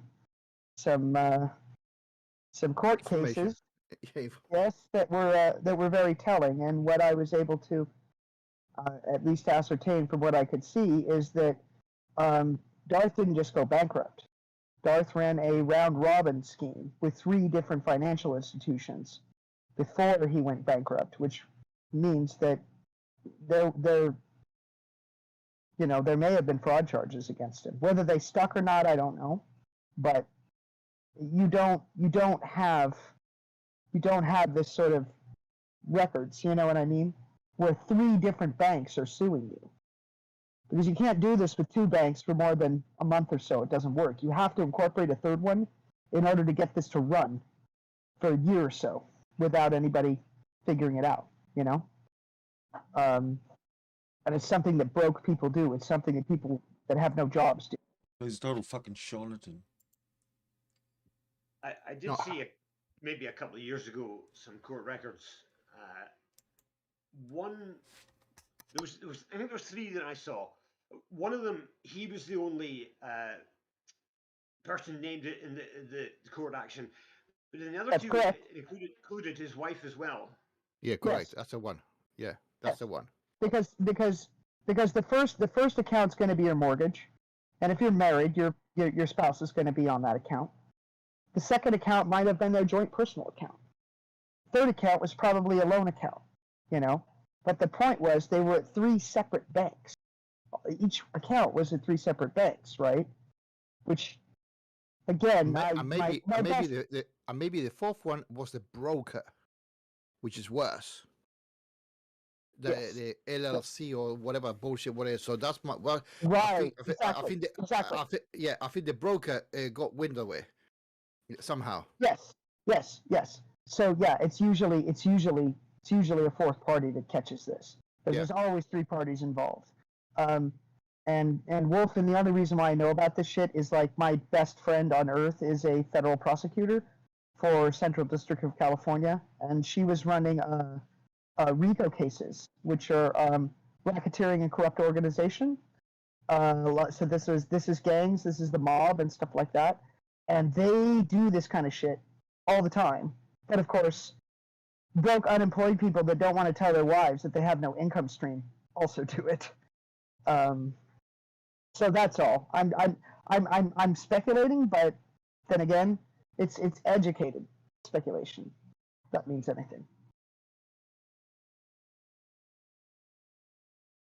But it's reasonable. The proof are there.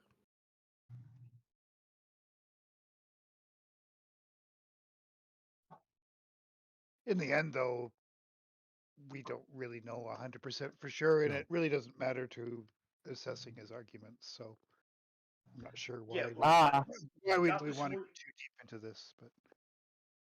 But you know, when he's constantly screaming liar and fake phony fraud at everybody, it is significant to me anyway. Well, his own words are that though. Like you don't need to bring up other stuff. So anyway, I just not a big fan of it. That's all. Yeah, that was kind of my issue was that this stuff is okay to look at, but I mean, if you start using it as a sort of weapon against him, listen, I'm broke. COVID has fucking crucified me. Okay, I'm in debt, but that doesn't negate anything I say. It doesn't counter any arguments I make. So, as Al says, you know, it's nice to know these things, but to use it as a weapon, maybe not such a good idea.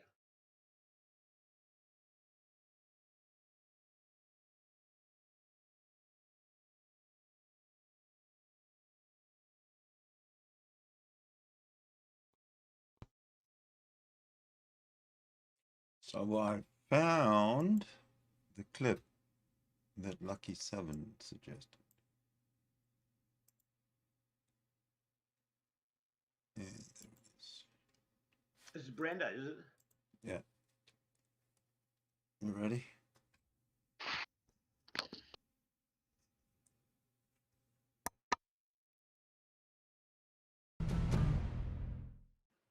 People like Matt Bell and others, for instance, have said that evidentialism is a better way to go than presuppositionalism. It's the right one. You argue from evidence. Dee talks about William Lane Craig. Matt Bell says he has evidential arguments for God's existence. Even though he doesn't say so, he's a supporter of presupposition. William Lane Craig takes that position also. Video William Lane Craig where admits said that just exactly the presuppositionalism opposite. does not. So there's a contradiction for you straight away. Where did you get that from? I've read in Okay. a number of places that Craig says that. Where did he say that? I don't have the quotes on my. Sydney, my where do you well- get this well, link I've read- from? I've read- This one, just put it on the internal chat, and I'll take it from there. And then you, like you said, make me acquainted with the recent one, and then I'll put two and two together. What's on my hard drive? What do you mean? What is that the name? What the one? Darth Dawkins versus Brenda and Craig. Yeah. Right, hold on. Let me. Where you gonna look on my hard drive? All right. No. Oh, you're gonna see if you can find it on the. Indeed. Yeah. Good idea. It's well, you know what? It's under Darwin's Greatest Hits. If you go to his YouTube channel. Yeah, if you haven't got Darwin's Greatest Hits favorited or subscribed to in your YouTube, do it now. But there's a recent video where DD was calling out a guy because him and J.L. Warren had said that William Lane Craig was a prominent presuppositionalist. And DD then proceeds to say, well, no, that's completely incorrect. He's never supported presuppositionalism. But if this is the right video we're talking about here that Sidney's way to play, he actually says that William Lane Craig is a presuppositionalist. All right. Hold on, I'm waiting for number one to see what he comes up with. No. I'm doing it on my side. I'm getting the video. I'm pulling the same video that you got and put it on my hard drive. So you do your thing. It's all good. Oh, I see what you're trying to say. Got it. Ladies and gentlemen, we shall continue. Read the quote in question. Yeah. And those people who have presented that quote of William Lane Craig essentially trashing presuppositionalism have cited it out of context. Do you know where it's from? No, I don't recall. I don't have these memorized. It's from the 5 views on on apologetics. So his opinion. No, you're pulling that out of your keister. You don't know what you're talking about. If you actually read the section in the book, he doesn't trash presuppositionalism, and in fact, he cites an argument from Alvin Plantinga, which he believes is even superior to the Ventilian presuppositionalism. So you're just quoting things that you don't know what you're talking about. Is that Plantinga's evolutionary argument? Right. The argument that William Lane Craig's, that he cites. That's not a presup argument. I will respond again, and then I won't speak to you further. You're pulling this out of your ass because you have heard people otherwise say that. Show me the quotation, the source, where William Lane Craig trashes the Ventilian transcendental argument for the existence of God or presuppositionalism. Show it to me. Well, we've both seen it. I don't have it at my hand. Well, guess what? I do. Okay. Clown. All right. Prove me wrong. Go ahead. No, I'm not going to read it. Oh, okay. I'm just going to show that you're pulling that out of your keister, and you don't have it. It's from the 5 views on apologetics. All right. It's in the section where Craig is critiquing John Frame. Clown. So your position is that they are You misquoting. You don't have a source of William Lane Craig trashing presuppositionalism. If you do, produce the source, clown.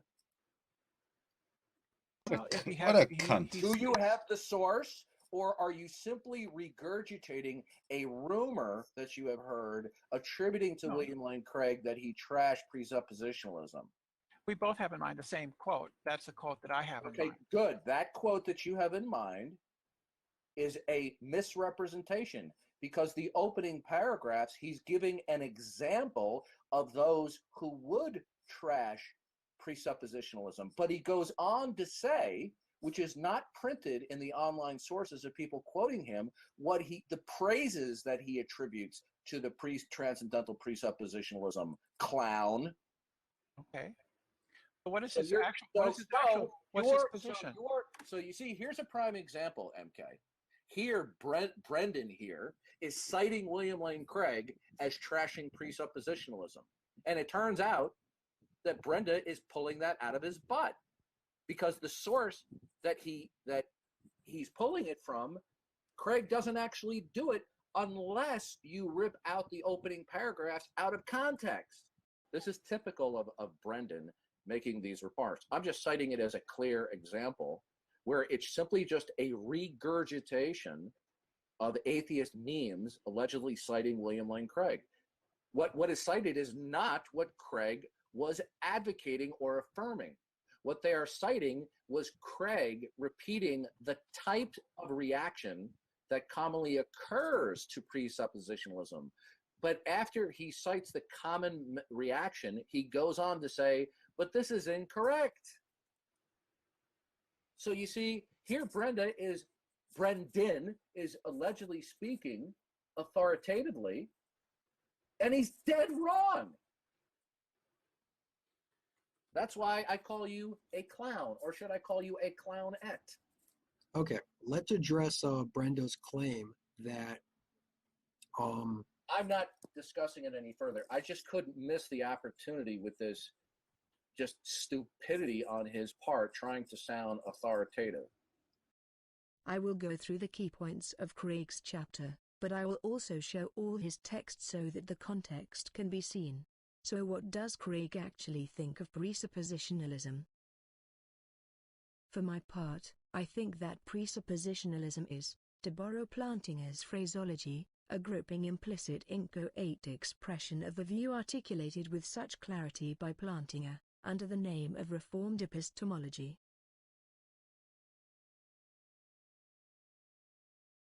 Where presuppositionalism muddies the waters is in its apologetic methodology. As commonly understood, presuppositionalism is guilty of a logical howler. It commits the informal fallacy of petitio principii, or begging the question, for it advocates presupposing the truth of Christian theism in order to prove Christian theism. Frame himself says that we are forced to say, God exists, presupposition, therefore God exists, conclusion, even though such reasoning is clearly circular. It is difficult to imagine how anyone could with a straight face think to show theism to be true by reasoning, God exists, therefore God exists. Nor is this said from the standpoint of unbelief. A Christian theist himself will deny that question-begging arguments prove anything. If this were all presuppositionalism had to offer as an apologetic, it would be so ludicrous that no one would have taken it seriously. But at the heart of presuppositionalism lies an argument, often not clearly understood or articulated, which is very powerful. This is an epistemological transcendental argument. Unfortunately, Frame fails to develop for us such an argument. Instead, he confuses transcendental reasoning with what medievals called demonstratio quia, proof that proceeds from consequence to ground. Thus, Frame's apologetic turns out to involve no transcendental argument at all. By contrast, Plantinga's epistemology can be seen as an extended transcendental theistic argument. Plantinga's transcendental argument is for a generic theism, so it won't get you to a Christian God, which is what DT needs.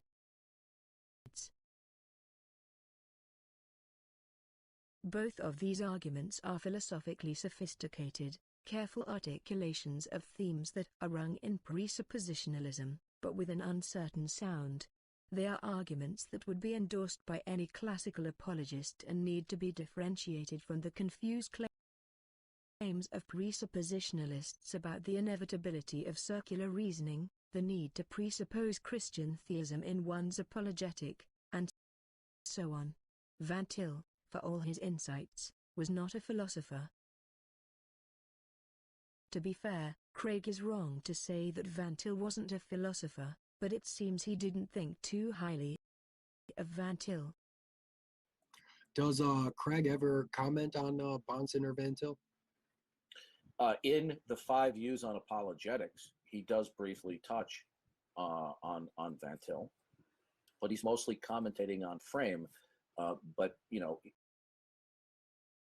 when he comments on Frame, he's also commenting on Van Til as well. Let's summarize. DD thinks that this paragraph is quoted out of context, and that Craig is merely repeating a common reaction to presuppositionalism.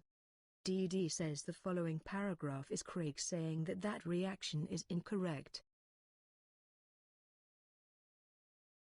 If DD is right, then why does Craig say, in his final paragraph, that Plantinga's argument needs to be differentiated from the confused claims of presuppositionalists about the inevitability of circular reasoning, the need to presuppose Christian theism in one's apologetic, and so on?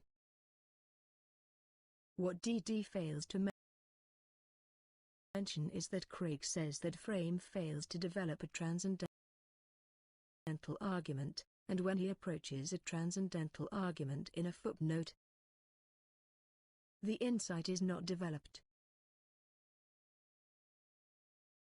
Instead, he launches straight into an evidentialist apologetic. Frame offers no transcendental argument at all.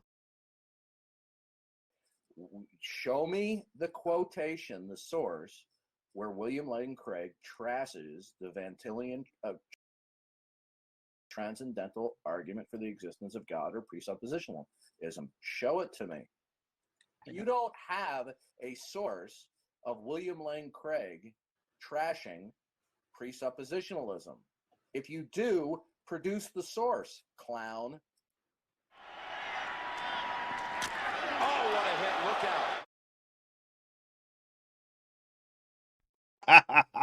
out. He got his ass kicked there, didn't he? What a piece of shit. Did you hear the way he was communicating and insulting the person he was talking to? Calling her a clown.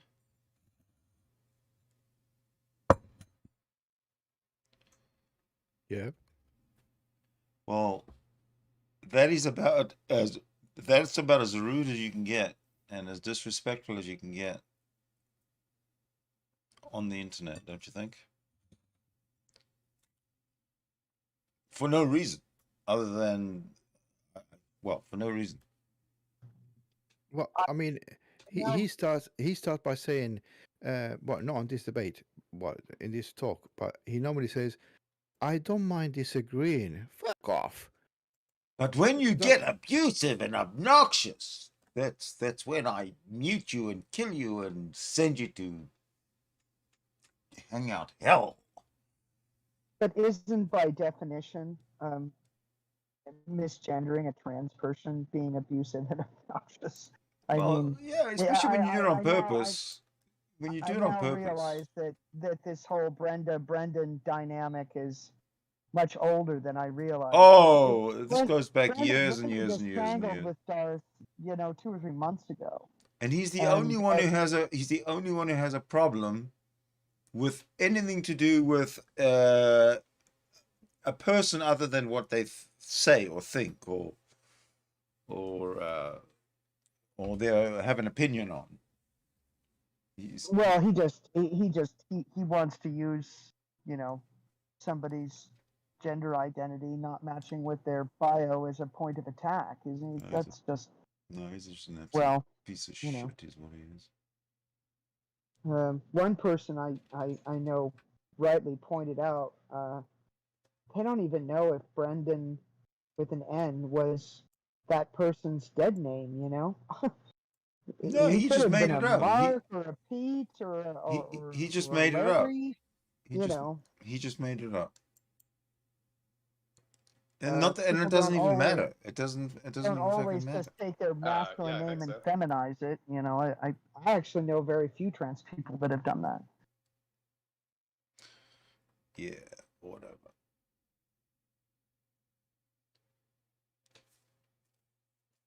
I do have another clip. But you guys would prefer to have a chat. A chat, would you? Would you? All right. Oscar? Yeah. No, What just you guys wanted to wanna know do? if you're still here. Your mic is open. Yeah, yeah. Oh, you don't fall asleep on us, Oscar. No, just listening. All right. I think I'm talking too fucking much already. Is that right, eh? Okay, sure. All right, I'll tell you what. Must be getting pretty late there, Oscar. What time? Indeed it is. Indeed it is.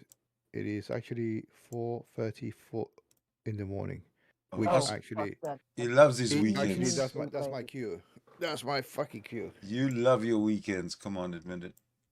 Yeah, but yeah. Well, get your 8 hours, and then we expect to see you back here. 'Cause it's still going to be the weekend. 8 hours. Going, yeah.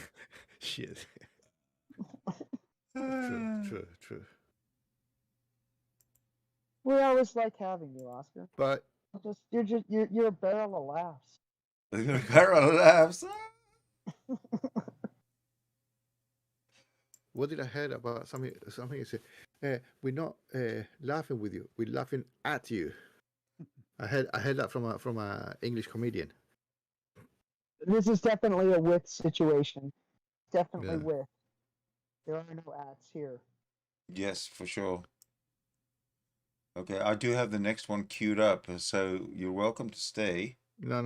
I will queue away. You're gonna exit stage left, are you? Yeah, I'm gonna Yeah. eject. I got a situation. It's called tired situation. Sidney, you're going to load up, and Oscar's going to peace out. Yeah, Yeah, I'm afraid of you, Sidney. Me gone. See you later. Have a nice one. Good night. Good night. Not. All right, let's play.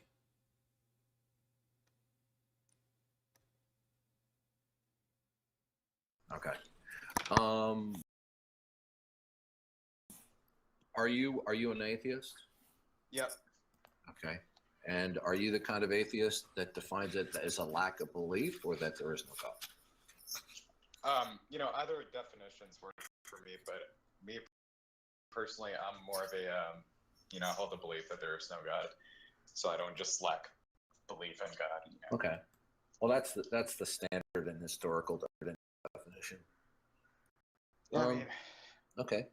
So when you talk about evidence, when you ask for evidence, would you agree?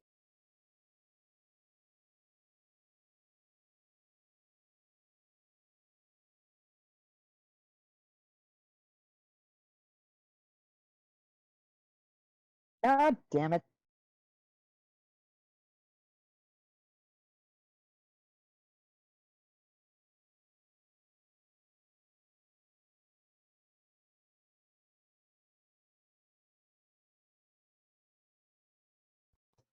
Don't you just hate when that happens?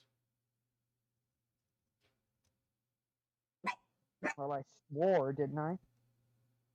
Yeah.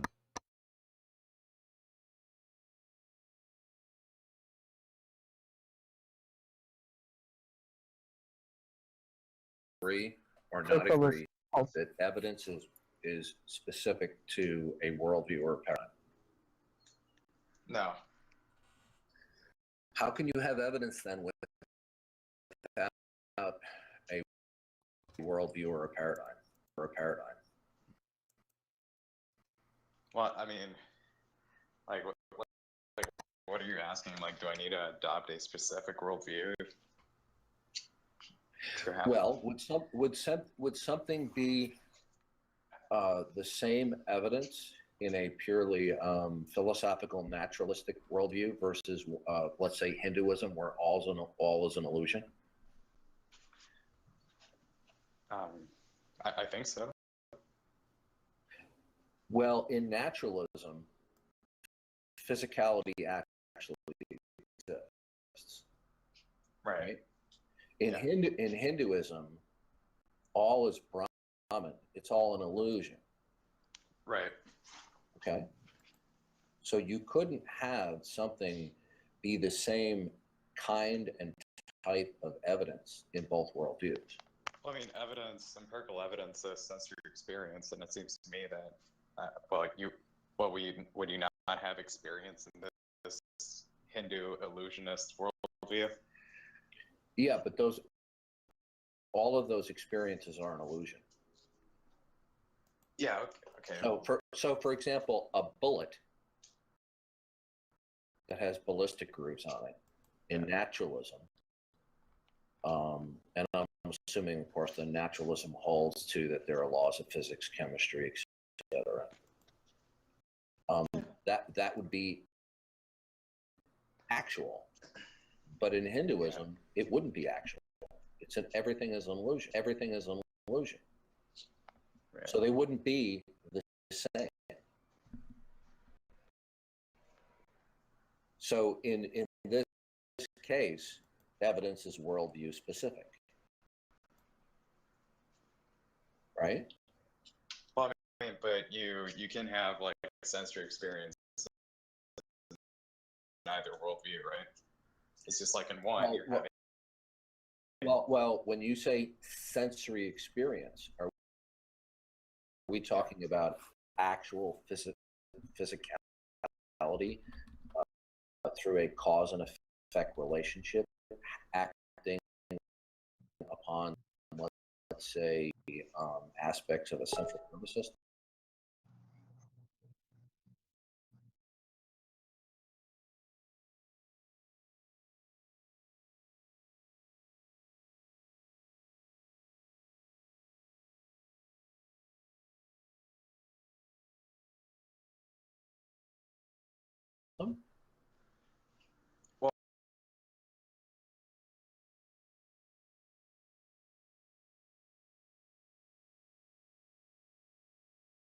No sound. Yeah, it's just lag. That's all it is. Fuck it. I'm sick of it. I hate it.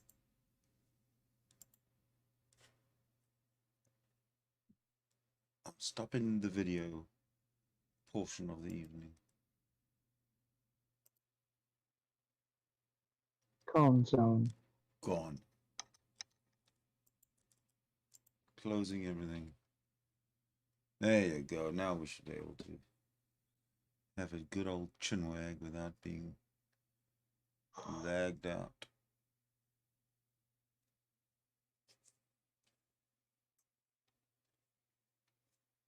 Well, I don't even know if we have anyone watching.